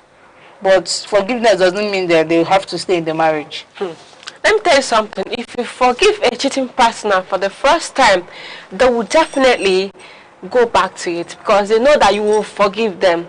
Okay, it's already in their blood to cheat. So if your husband cheats on you and tells I'll apologize to you, he's going to do that again. So Emma, let me ask you something. I don't know where all this is coming from. Everybody's just cheating. What's this all about? Let me ask you.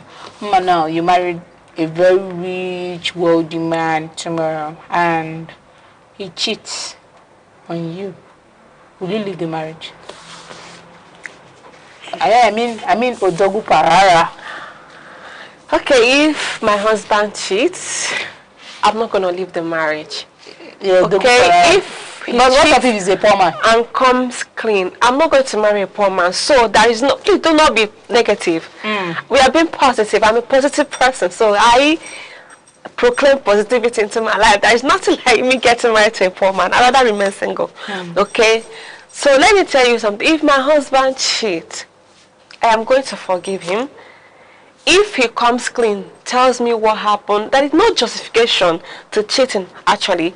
But if he comes clean, asks for forgiveness, and I forgive him for cheating, then if he does it again, like, to be honest with you, I'm not going to leave the marriage. I will stay there, take care of my home. Just that I'm not going to be giving him that attention he deserves. Like, I'm not going to be respecting him again, because you cheating on me with someone else shows that you do not regard or respect me. You do not respect your home. You don't respect the family that you're building, that you built already. So I am not going to leave the marriage. But you see, that intercourse we're not going to be having, because I do not know how you do it with someone else. Probably you did it unprotected to avoid infecting me with whatever disease you might have gotten from whoever you're cheating with. So I am going to remain in the marriage, take care of my home, focus on myself, focus on my kids, okay? Yeah, then allow him be. When he has come to his senses to stop cheating, he can stop cheating. Do you think they actually come to senses when it comes to cheating? Some do come back to their senses and, you know, realize that, oh, God, I've been fucking up, I need to change my way, something like that. So if he try to be matured and responsible for his action, he would definitely come back to his senses. But you see, that intercourse, this sex, we're not going to be doing that again. So let me ask you, I don't know if you mind saying so, what's the lowest thing you have ever scored in JAM? The lowest score I've ever heard? Okay, back then, that was 2019, when I wrote my JAM. After secondary school, I wrote JAM. I got 161, right? So I didn't make use of it. I had to wait and write another one. Okay. Yeah. So, the heads of tertiary institution in Nigeria has unanimously agreed that the minimum available admissible score for admission into university should be 150. You know, College of Nursing 150, Polytechnic 150. What do you think about it? Do you think that it's due to the poor you know, scores getting from, like... Okay, that's the reason why they are agreeing to implement it, right? Yeah. I think it's okay.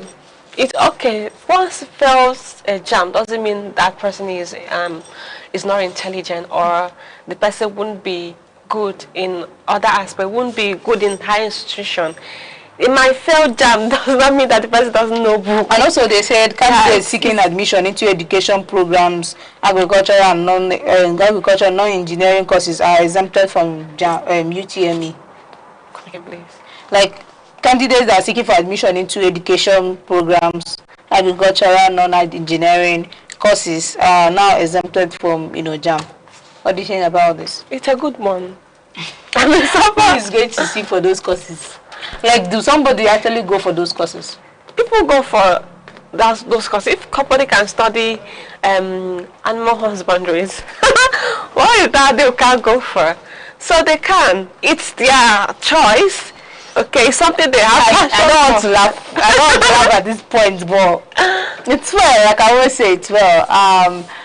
Yeah, it's well, because I don't know if I've ever imagined like going for those courses. Like, who does that? But actually, there are people that would. As I said, it's their choice. It's something they want to do.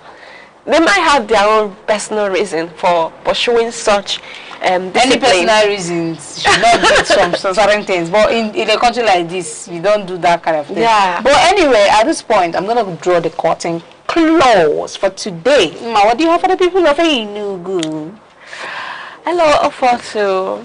I always say thank you. Thank you for staying tuned. Thank you for your comments on our socials. Okay? Thank you for being part of this show.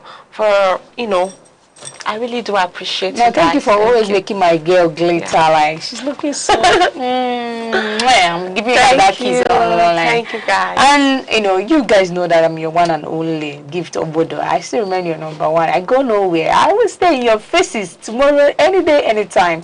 I love you. Have a nice day. Bye. Every second, the world changes. Markets rise. Leaders speak, stories unfold. To keep up, you don't just need news, you need clarity, you need speed, you need perspective. That's why Aneke TV brings you the global pulse. Accurate, reliable, right when it matters most. Aneke TV. Move with the world.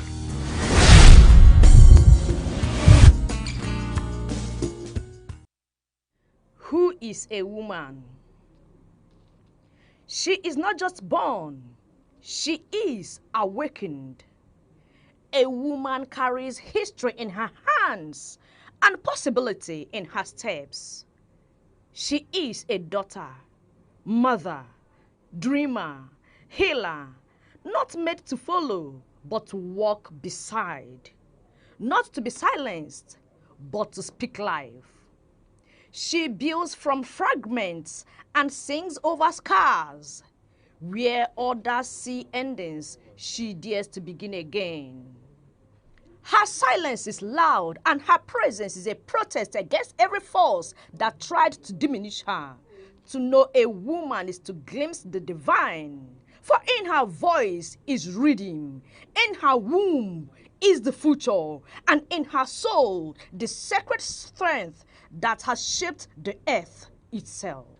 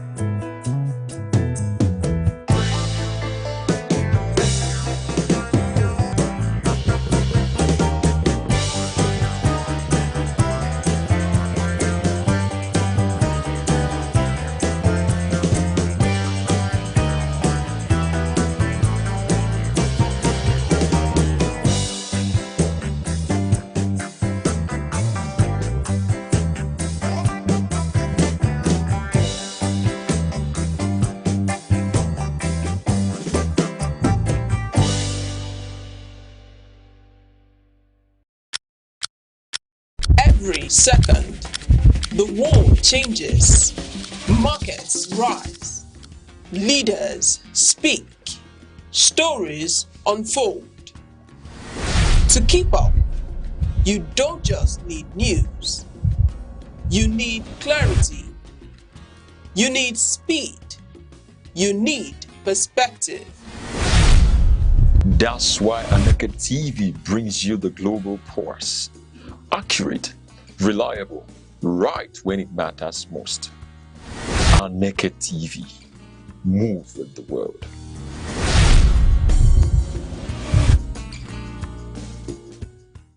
Prince Adewale Adebayo, the newly elected presidential candidate of the Social Democratic Party for the 2027 general elections, to come and give his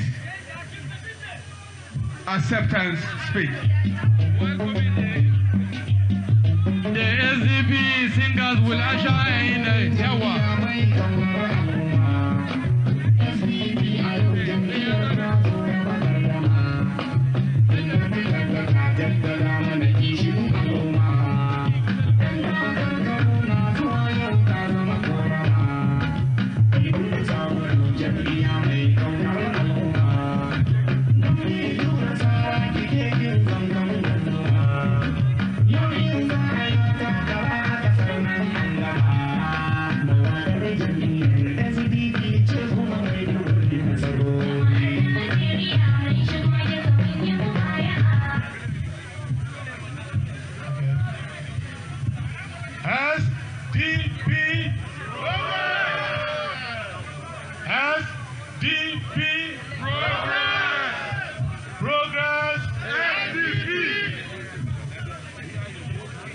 I thank the Almighty God for making today a reality for all Nigerians, for all the black people of the world, for the African continent, for the people who are members of the Social Democratic Party, and for all those who are in their villages wondering whether they will sleep well tonight. Those who, many years after graduation from universities, polytechnic colleges, are wondering, where is this job going to come? Many who are working very hard, but the economy of the government of the day makes them look lazy. Because when they go home, the children will ask the question, where is there no food? Why was I sent out of school with no school fees paid? Why is grandma sick and we cannot take her to the hospital? Why am I in China hiding from immigration just to earn a living when I have a country of my own? Why are the presidents of countries calling me criminals, outcasts, illegals, and threatening to deport me? And I have no answer when I have a country that is my own.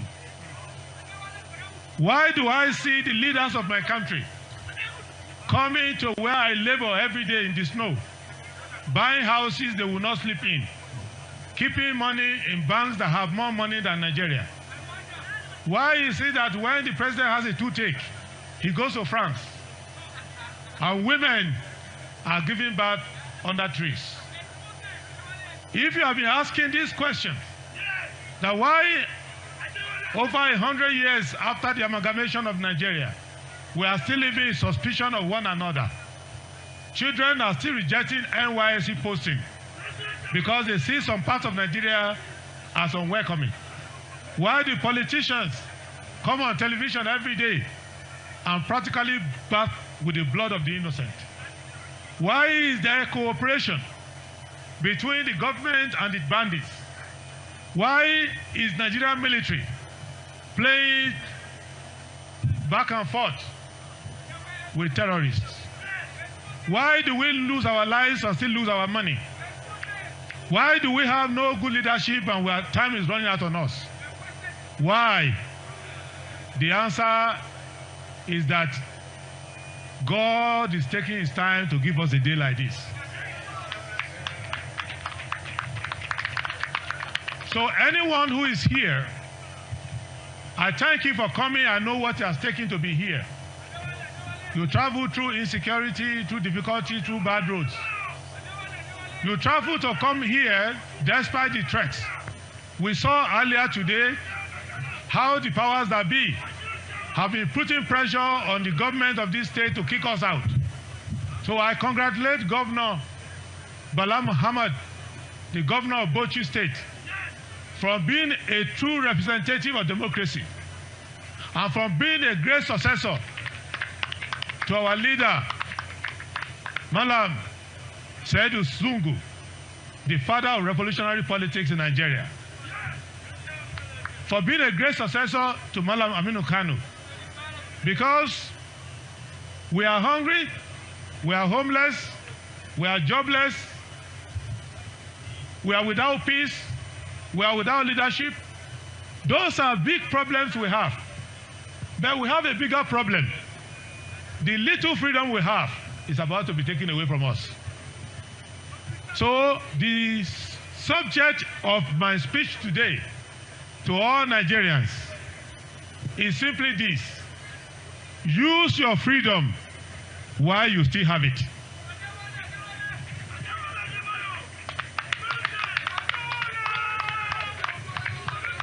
Use your freedom to give yourself multi-party democracy.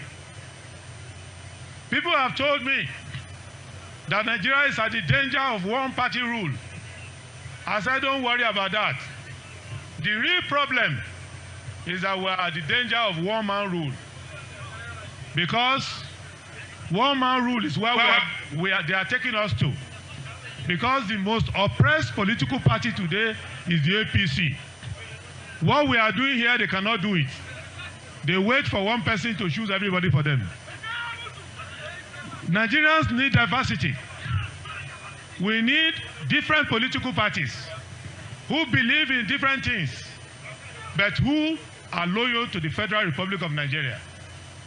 The Social Democratic Party, we are always victorious because the mere existence of the SDP, the mere ability to gather in Bauchi today to hold our convention, despite the terror of the government, despite the pressure put on INEC, the saddest man in Nigeria today, the most oppressed man in Nigeria today is Joash Amukwita, the chairman of INEC.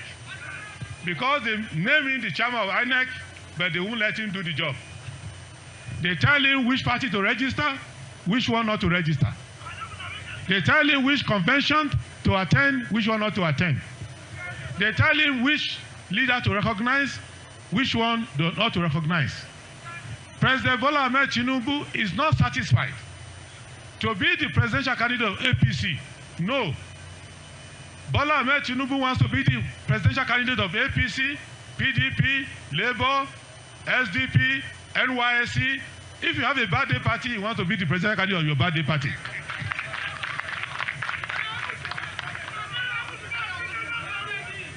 The greed for power has been defined. The greed for money has been detected. But the greed for the soul of the country, that one we cannot allow.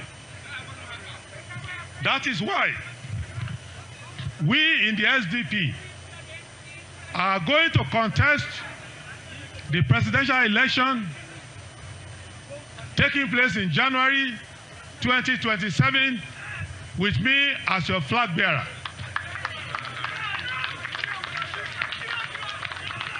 Inshallah, by God's grace, we will win for the people of Nigeria. We will contest 109 senatorial seats with God-fearing, patriotic Nigerians, and we will win and form majority in the Senate so that the Senate will not be a joking rubber stamp led by Fabio as it is today.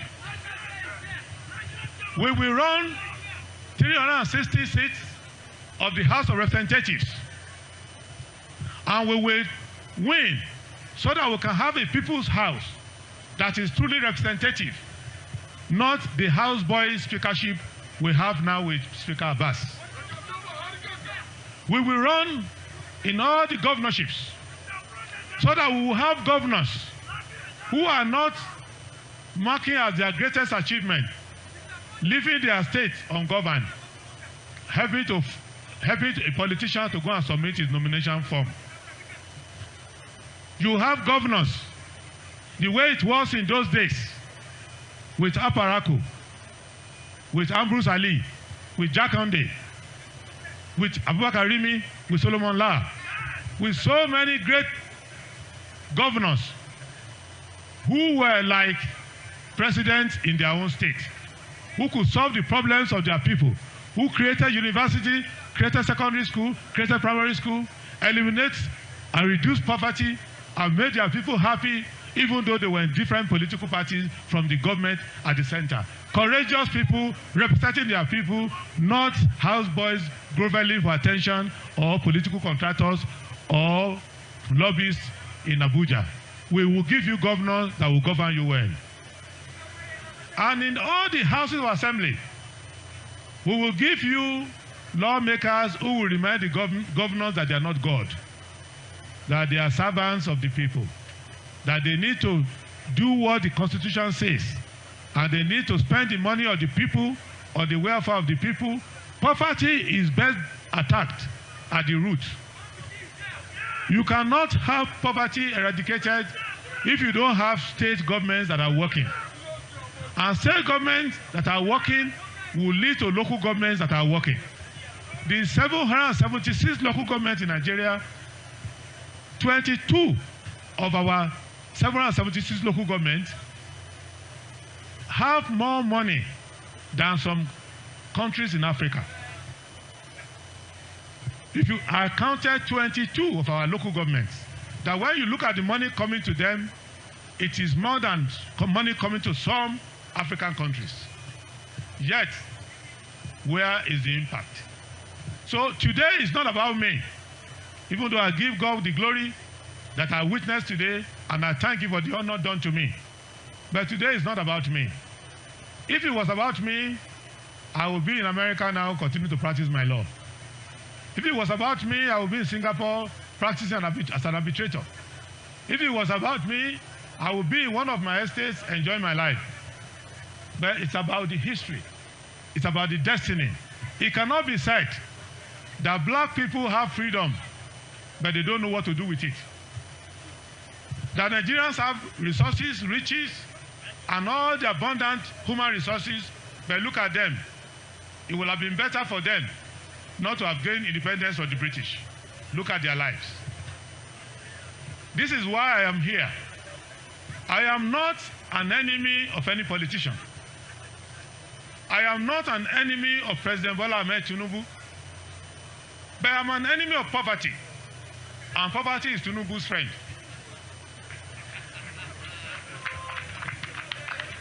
I'm an enemy of corruption, and corruption is his profession. I am an enemy of injustice. Injustice is his hobby. I'm an enemy of unaccountability, and Tinubu is a wannabe emperor. I am an enemy of autocracy, and no greater tyrant is around than Bola Ahmed Tinubu. That is the essence of our quarrel. That is why he wants to destroy the SDP and destroy what we are doing today. But what we are doing today, the courage comes from God. I want President Bola Ahmed Tinubu to know that Nigerians have shown him love. Even those of us who didn't want him to get there. When he got there, we did not give him any trouble. It was with tears in my eyes when I congratulated him when they said he won the election. I first prayed to God for forgiveness, but I congratulated him. And I told him go and win now, because you did not win to get there. But go and win now by doing good. And when he came, every idea that I knew, I went on television selling the ideas to him. Go and do this. Go and do that. Don't punish your people. Those of us who came to our convention in Abuja on June 8, 2022, at the International Conference Center, the money with which you came to the convention, you needed 15 times that amount to take transport now. Why? Because somebody who did not win election, was given the election, congratulated by everybody, came there and said, subsidy is gone. He had no minister, no advisor, chose nobody. He just went there, couldn't even stand well on his leg, but he said, subsidy is gone. At that moment, I knew Tinubu's chance of succeeding was gone. Today, he has not created any jobs, but trillions of subsidy savings have disappeared. He has borrowed more money than we have borrowed since independence. Yet, he cannot pay contractors, and he cannot account for the money. He had a very bad Minister of Finance who used to be right once in a month. Now he has brought one tax collector who knows nothing about economics. Every day, tax, tax, tax, tax. So, he's making it impossible for him to even execute the remainder of his term. And we need to pray to God Almighty for President Bola Ahmed Tinubu to have good health to finish his term May 29, 2027, and to choose a country of his choice and go and do his retirement there. Therefore, let us focus on the next challenge. I can tell you, by the grace of Almighty God, inshallah, by May 27, 2027, Tinubu is gone. But don't let us waste the subsidy of Tinubu being gone. The way Tinubu wasted the subsidy of petrol. Let us not waste our votes. It will be the greatest tragedy, and God forbid, that after Tinubu's terrible underperformance, misbehavior, malfeasance, corruption, that the next president will look like him. Let Tinubu not laugh at us and say, you have kicked me out now. See, the person who replaced me is even worse than me. So we need to be cautious. We need to come together. I appeal to the opposition elements in Nigeria. By opposition, I don't mean politicians. Anybody who opposes corruption, who opposes insecurity, who opposes cheating, who opposes division, tribalism, who opposes injustice, they are the real opposition. Forget about your differences about religion, ethnicity, gender, age, political party. Come together. Rally with the SDP. I thank the Labour Party for coming here, and I thank the Action Alliance for coming here. I've gotten messages from many leaders of political parties. My friend and brother, Hadim Muturaki, SAN, the chairman of SDP, or PDP, is coming, but he has not arrived here, but he has sent goodwill messages ahead. And many, many party leaders. We are uniting not against one man. We are uniting for one purpose. I look at the ages of those who are here, and I can tell you, you did not attend this convention for yourself. You attended this convention for your children. and for history and for leadership to come to Nigeria. And I will tell you a few things we will do in this country. There is a book that brought us together. It's called the Constitution of Nigeria. That book has a chapter called Chapter 2, Fundamental Objectives and Directive Principles of State Policy, from section 13 to section 23. Read that and use that to choose your government. It starts by saying that power belongs to the people of Nigeria, and it is from the people that power and government will derive. Do you agree? So, the power that will be given to the SDP and the Adebayo presidency will come from the people of Nigeria.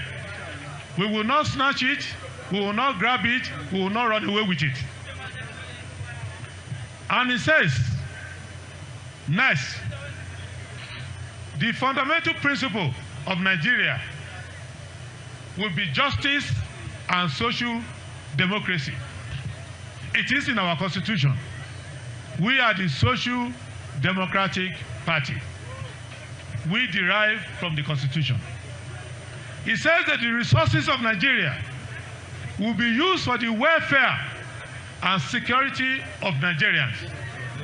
That is why we can never be a member, a supporter, a partner of the APC, because they don't believe in using the resources of Nigeria for the welfare or security of Nigeria. Of all the people who have had the privilege to govern Nigeria, there is none of them that President Bola Ahmed Tinubu copies anything good from. The only person that he wants to be like is a man from Great Britain called Petermbah. Petermbah was the man who formed the Royal Niger Company and said Nigeria is a market. I am buying Nigeria, and everybody in Nigeria belongs to me. They work for me. They cannot sell their goods without me. They cannot render any service without me. They cannot export without me. And Petermbah formed the Royal Niger Company. They were the people who removed Overawen from Benin, Overawen and Baisi in 1896. They were the one who removed Jaja Hopobo. They were the one deposing on our leaders to impose their will to buy Nigeria as a business. And Bola Ahmed Tinubu, he doesn't see himself as your president. He sees you as commodities to buy and sell. He's the #1 businessman using the government power to amass wealth for himself and his cronies. Nothing more, nothing less. That is why we need to institute a government of the people that will spend money on the welfare of the people. Every government we knew, Sir Ahmadu Bello, may Almighty Allah remember him with forgiveness. Dr. Nnamdi Azikiwe, may the peace of God meet him wherever he is. Chief Jeremiah Obafemi Awolowo, may God forgive his sins and remember him in paradise. Tafawa Abubakar Balewa, in whose eponymous stadium we are standing today. Dr. Michael Opara, everyone who has ever ruled Nigeria had their cardinal points. What is the Tinubu's cardinal point? Snatch, grab, and run away with it. That is the reason why we need to understand that politics is not comedy. Politics determines whether you sleep well at home. Politics determines that when you give birth to a child and you are doing the christening or naming ceremony of that child, you have the confidence that that child will go to school, will get married, graduate, have children, and take care of you. But without politics being right, people are in their villages now, as we gather here, being killed by terrorists and bandits who are partners of elements in government. People are having avoidable accidents on the road because of bad government arising from bad politics. So the mandate you have given me today will be used to articulate 500 programs, at the end of which, in the first 18 months of our administration, poverty in Nigeria will reduce to 2%. The mandate you are given to me today, we will campaign to all parts of Nigeria with a job and works and employment program that will reduce unemployment to 4% in 2 years. With the mandate you are given to me today, we will use 1/3 of the savings we make from not being a corrupt government to put road in every village, every hamlet, every street in Nigeria in 4 years. With the mandate you are given to us today, we will go to the Nigerian people to make education qualitative, free, and compulsory for every youth in Nigeria. And our education will start from elementary school, continue to primary school, continue to secondary school, continue to university, polytechnics, colleges, and continue until you get a job. Until you get a job, you have not graduated. Our JOBS program, combined with our education program, will take you from the cradle to the office where you are going to work. The mandate you are given to us today will give qualitative, free, and affordable health care to every Nigerian wherever you are. Your national identity number, NIN, will be your health insurance number as well. Every Nigerian, however healthy you are, will have 4 medical examinations every year. Every year, wherever you are in Nigeria, you have 4 free medical scanning, screening, to see that the devil has not put any disease in your body that can kill you suddenly. All the Nigerian companies that have been sold for pennies, stolen, cannibalized, asset stripped, we will reconstitute every company, every enterprise that we inherited from our leaders in the First and Second Republic. Aja Okuta will work. Oku Iboku paper mill will work. Alaja Steel will work. Sugar company, Bashita and elsewhere will work. Our refineries will work. Kaduna Textile will work. Gombe Textile will work. Every state will have textile, cement, carpentry, wood, everything, so that our people will not only have factories, they will have housing estate, they will have staff school, they will have staff club, they will have everything that will reconstitute our society back. With the mandate you have given us today, we will go around Nigeria to preach a mandate of territorial integrity. There is no square inch of Nigeria where a terrorist can sound. There is no part of Nigeria where a bandit can stop anybody from going anywhere. The bandits will go where Tinubu goes. The terrorists will follow Tinubu, their business partner, and go. Boko Haram, who has his headquarters in the villa, when the man in the villa goes, Boko Haram goes with him. We are going to have a strong army. The army I used to know. the army members of my family served in and lost their lives. The army of Nigeria, that something happened in Congo, they say call Nigeria. Something happened in Liberia, they say call Nigeria. Something happened in Sierra Leone, they say call Nigeria. Sudan, call Nigeria. Lebanon, call Nigeria. Rhodesia, call Nigeria. I, standing before you here, because of the exploit of Nigerian armed forces, I was appointed by the United Nations and ECOWAS as a commissioner to rebuild Liberia after the war, because they said somebody from Nigeria must be there, and I was appointed to go there. I, who was asked to go and reconstitute a society in Liberia, I'm struggling to travel around in my country. No. If Tinubu is not ashamed, we are ashamed on his behalf.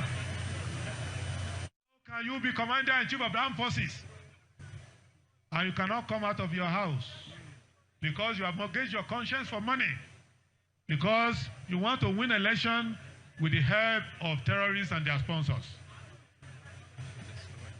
That is why the president of Nigeria will hear that his people have been killed in the dastardly way at Angwan Rukuba, and he will manage, after much persuasion, he will be so cowardly to stop at Jos Airport and be complaining that this place is too hot, there's no electricity, forgetting that he's the one in charge of electricity. He's the one who swallowed the electricity money.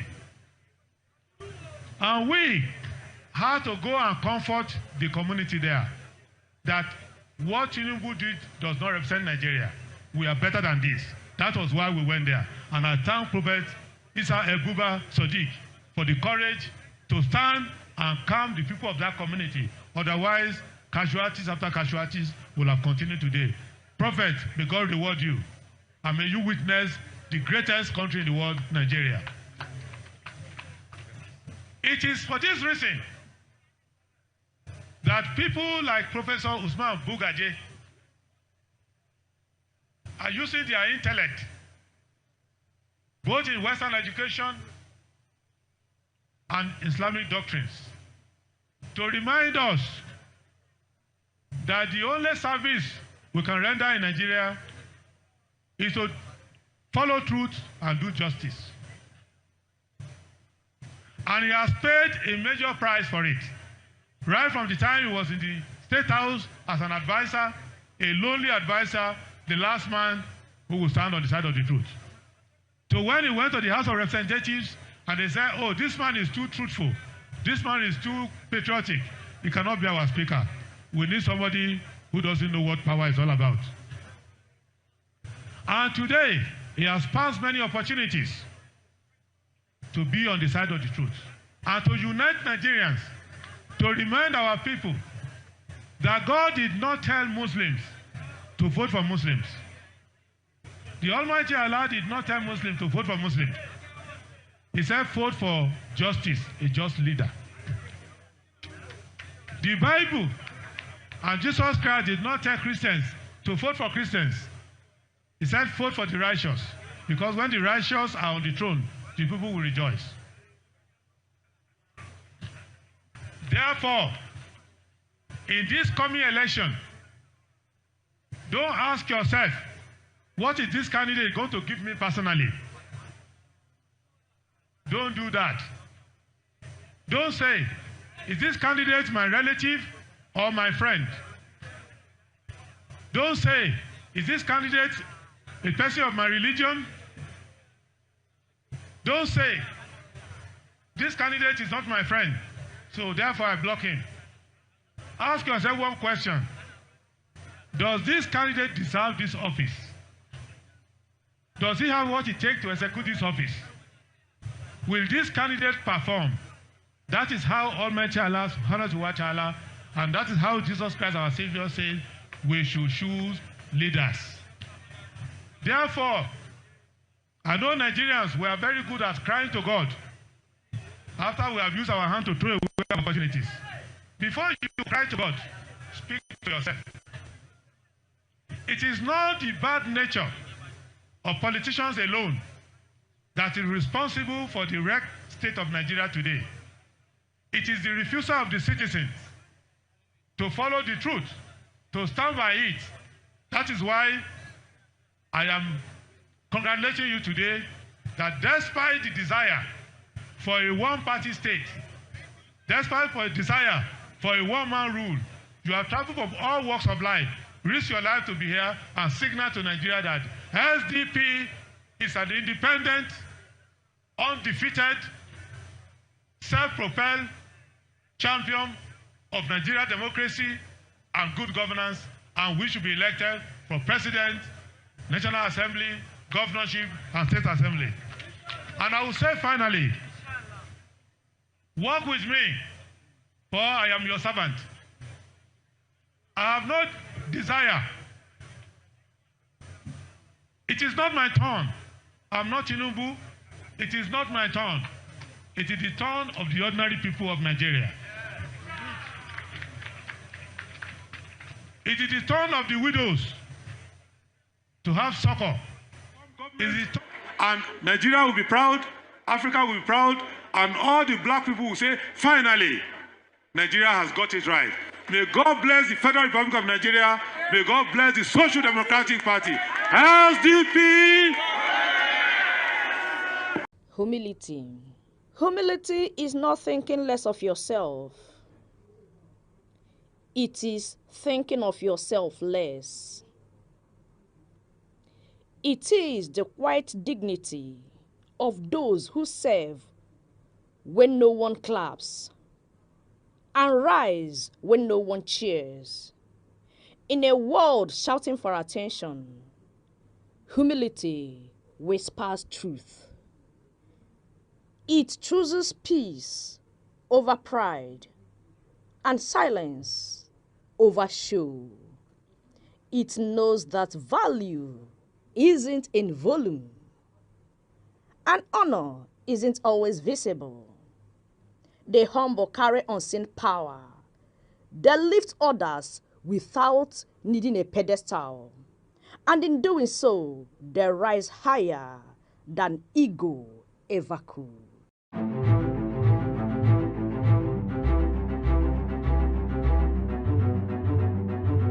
Morning headlines before you step out. Midday updates while you walk. Evening analysis when the day winds down. Wherever life takes you, Aneke TV keeps you informed, connected, and ahead. Aneke TV. Move with the world. Pleasant welcome to You and the Law, the program where we break down law, defend your rights, and bring real legal issues to light. I'm your host, Gift Obodo. And today, it leads me to the question to ask, is justice really blind, or does it look away when women suffer?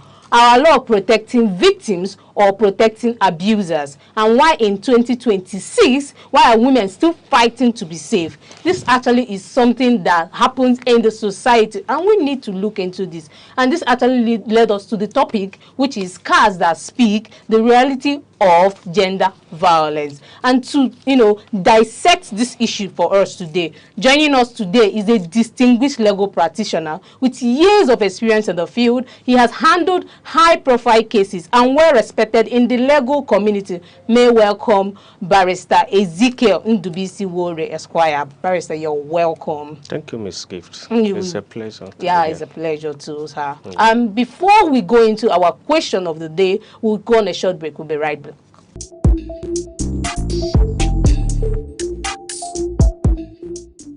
Law is the architecture of civilization, the silent force that orders society and defines justice. Yet, within its complexity, many remain uncertain of their rights, their obligations, and the protections the law affords. From the inviolability of human rights to the intricate doctrines governing property and civil relations. This is a platform where law is demystified, where principle meets practice and knowledge becomes empowerment. Because justice is not abstract, it is personal. You and the law on Aneke TV.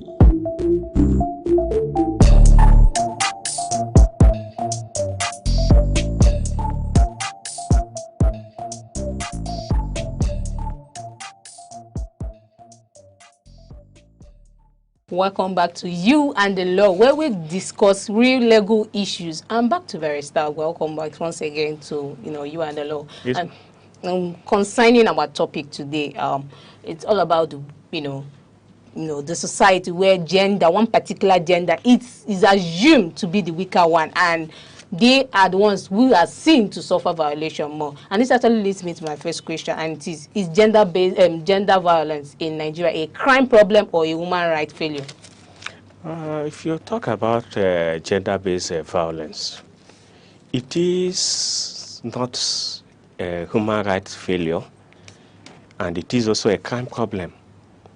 But the question is, both male and female suffer violence, but who speaks out most is the people that we see that suffer violence. Most time men suffer the same violence that women suffer, but they fail to speak out. But women, in most cases, speak out that they have suffered abuse. But then, I will always say, law as we know is an inanimate object. It does not have a life. It has no life on its own. So it is only a human being that can activate the law. So it is only for the victims to have the courage to speak out so that the law will take it full course. There are laws to take care of those violence. So when you say this violence is just both sides, in the society now, we see like, you cannot just come and walk into a particular situation and see a man crying. You need to flog the man who cries out to say, I am being raped, such as I'm being raped, I'm being abused. It sounds weird. So when we say weaker gender, we are trying to attribute it more to the women. So don't you think so? That is the problem. That is where the problem lies, because men are being seen as a strong gender. That even when they cry, if you see a man crying and they say that man is not a man, but a woman cries and they see that that is a woman, and that has been the problem. The problem, we have gone out of the era where women are seen as a weak vessel. We are no longer at the era where women are weak vessels. Women are becoming members of the armed forces, they are joining police, they are joining all sorts of other professions. I can give you the likes of a Ngozi Okonjo-Iweala. Is it not a woman? The likes of a Tiaba of Anambra State, they are women. In my state today, Ebonyi State, the deputy governor is a woman. So there is no limit as to what women can do today. But the problem is that there are persons that are still dwelling on that ideology, on that mentality that they are weaker vessels. And the ones that are still seeing themselves as a weak gender, they will fail to act. So it's as a result of, I will attribute it to ideology and level of exposure.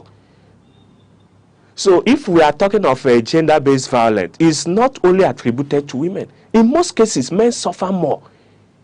In most families, as a legal practitioners, we have the privilege to hear stories from men. You see that what men suffer in most marriages is more than what women complain to the society every day. But they feel, as a man, if I go out to complain, how would the society see it? And they will swallow it. So men suffer more. Most of the things you think that ladies suffer. So, coming to this area you are going to, I'm feeling like someone is being biased, because bringing it down to the society today in African culture, like let's bring it down to African culture now. Yes. You see women are being the vulnerable ones, because physically a man is meant to be strong and seen as the energy build of the house. Now when the energy build of the house is seen crying, what happens to the weaker parts? And that's come again to what I said. We are dwelling on an existing ideology. We have a system already, and we think that that system cannot change. In logic, there is what we call fallacy of a tradition.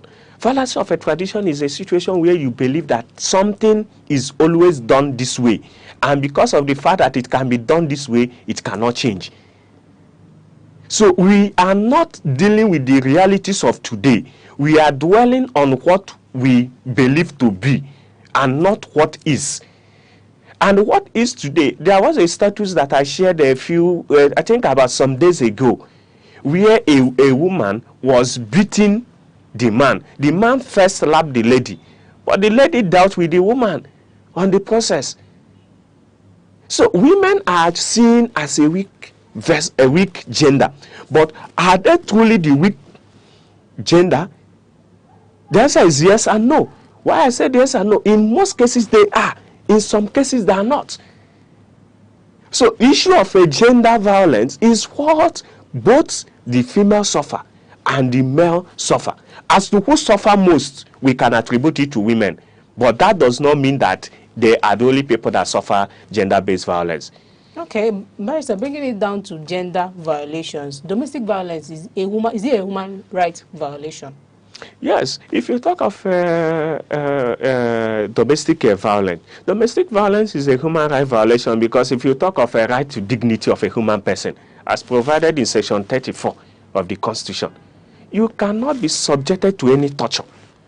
If somebody is subjected to torture, be it who, be it your father, be it your mother, be it your husband, or be it your brother, that is a human right abuse. That is a fundamental right. It's an abuse on that Section 34.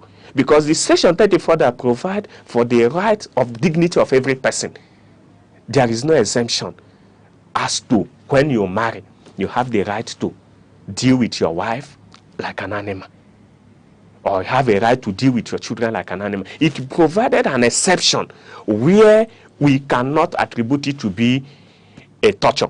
A situation where somebody enrolled to be a member of the armed force and you're receiving the training.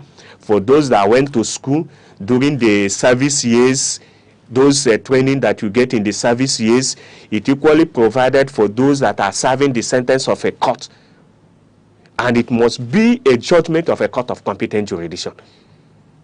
So these are the exceptions. So this issue of a husband beating their wife as a punch bag is never one of the exceptions. It's never ground upon which their rights can be infringed upon. So when you talk about violence, domestic violence, it is a constitutional issue as related to fundamental rights. So most marriages today, we see domestic violence soaring. And it leads me to ask, when a man, forcefully, penetrates his wife to get satisfaction, do you think it's a form of violence?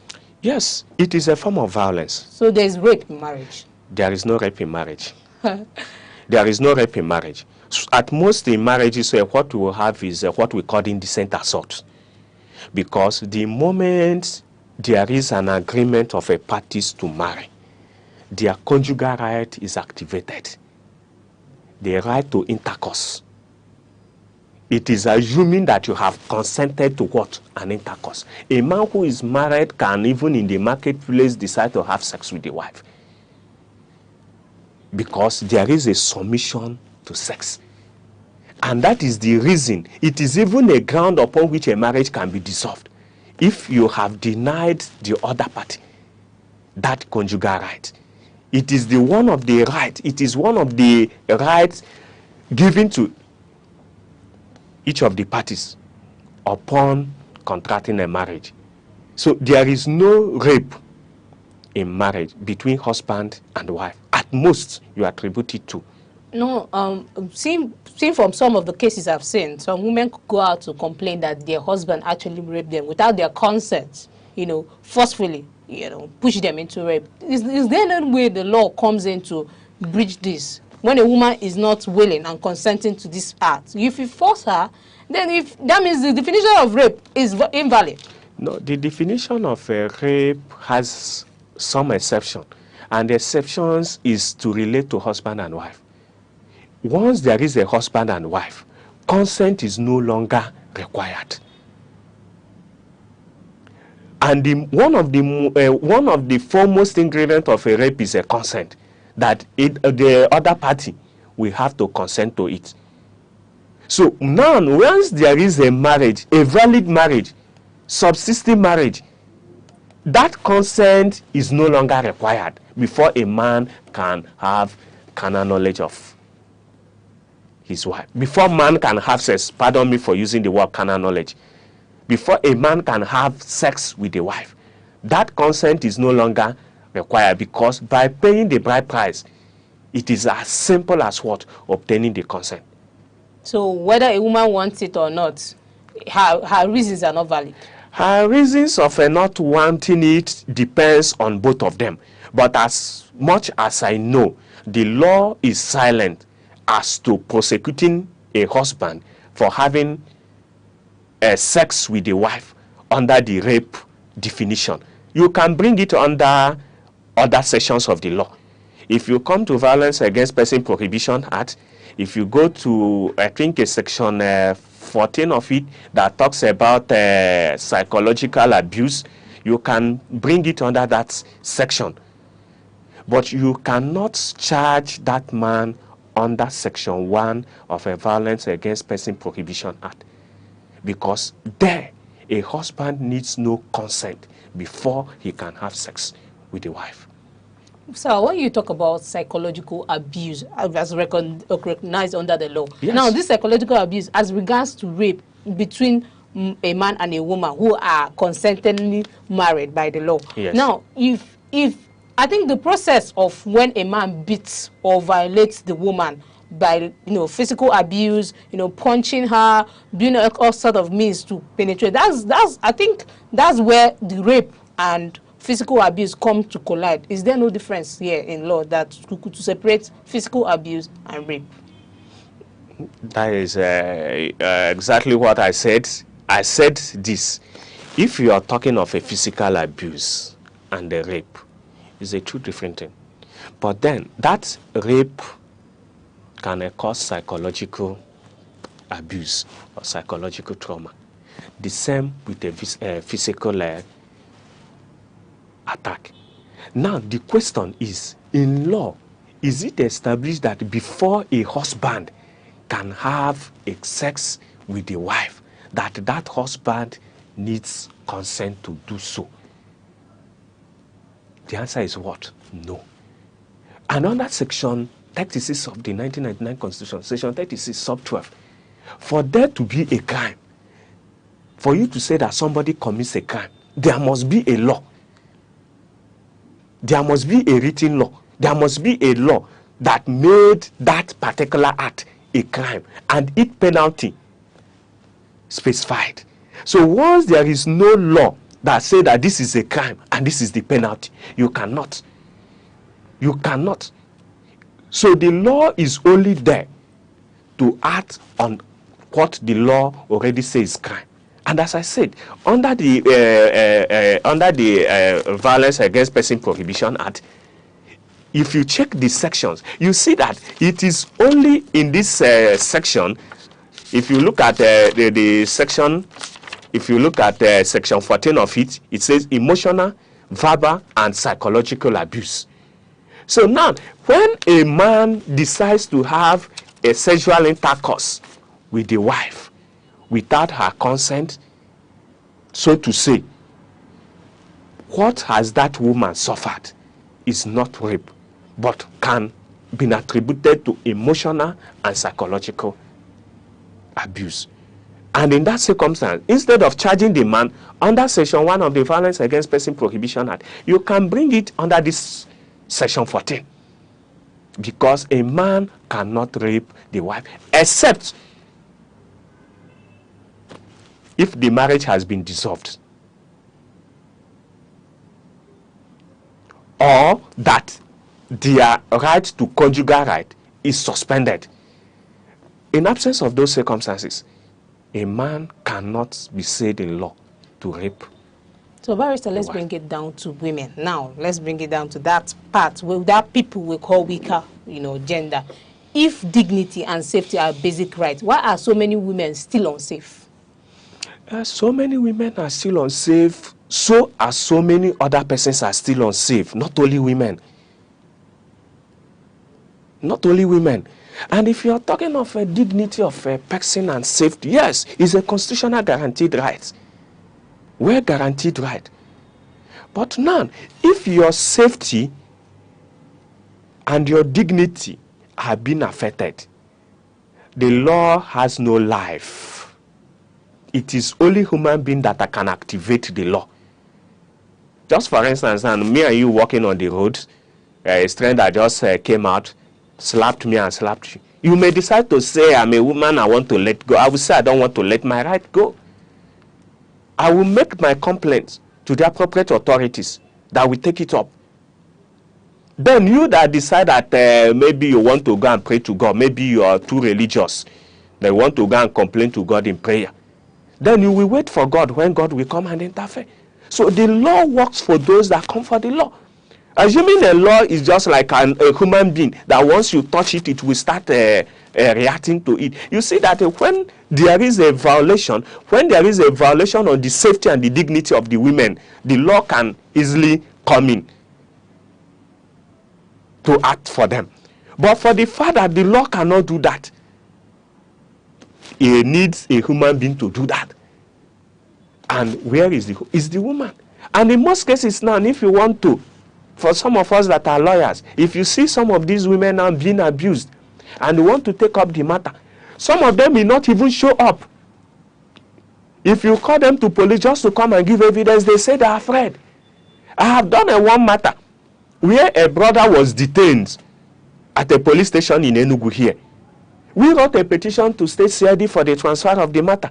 At a point, the sister, because it was the sister that was following up the matter, the sister was telling me, I'm afraid those people use the juju in the midnight. There is a time she will call me by 2 o'clock in the night. I will tell her, woman, forget about your fears and worries. Let's face the law.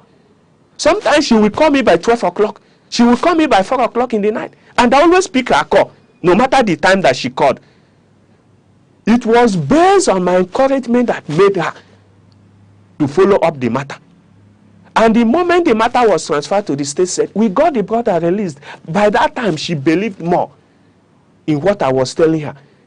But let's take, for instance, on the process the brother was in, if she backslide and failed to come up, would we achieve that? The answer is no. So you see that in most cases, the problem is not the law. The problem is about the individual.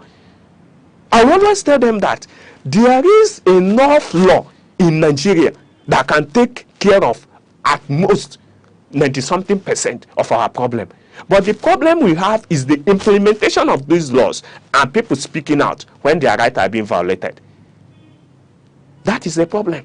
So where does Nigeria fall short in protecting women's rights in practice?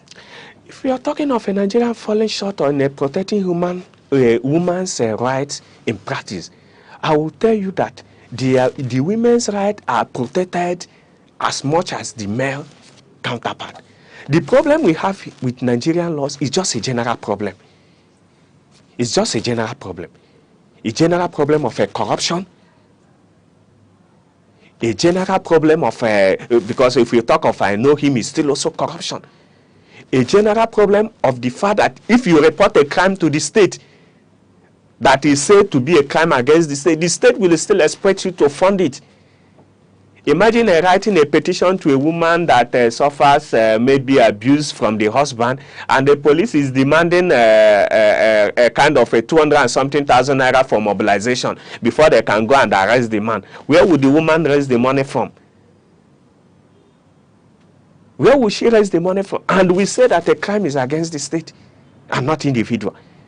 Assuming the woman can afford to raise such sum and give it to the police, after the arrest, they will expect her to bring money that they will use to file this and file that and go and visit the scene and all that.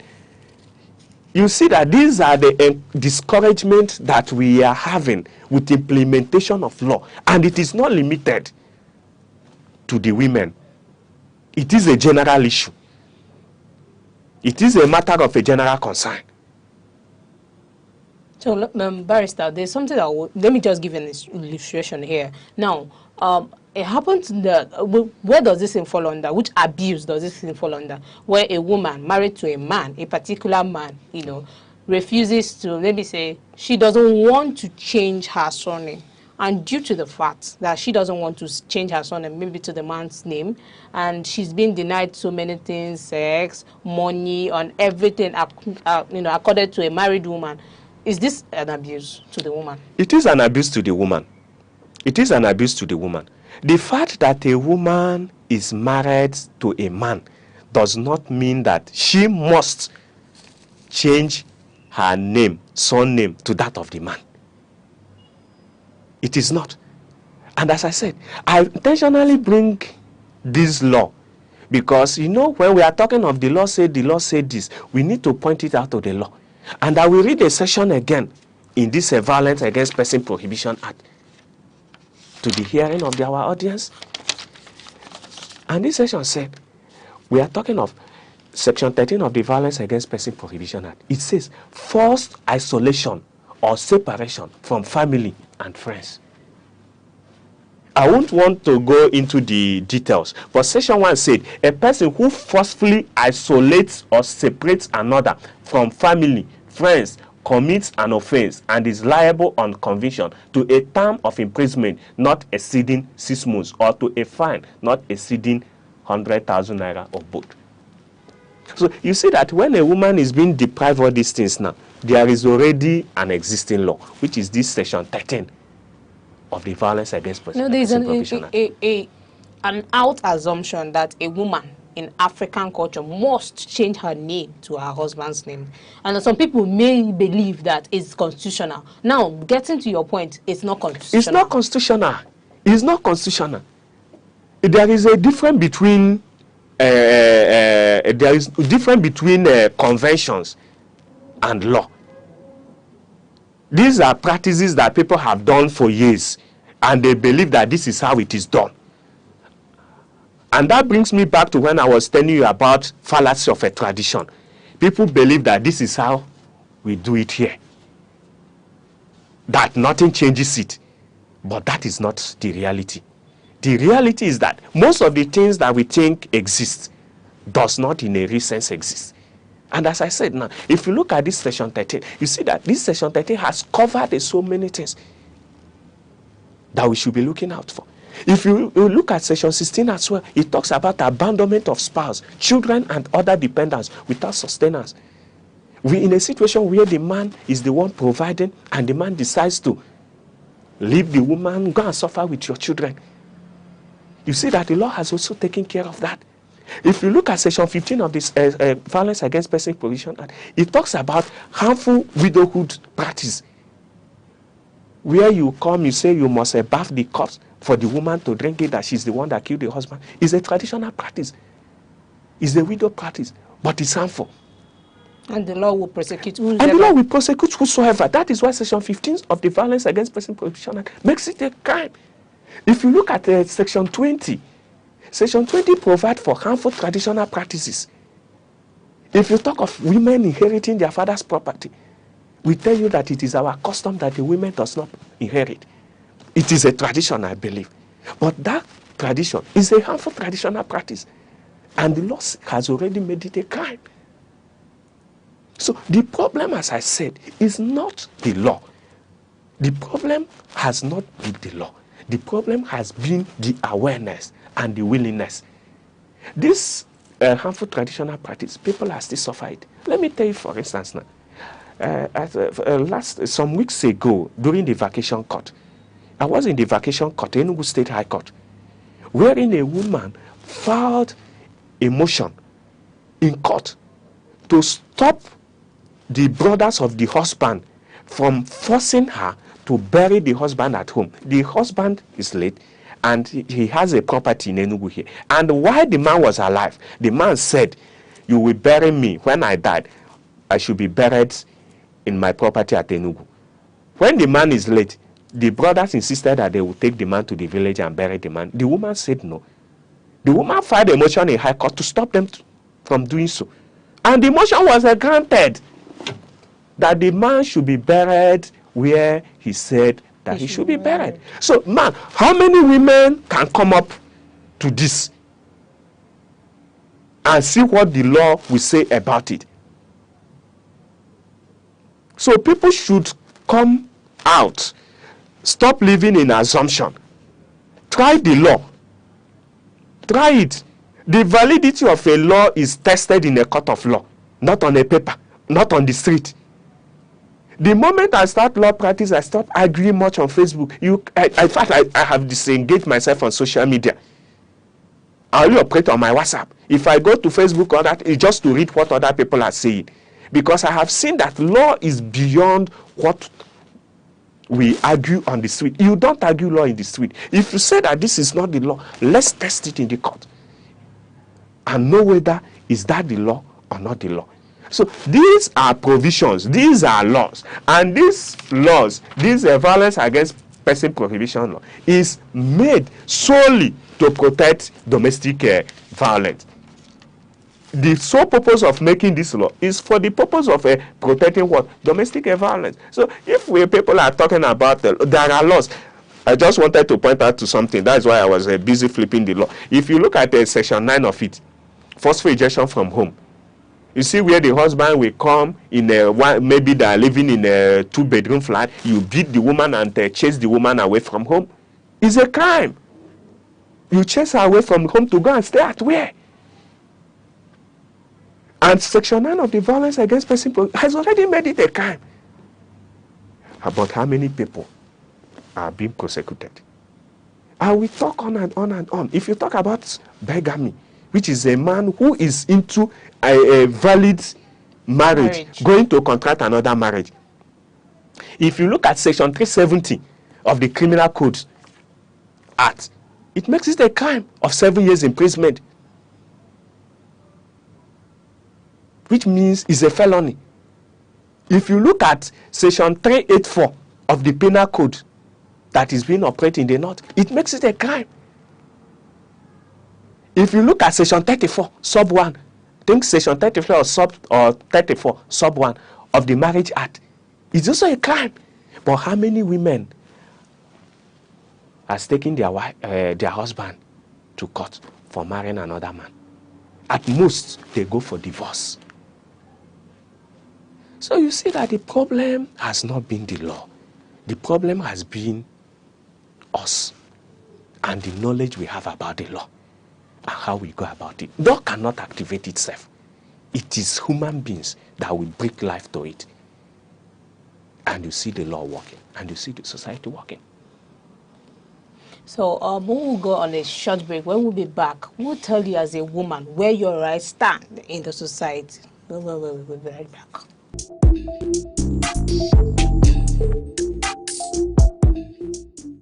Law is the architecture of civilization, the silent force that orders society and defines justice. Yet, within its complexity, many remain uncertain of their rights, their obligations, and the protections the law affords. From the inviolability of human rights to the intricate doctrines governing property and civil relations. This is a platform where law is demystified, where principle meets practice and knowledge becomes empowerment. Because justice is not abstract, it is personal. You and the law on Aneke TV.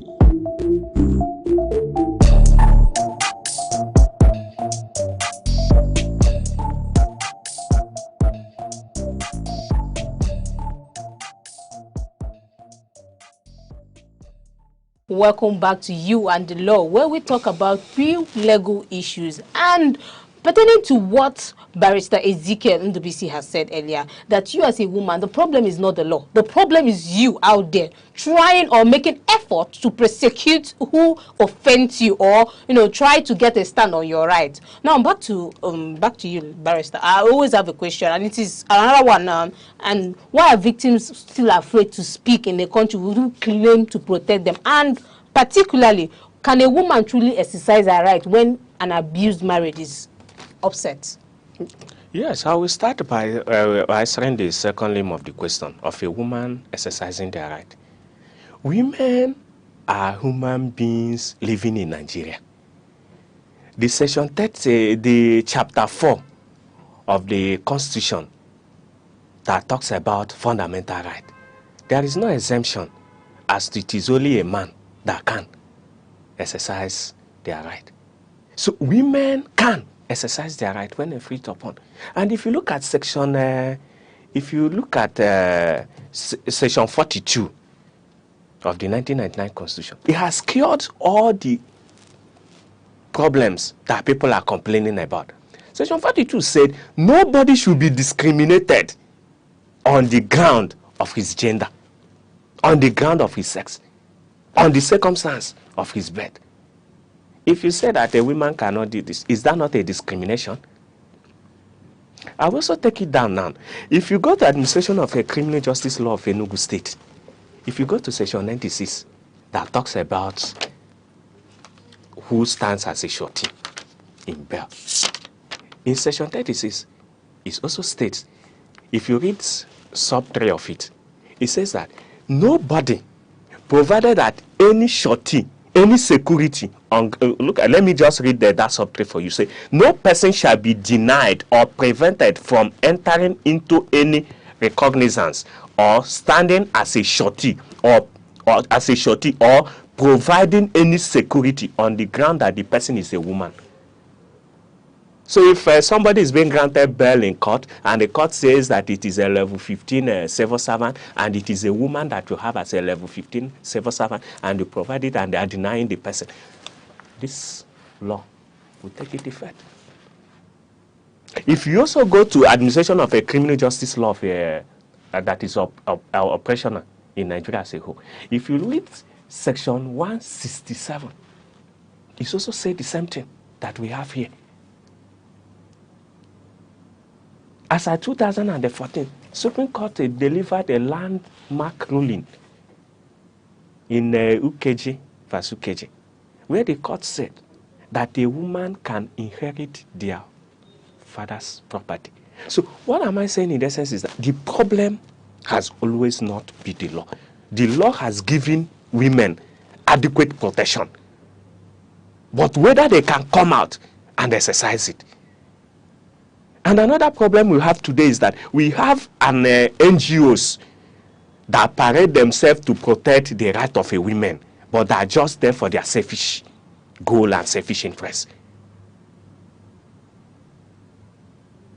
So women's right can, and once it is infringed upon, they have the right. So what are these institutions that are, are stipulated to protect women or gender in particular in Nigeria today? For instance, and what are their duties? For instance, now the office of the wife of governor of a state, even though it is a nebulous office, yes, it is an office that is seen not to be existing, but we have it. That is what they should focus more in doing, to be sure that the women's rights and child rights are being protected. If you talk of the Minister of Gender and Affairs, they're also supposed to. For Enugu State here, I have a very good relationship with the ministry. In fact, if I have anybody that complains, maybe a woman, I have a contact of people that we can reach there that can take up the matter. So these are the and some other NGOs. For instance, for law, we have a female lawyers association, FIDA and all that. So these are the core responsibility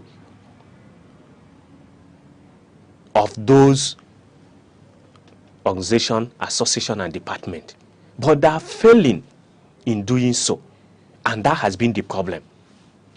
So we have an institutional failure in Nigeria as well, and that is what that is affecting the women's rights. And not only the women, as I said earlier, it's a general issue. It's a compound issue. where does this male problem come into the picture?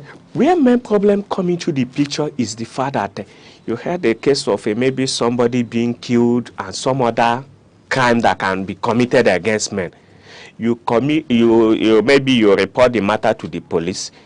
The way the police investigated the matter, it will not be properly investigated. Maybe when the matter finally go to court, they may decide to rob you. A lot of things that played out in the legal system. So if you are really into the legal practice, you see that the problem is just a kind of an institutional problem. But sometimes when it is suffered by a woman, we take it that it is simply because that person is a woman. But it is not so. Men suffer same. So we are calling on those institutions to do more work. Association of Female Lawyers Association of Nigeria, African, let them do more on the right of a woman. Barrister, do you think social media is helping justice, or is it turning pain into trends? I will say partly causing pain and partly solving the problem. But there are more to social media, because social media is just a kind of creating an awareness. For instance, if there is somebody that suffers an abuse, without the help of a social media, nobody will get to hear about it. So social media now will bring it up for people to know that this person has suffered abuse. But now it has to leave the media and go to where that justice will be obtained, and that is the court of law. So I've seen some situation where a woman is being abused. Someone is seen recording and posting online.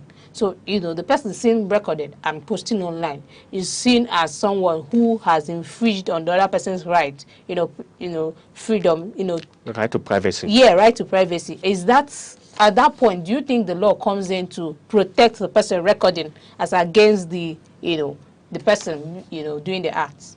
The thing is this. You have a right to report a crime. Now, it is not everything that you see you post. Just for instance, maybe I'm having a conversation with you, private chat. You decide to bring it online.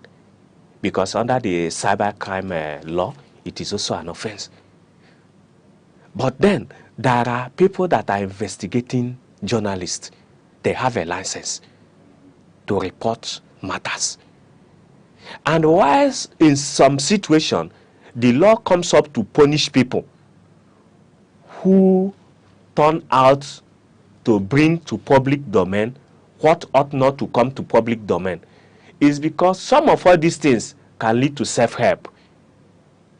For instance, now, if somebody is posting of somebody being violated, and maybe the person is you, and another person is viewing it and it is your brother, and the person is close by, imagine what will happen at the scene. He may not think of maybe going to police or any other thing. The person can be lynched at the spot. So that is why sometimes when the law comes up to say that you ought not to do this and you are being punished, the law is not actually doing it because the person wants to, or the law wants to punish you, but it is doing it for the public safety. And remember, in the Constitution, we have a freedom to talk, freedom to speech, freedom to this and that. But there are exceptions.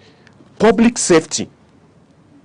If you look at Section 45 of the 1999 Constitution, public safety is a ground that can limit our rights to freedom to this and freedom to that. So you have a freedom to advertise, you have a freedom to post, but what is the safety measure? And that is where the law comes into punish. In such a situation where there is a violence and someone needs an evidence to prove that, maybe because the person being violated doesn't have the time or laxity of time to, video out something as an evidence. So the person videoing at that point is seen as a perpetrator. No, the person videoing is not a perpetrator. But the person videoing, is not about the act. It's about what follows the act. If you video it for the purpose of evidence, assuming this person wants to deny that I did something like this, The law will understand you. But in a situation where you're videoing it in order to maybe to trend, just like what you talk about the social media and the crime, there are persons that are posting something on social media not because they want to create awareness, but because they want to trend. And most of the things that they post sometimes are false. But they are looking at what will I put that people will pick interest in reading and will have much view, much likes. At that circumstance, are these persons doing it for the good of the society or good of the person? The answer is no. They are doing it for their own selfish interest. Coming down to what I told you about all these organizations, if they see high-profile cases, they will jump into it and tell you that they are doing the work, because those ones, the media will carry them up and down, that they are doing the work. But if they see cases that are not high-profile cases, would they do the same thing? The answer is no. And who are the people that suffered? The people that suffered are the downtrodden, are the people that cannot afford it. But we pay attention to those that can afford it. We pay attention to those that can afford it. And that is not the essence of the law. So, Barrister, there's this particular problem which is prevalent in the society, and it is rape.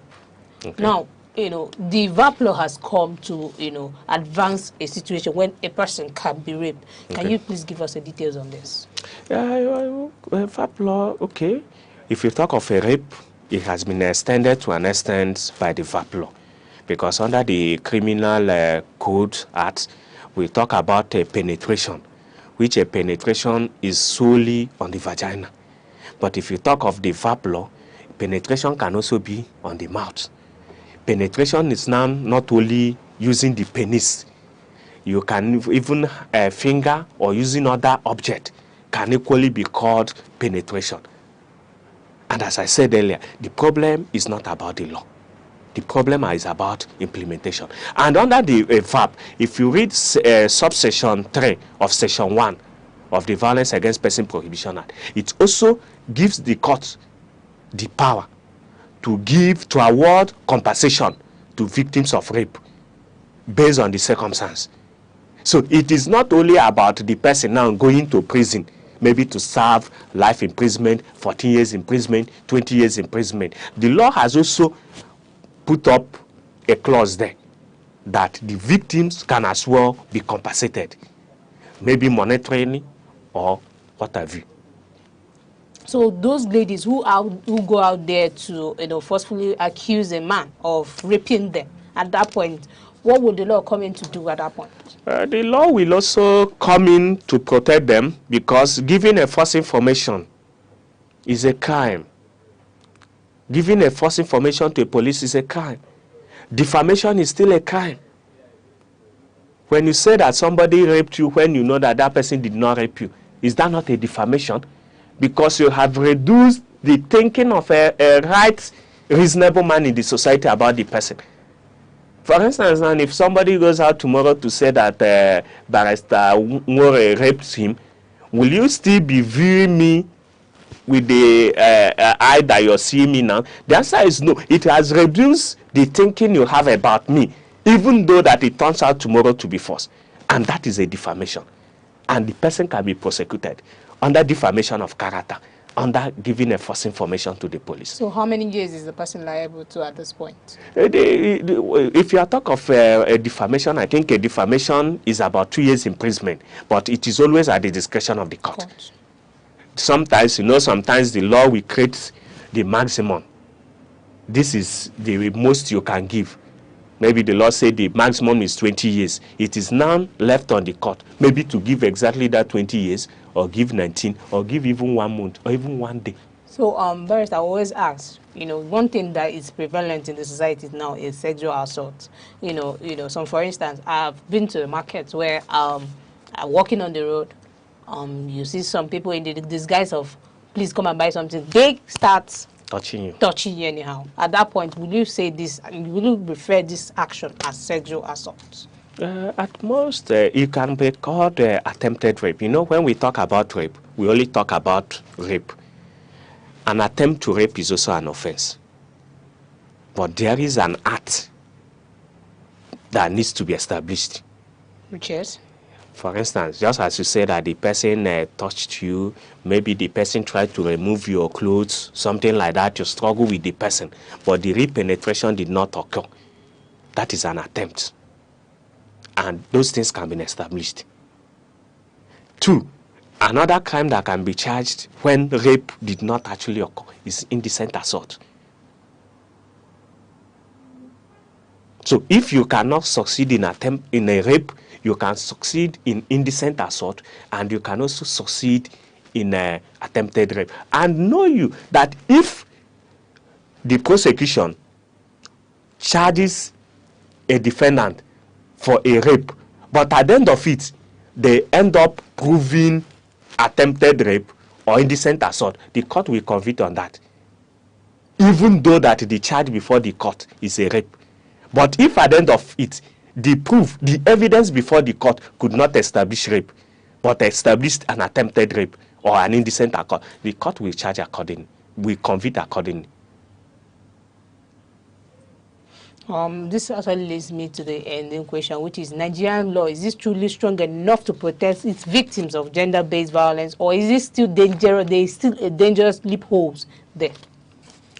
Law cannot be complete because the society keep on evolving, and that is the reason the law keep on changing to adopt. That is why you have so many amendments in order to adapt to come to the reality, so that the law will be on the reality of the society. And as I always say, there is enough law in place in Nigeria. If we can implement the laws we have in Nigeria today, 90-something% of the crime issues will be eliminated. The problem has not been the law. The problem is the people. Thank you, Barrister. That is what we have for you on this conversation today. Thanks to our guests out there inside, and that we'll have for you on today on You and the Law. And I am your host, Gift Obodo, reminding you that justice starts with your awareness. And thank you, Barrister NWC, for joining us today on on the show. And thank you for joining us on Aneke TV. We'll do this next time. Thank you.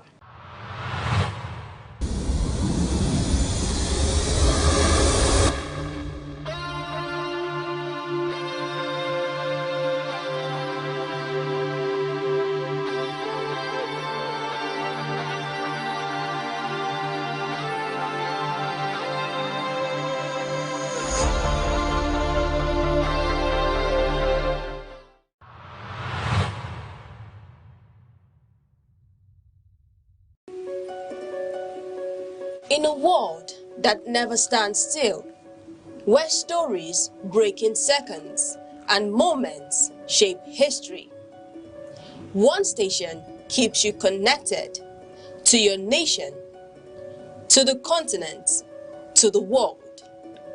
From breaking news to powerful stories, from business and politics to culture, lifestyle and entertainment, we inform, we inspire, we keep you ahead. This is more than television.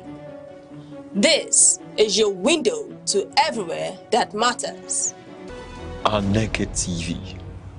Move with the world. Nigeria, a land of striking contrasts, where nature unfolds into dominant ecological identities. The lush southern forests and the vast northern savanna belts, stretching from the humid Atlantic coast to the dry fringes of the Sahara. Nigeria's vegetation is shaped by climate, rainfall and human activity.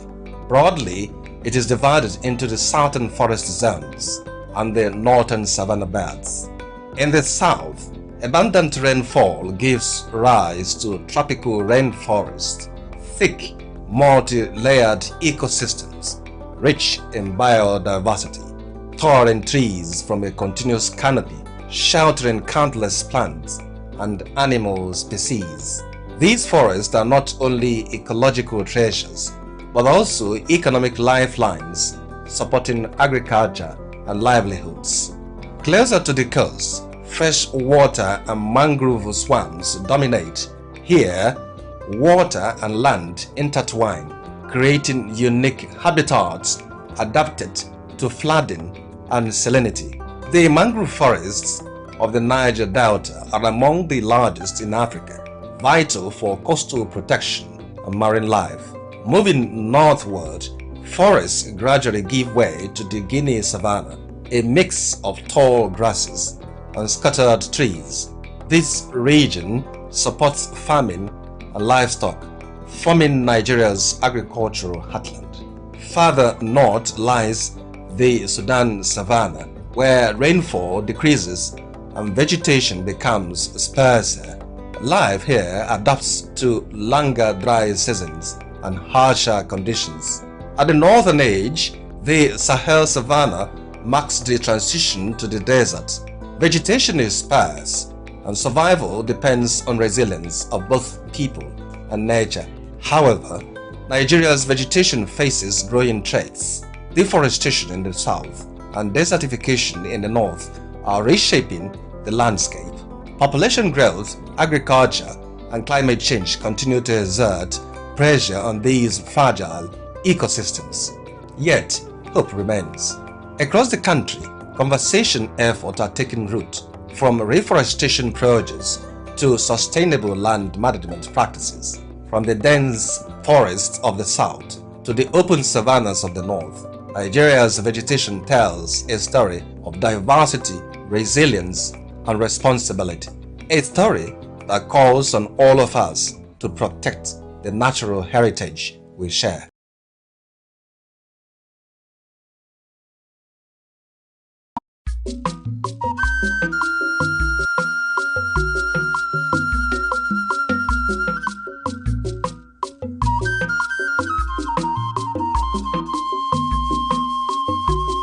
Aneke television. How agribo di egwu nkwazo na ahia mgboju ogwugwu kakwu ogwugwu ema. How mbo wa bia na ihe ebube eme. Mgbagbu wa gbatawa na ihe ebube emewa. Aneke television na-emela ogbe ya emela amadi ihe. Ị na-agba nkwụ, ị na-eme nkepụta nwa, ị na-akwa ozu, ị na-agba akwụkwọ. Bịawa na Aneke television, bịa ka ezuoru ozi ọma. Bịawa na Aneke television yidume. How na-emela ogbe ya emela amadi ihe. Ụmụ Igbo bịawo na nke a bụ nke anyị. Ị mara ebe oge ọrụ etiwo mọnwụ ntakịtụkwa mọnwụ si nne. Ya mere ha ji wee weta Aneke television. Ọ bụ onye gbagburu agụ nna. Ọ dị na soshal midia. Ọ dị na mgbagbu. Ọ dị n'Enugu steeti.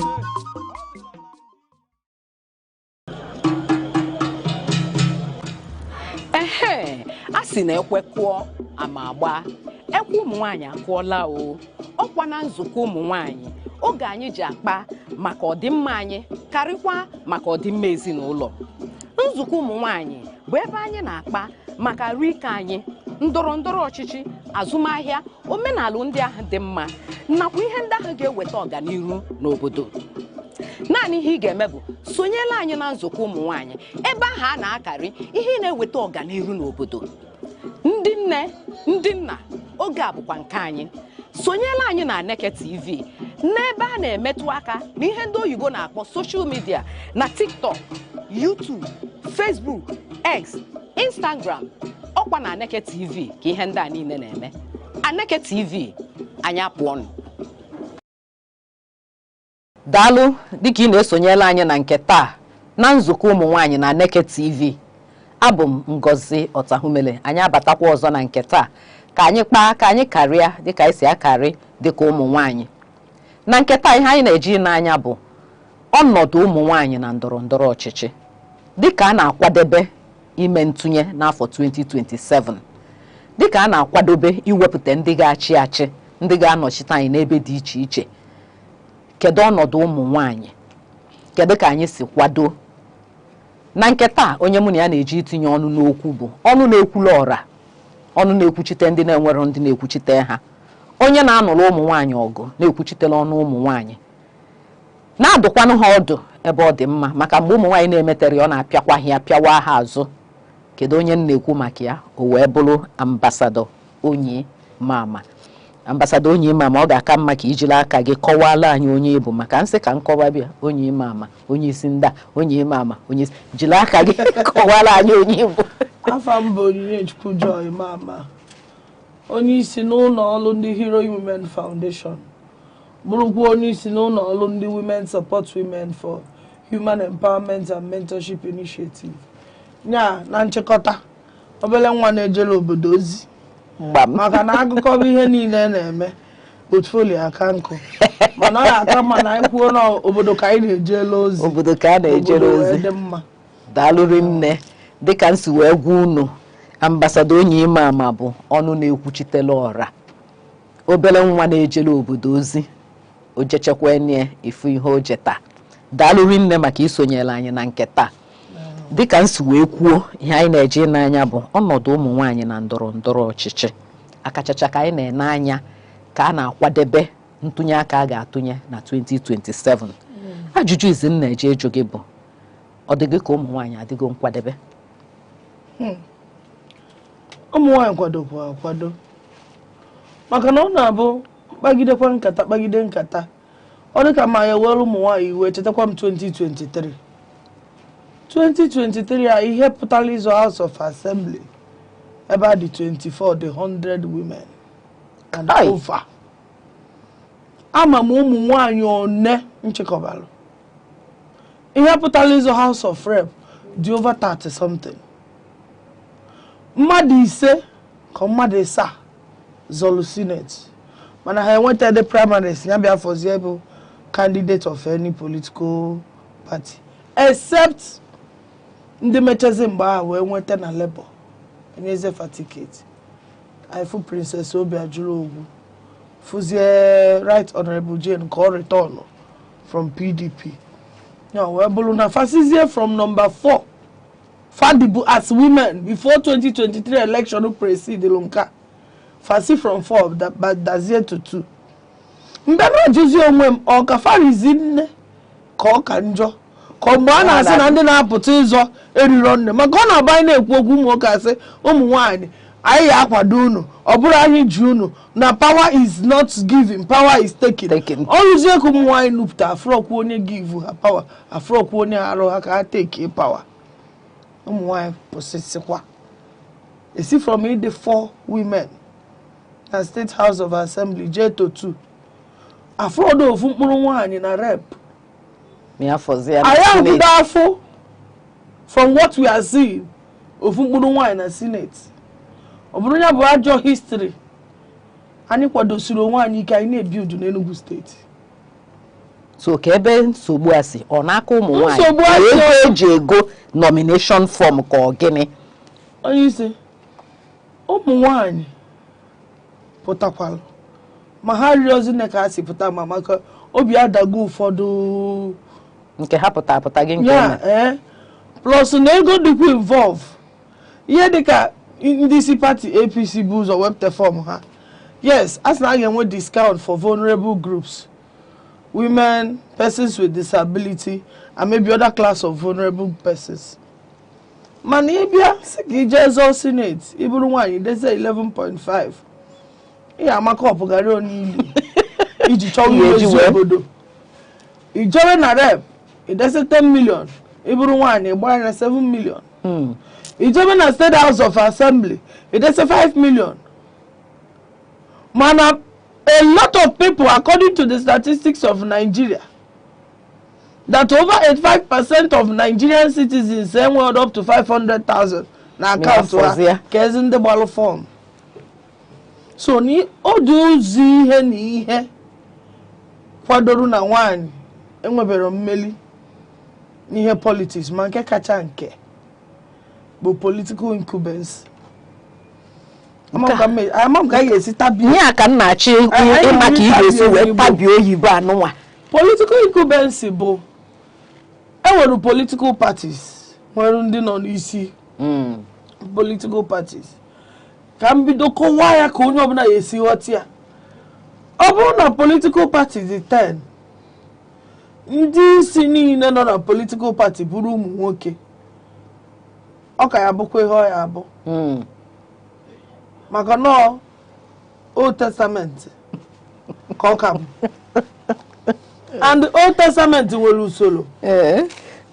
Usolo abu na ka esi meta ka esi meku echi. Ka ga esi meku nwanne echi. Ka esi megide ku owede tupu onye nso Messiah abia. Mana na politics e kwero na Messiah abia lili. Maka Messiah abia oburu New Testament. Ebido ba yisi political party oneke enwelu. Oneke ụmụnwaanyị bụ ndị isi. Ọ dị easy na nwaanyị bụ chairman of a political party. Ichebata ụmụnwaanyị ama mfiazi arị maka isi adọkọ nwaanyị. Anyị dị ka isi abụsị. Nya abụsị nke black a. Ọ na-emuvu ha na pam. Ọ bụrụ ndị na-akọ asịrị, ọ bụrụ ndị na-eyikọ akwa, ọ bụrụ ndị na-akpakọ ofu isi, nwaanyị ada eje alone. Ka ọ na-eje ka ọ na-adọkọ ụmụnwaanyị bịa. Ọ mgbe eluzi amarị ncha gbakọta ịbịa mee. Ndị ghọtara assignment na ndị agha achụpụ. But a woman had a jail alone. Ambassador Onyi, dịka nkọwa ya si wee dị. A na-ene anya ọ dịka na ụmụ nwaanyị enwere olileanya. Mana asị anyị na ụmụ nwaanyị na a ga-enye ha ohere. Mgbe na-asị otu a na-enyere anyị ohere, ọ dịghị ka ndozite obodo anyị ọ dị nso. Maka onye nekwa anya otu ụmụ nwaanyị si achịkọta ezinụlọ, ifu na enye ụmụ nwaanyị ohere na ọ dịkwa ka ha ga-edozite obodo a. Ọ dịghị ka idozite obodo ọ dịgo nso. Ị mara na m ekwu eziokwu ya bụ nkwuche etinye afa m na ya. Ndozi obodo a dịrọ nso. Ebe onye na-aya ọya ji enweta ọgwụgwọ ọya bụ n'izizi na ọya ekweta na ya nidiri ọgwụgwọ. Nke Igbo ọ bụrụ na ọya ekweta enyi ọgwụ jiri aka ya ṅụọ ọgwụ. Anyị bụ ndị bi na Nigeria na ndị na-achị anyị, ha ekwetego na ha dị emetie. Ọ bụrụ na ha ekweta na ha dị emetie, ihe ekwetelili na arụ adịrọ gị tupu dọkịta agba gị ọgwụ ma ọ bụ nye gị ọgwụ. Ọ bụrụ na ị bịakwute m asa onye isi, si m onye ime ama, ka isi eme ihe adịrọ mma nke ọwarụ gị ihe otu njem ya jide mma. Instead of ịdụ azụ si, kedu ihe onye nchegide bịakwute m sị na ihe adịrọ mma bụ ya bụ asị ndị isi anyị ga-asịgidere onwe anyị tupu ụwa agwụ. Anyị nwere nsogbu nke jidere obodo na-ata obodo ka a na-ata chinchin.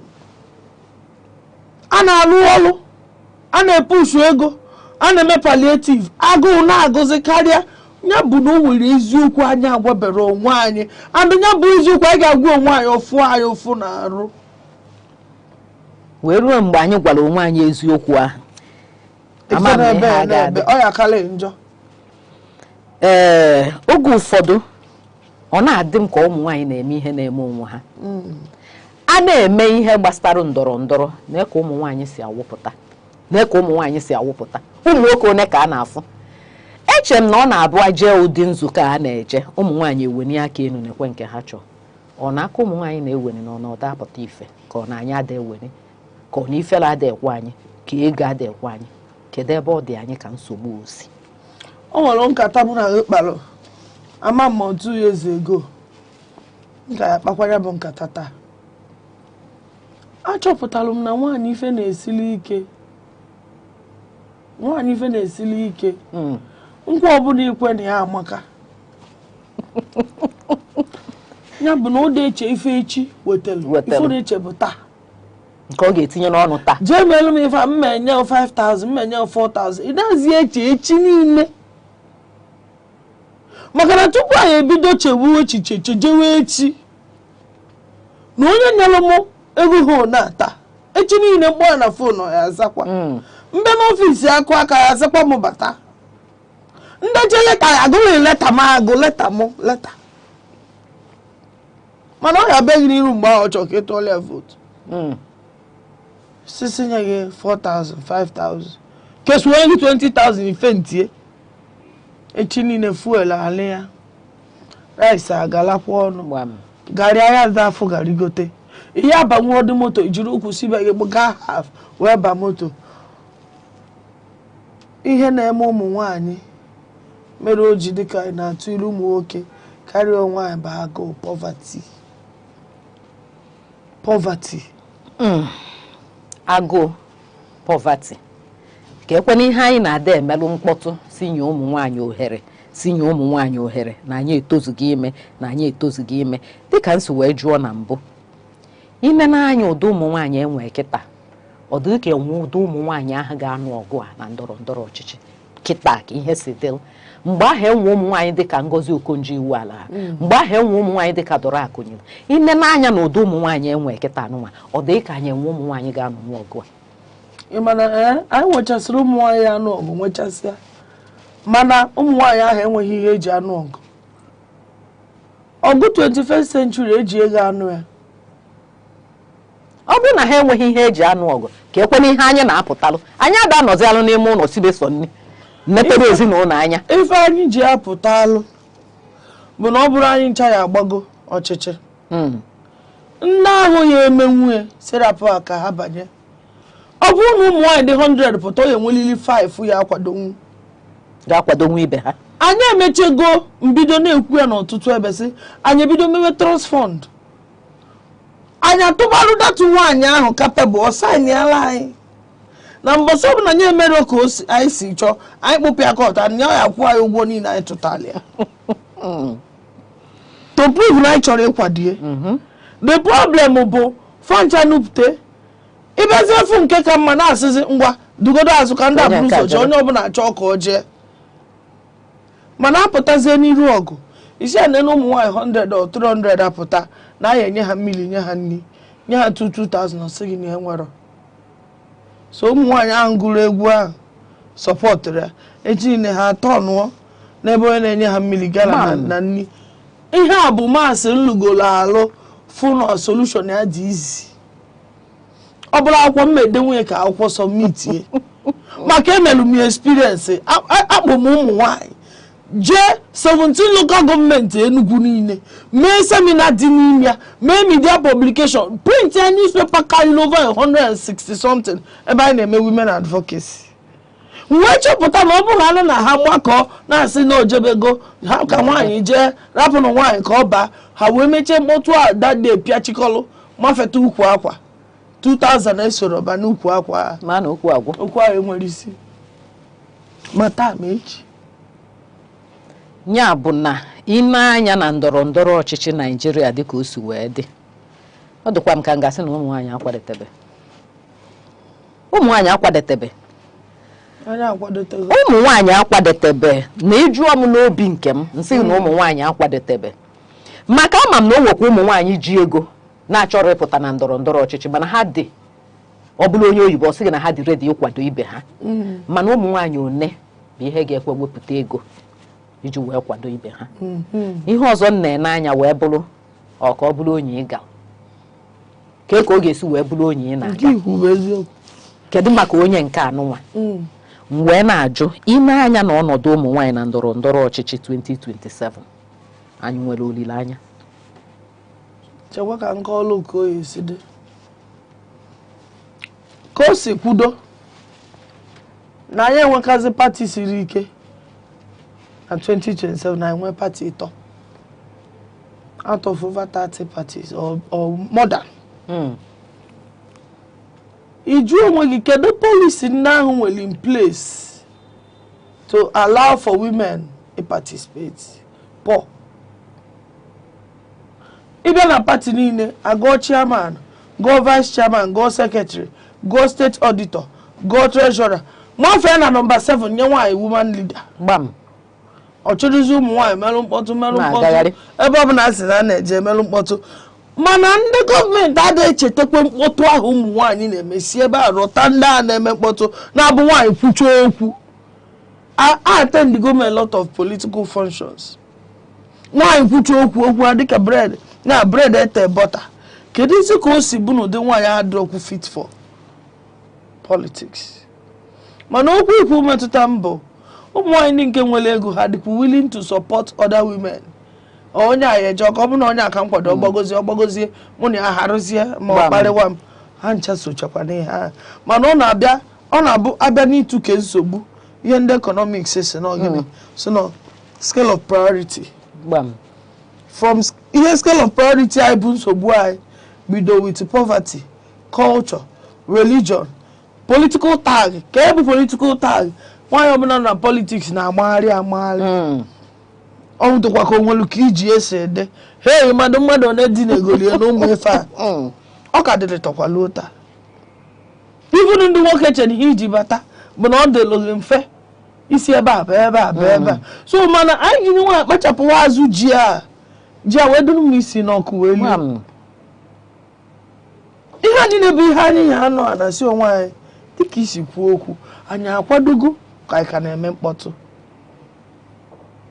gọọmenti anyị kwanụ nwekwenu the will inye tiketi as per party ka ekwenu mbọsị oge etozuru unu isi na nwoke ise nwaanyị ise nwoke na-abụ ofu nwaanyị nwoke 10 nwaanyị 10 hey House of Assembly dị 24 nwaanyị 12 nwoke 12 ome anadawa ga-agbawa mmadụ adaba n'ime ana ma ọ bụ asị na onye nke a na-achị ama akwazi ọchịchị ọ gịnị dị na-eme mba ha enyere ha ebe ọ bụ na ọ dị 24 emenie 12 na 12 ma enye ha nwa were 20 nye ụmụ nwaanyị 4 opempe ngwa nyere ụmụ nwaanyị affirmative action 6 nyere ụmụ nwaanyị 6 or 7 ka okwu okwukwu ọ bụrụzi nke apụta ọ bụrụ mkpụrụ ụmụ nwaanyị na-abụ ebezi ka a ga-esi wee kwuo okwu ụmụ nwaanyị kwutere ha ihe maka onye yi akpụ ụkwụ ma ebe ọ na-afụ ya ụfụ well anyị ka na-atụ anya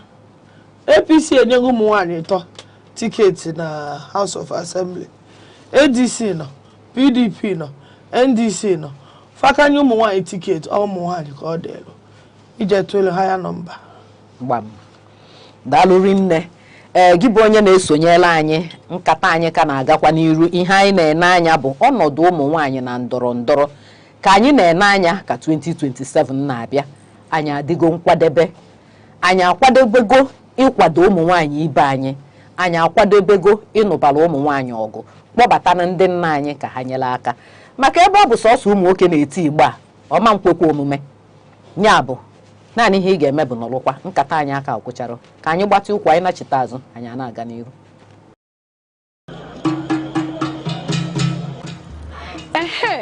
a sị na ekwe kụọ ama agba ekwe ụmụ nwaanyị akụọla o ọkwa na nzukọ ụmụ nwaanyị oge anyị ji akpa maka ọdịmma anyị karịkwa maka ọdịmma ezinụlọ nzukọ ụmụ nwaanyị bụ ebe anyị na-akpa maka rike anyị ndọrọ ndọrọ ọchịchị azụmahịa omenala ndị ahụ dị mma nakwa ihe ndị ahụ ga-eweta ọganihu n'obodo naanị ihe ị ga-eme bụ sonyela anyị na nzukọ ụmụ nwaanyị ebe ahụ a na-akarị ihe na-eweta ọganihu n'obodo ndị nne ndị nna oge a bụkwa nke anyị sonyela anyị na Aneke TV n'ebe a na-emetụ aka na ihe ndị oyibo na-akpọ social media na TikTok, YouTube, Facebook, X, Instagram ọkwa na Aneke TV ka ihe ndị a niile na-eme Aneke TV anyị apụọnụ daalụ dịka ị ka na-esonyela anyị na nkata anyị na nke taa na nzukọ ụmụ nwaanyị na Aneke TV onye mụ na ya nọ na nke taata bụ ọnụ na-ekwuchitelu ha ọ bụrụ ndị oyibo asị na ọ dị voice ambassador onye mama mma ka esi anụrụ ụmụ nwaanyị ọgụ ada anụkwa n'ọgụ na anyị ji ike anyị ji anụ ọgụ ihe anyị na-anụkwa n'ọgụ bụ ọdịmma anyị ọdịmma ezinụlọ anyị maka ọdịmma na ezinụlọ anyị obodo adị mma maka inye nwaanyị ọ na-eweta nwoke na-eweta ọ daba ọfụma mana mgbe ọ bụ sọsọ nwoke bụ ihe na-eweta ọ da adabakwa mgbe na-abịakwa ebe ị nọ ambassador onye mama dịka nkata anyị na-aga anya ka anyị si akwadebe onwe ọzụzụ ụmụ nwaanyị kwesịrị inwe dị iche ga-akụgharị echiche anyị n'otu onwe ọzụzụ ekwesịrị inye ụmụ nwaanyị iche maka ị na-anya ọ dịka azụrụ ụmụ nwoke ha mara ihe bụ ndọrọ ndọrọ ọ dịka azụ ha na politiks ka ha na-eji agụta ya n'akwụkwọ ọ dịghị ka onwe ọzụzụ ụmụ nwaanyị kwesịrị inwe ka ha wee mara otu esi eme ndọrọ ndọrọ ịma na o nwere okwu kwuru otu ụbọchị maazị m na mụ na gị kpara nkata a ka mụ na onyedo wee sị ya na ọgbakọ ụmụ nwaanyị dị ụzọ na-abụọ ndị gbakọrọ ịmụta ihe na ndị gbakọrọ ine na onye ka ibie ife a ama m na ya efichepụ nwe olute ha na-eti isi onene onye yi gold ọ gold ego one ka oyi mgbe anyị ji ene n'ihe a nwoke ejegoji emewe ihe o kwesịrị ime and onye melụ mgbe niile ọ dịka ebe ọ bụla akpọrọ meeting ọ na-abụ sọsọ women program women this, women that. Come on, I couple one is bonnie here. Yeah, for one. Oburu nivo the time here, ma go channel lipstick, tea cutters. Cause I bros ya coco. Men when one in none. Mal what it takes to face the society. Yebu empty head where puta, where be azo cheche. Yebu empty head where be na challenge. Nde go la wo. Nde ma politics, nde na good news. Make any imagine na mmadụ pụta amanye ihu na signboard so na na azọ ọchịchị. I said na 1999 ife dị otu amelu cause I'm not aware. Ọ na-asụkwa ya n'oyibo with pride. Nya ihe na-ekwu bụ ụmụ okwu ikwu si na ọdịka ụmụ nwoke otego fajikwado. Ị mara onye ka gị je n'okpuru esomit ye. Mana nwa jebelu school nwe mgbe ọ ya abụọ bụ na ọbụrụ graduate edebele ya akwụkwọ. He just submit under somebody and azugi oh look here graduate you put that he just join a political party imutawa kesi befriend ndoga kesi ejije kesi make consultation kesi have importance of stakeholders kesi penetrate government imutachi ikwesi imuta na kindergarten common entrance first school living ide junior waec we mapta the senior waec. Ambassador onye mama okwu a ikwu nwe ka o si wee kụọ mgbam n'isi ụmụ nwaanyị na ọsụsụ ha ị ga-anọkwa n'okpuru nwaanyị ịnanya ụmụ nwoke na-ekwe anọ n'okpuru ibe ha mụọ ya ọ na-adị m ka ihe a na-ekwu nwa bọyị ebe a na-afụkarị ebe a na-agba nwa bọyị bụ na ụmụ nwoke ga-akweta nọlụ n'okpuru ọgụ ya arụ 7 arụ 5 mana afụrụ ha nwaanyị je nwa bọyị o jee na saloon ọ nọkọ na ọnwa isi ọ dịkwa na ofu arụ maka na ọ ga-adị ya ka onye a na-eje ọ dị ka onwe ihe dị iche a ga-eme ụmụ nwaanyị ka anyị wee tote. Mami okwu ga-atọpụtalụ deti dị n'azụ nwaanyị jebe ịmụ ọlụ onye anọrụ ofu arụ ọ dịrị aka madam ọ na-ezi oke ozi ọ dị aka ya na madam ọ bụ ọgbọ ọ chetawekwu gị sef na mgbe ya na madam ya nọrọ na agụgburu ya mana ihe ijelu bụ ka ịtọgbu onwe gị na mụọ ọrụ otu a ka ọ dịkwa n'ebe niile nke politiks ka dị njọ ige ntị onwe okwu ha na-ekwukarị na politiks ha sị na ha ekogo akpa onye asị gị ekogo m akpa 12 years onye asị gị ekogo m akpa 15 years akpa ha na-eko abụrụ na onye ahụ atọ gị ma ịtọrọ ya nọ na obugo ụzọ wee kuwe mmiri enwe mmiri gbarụrụ agbarụ a na-ekwu ebe a and ọ bụ na ị mara ebe esi eje etinye iko ekuptie iko na onwe gị na nsogbu ịlụtara ọtụtụ ihe dị mkpa tupu ịmapụta kedu onye ijere n'okpuru ya mụta ọrụ tupu ịmapụta kedu onye ya sponsor gị ka onye ga-esọpọtụ gị kedu ndekwu gị n'azụ ka ị na-eje ka afọ obere iko ịmapụta bewe akwa sị na makwa na ụdịrị okwu a ka a na-akwụ ma ajọ okwu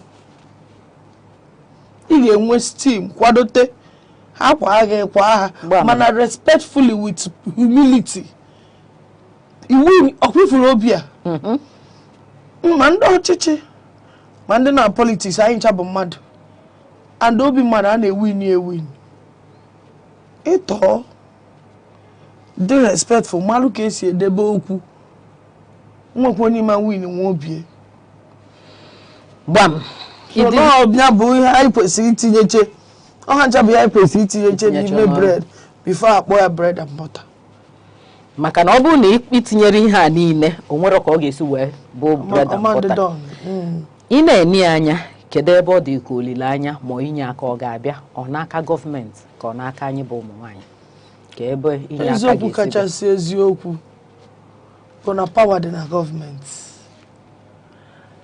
Every existing government will have a preside over the ruling party at every given moment. Yeah, but the particular ruling party cannot take decisions outside of the ruling governor or government. So, who kata hana akorita gabo. Every time we is here, tinyewe wine n'ime one yeso putania. Mana apa agwa ka esi akpia mgbe ahụ.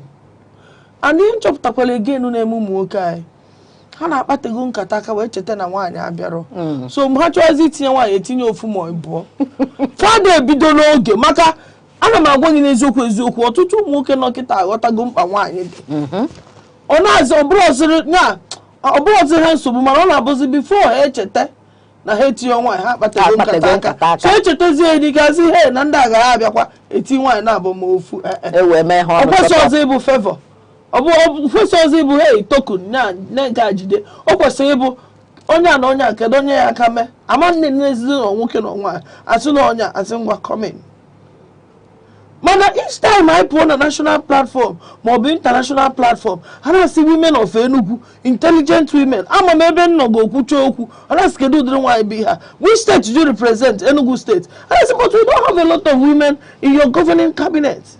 Ifele na-eme m ifele na-eme m ya bụ na ndị ọ dị n'aka ịkpọbata ụmụ nwaanyị bụ ndị na-achị anya gọọmenti ji 75% of the power.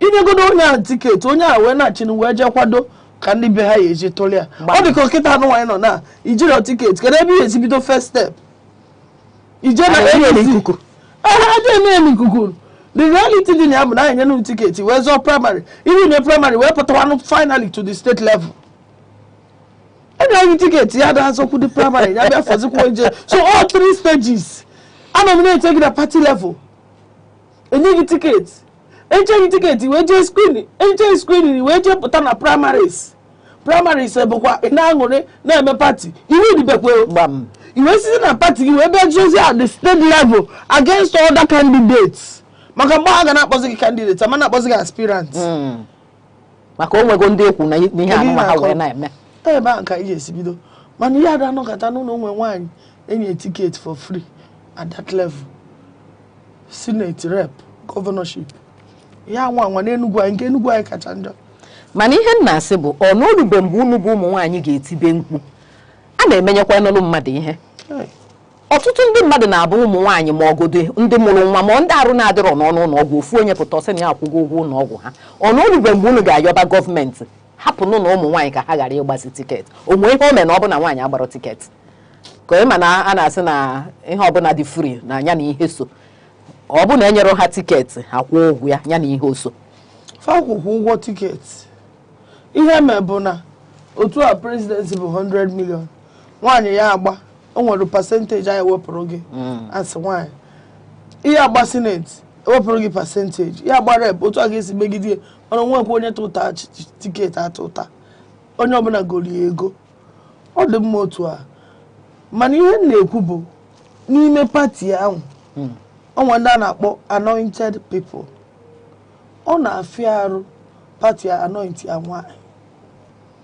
andị m na-ekwugidie ruo echi mmanwụ ahụ ga-esi na pati tupu ọ pụta n'obodo ya bụ na pati bụ pati winning daalụrị nne pati winning dịka anyị na-akwado ikpokọta nkata anyị a kedu olileanya anyị kedu ihe ọ dị gị ka ọ ga-abụ ome ya bụ ije ewekwa ojije kedu ebe a ga-ebido sinye ụmụ nwaanyị tiketi ejinye tiketi sinye tiketi nye nwaanyị tiketi senate nye nwaanyị tiketi rep nye nwaanyị tiketi house nyekwe nwoke senate nye nwoke rep nyekwe house nye governorship onye melie nyachiba gbam ọkwali ọrụ ka ya alụ ọkwenye gị tiketi iwe ba ime obodo 260 watts n'Enugu ihe eje gbado fancha na-ekwu ihe mena ihe eje tụrụ gị ọgwụkwa ọrụ akwụ nwa n'azụ na-alụ ọ bụrụ ọkwa ichere ụkwa n'aka na-abụ iwe 260 watts and before na-eje ihe niile bụ stakeholder na 260 watts anyị eje sekpuru ha si onye isi na ma bịakwa na be gị ọchị ọsọ ya abata na ya laikọrọ gị so all serious business. Daalụ rinne dịka anyị na-ekpokọta nkata anyị kee ndụmọdụ ị na-adụ ụmụ nwaanyị chọrọ ịpụta na ndọrọndọrọ afọ 2027. Onye isi mma gwakere ya eziokwu ebere ụmụ nwaanyị na-emezelu maka ọtụtụ n'ime ha ndị m na ha kpagoro nkata ndị dị willing don't have the support dị n'ụzọ na-abụ financial support and party support. Onye nwa dịgodo willing nwee ego mee ihe niile kwesịrị inwe pati ama ncheta dị n'ọnụ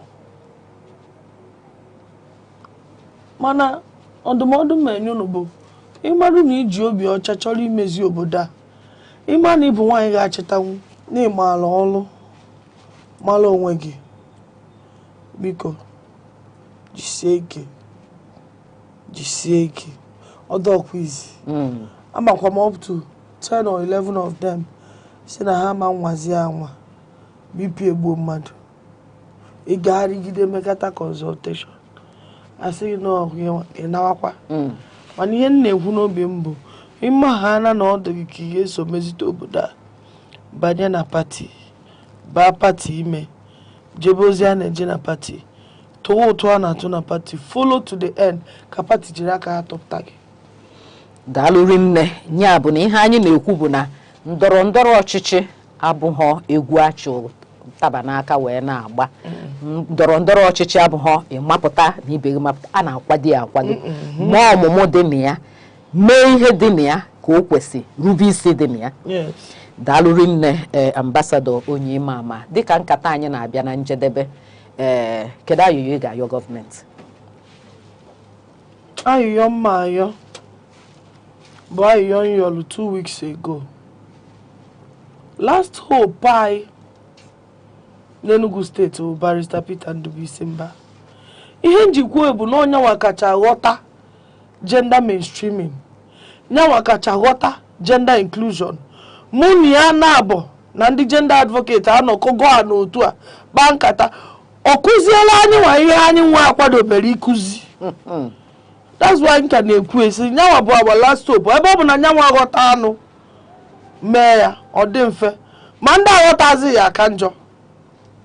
So anyị si na nyanwa bụ Mezaya na ayọba Chukwu ka ọ makwenyere anyị ụmụ nwaanyị ọkpata ha ọdọgbuile anyị ọdọgbu na Senate ọdọgbu na Rep ọdọgbu na House of Rep ọdọgbu na State ọchọkwu ọrụ nwaanyị mee deputy mana anyị da-asị ya chụpụ deputy na-ayọ ka anyị na-ayọ maka I will say it barrister petermbah bụ our last hope. Ọ ghọtara this game very well. Daalụ rinne ambassador onye ime ama na nkata anyị kpalụ ọnọdụ ụmụ nwaanyị na ndọrọ akachacha ka anyị na-ene anya na 2027. Olileanya dị dịka o si wee kwuo ebe anyị na-ene anya bụ gọvanọ anyị petermbah ka ọ ga-esi wee mee ọ na-emebi ọ ka ga-emekwa ana anyị nwe olileanya na ọ ga-eme ụmụ nwaanyị unu apụtakwanụ kwado ibu unu mụọ anya dịka esi amụ a na-amụkwana o wee bụrụ akwụkwọ ịmụta iwee jebe dịka nsi wee kwuo abịasị na ụmụ nwoke na-agba odibo ụmụ nwoke na-eme nwa bọyị ụmụ nwaanyị adịghịkwa eme nwa bọyị unu achọrọ irube isi mana ọ bụrụ na anyị pụta rube isi unu afụ na ndọrọ ọchịchị ụmụ nwaanyị ga-eso n'ihe a na-eme. Daalụ rinne ambasadọ onye ime ama daalụ maka ama m na mgbe ọbụla anyị kpọọ gị na ị na-aza amakwa m na mgbe ọzọ anyị ga-akpọ gị na ị ga-aza o wee bụrụ ebe a ka anyị na-ekpokọta nke tata. Ọ bụrụ na ihe anyị na-eme na Aneke TV na-amasị gị sonyela anyị n'ebe ihe mmetụ aka anyị na YouTube na Aneke TV na TikTok na Aneke TV na Facebook. Ọ bụrụ na ị pịa anya tụnyela anyị alụ ka nkata anyị wee na-aga ọfụma wee ruo mgbe ọzọ anyị ga-anọkọ. Abụ m Ngozi Ọtahumede ka o mesịa.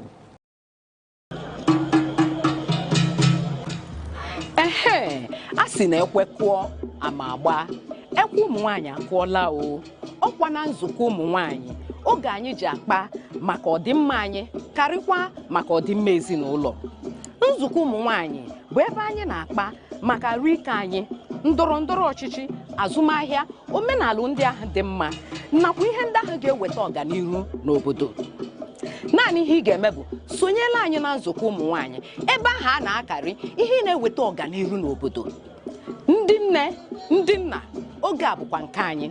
Sonyela anyị na Aneke TV n'ebe a na-emetụ aka na ihe ndị oyibo na-akpọ social media na TikTok, YouTube, Facebook, X, Instagram. Ọkwa na Aneke TV ka ihe ndị a niile na-eme. Aneke TV anyị apụọnụ.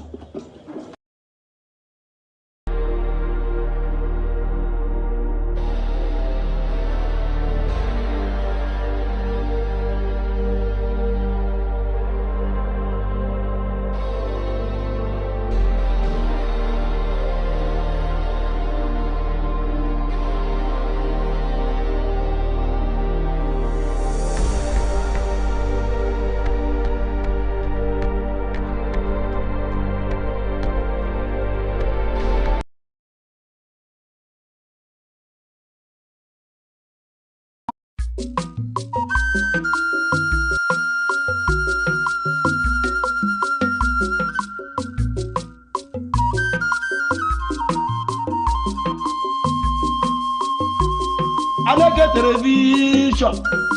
How agribo mu die ku nkwazo na ahia mgboji ogugu kakwa ogugu ema. How mbo wa bia na ihe ebube eme. Mgbagbo wa batawa na ihe ebube emewa. Aneke television na emelu ogbe ya mela amadi ihe. Ị na-agba nkwụ, ị na-eme nkepụta nwa, ị na-akwa ozu, ị na-agba akwụkwọ. Bịawa na Aneke television, bịa ka ezuoru ozi ọma. Bịawa na Aneke television idume. How na-emelu ogbe ya mela amadi ihe. Ume Igbo bịawo na nke a bụ nke anyị. Ị mara ebe ọ ga-alụ etiwe mọnwụ ntakịtụkwa mọnwụ si nne. Ya mere ha ji wee weta Aneke television. Ọ bụ onye gbagburu Arinna, ọ dị na soshal midia, ọ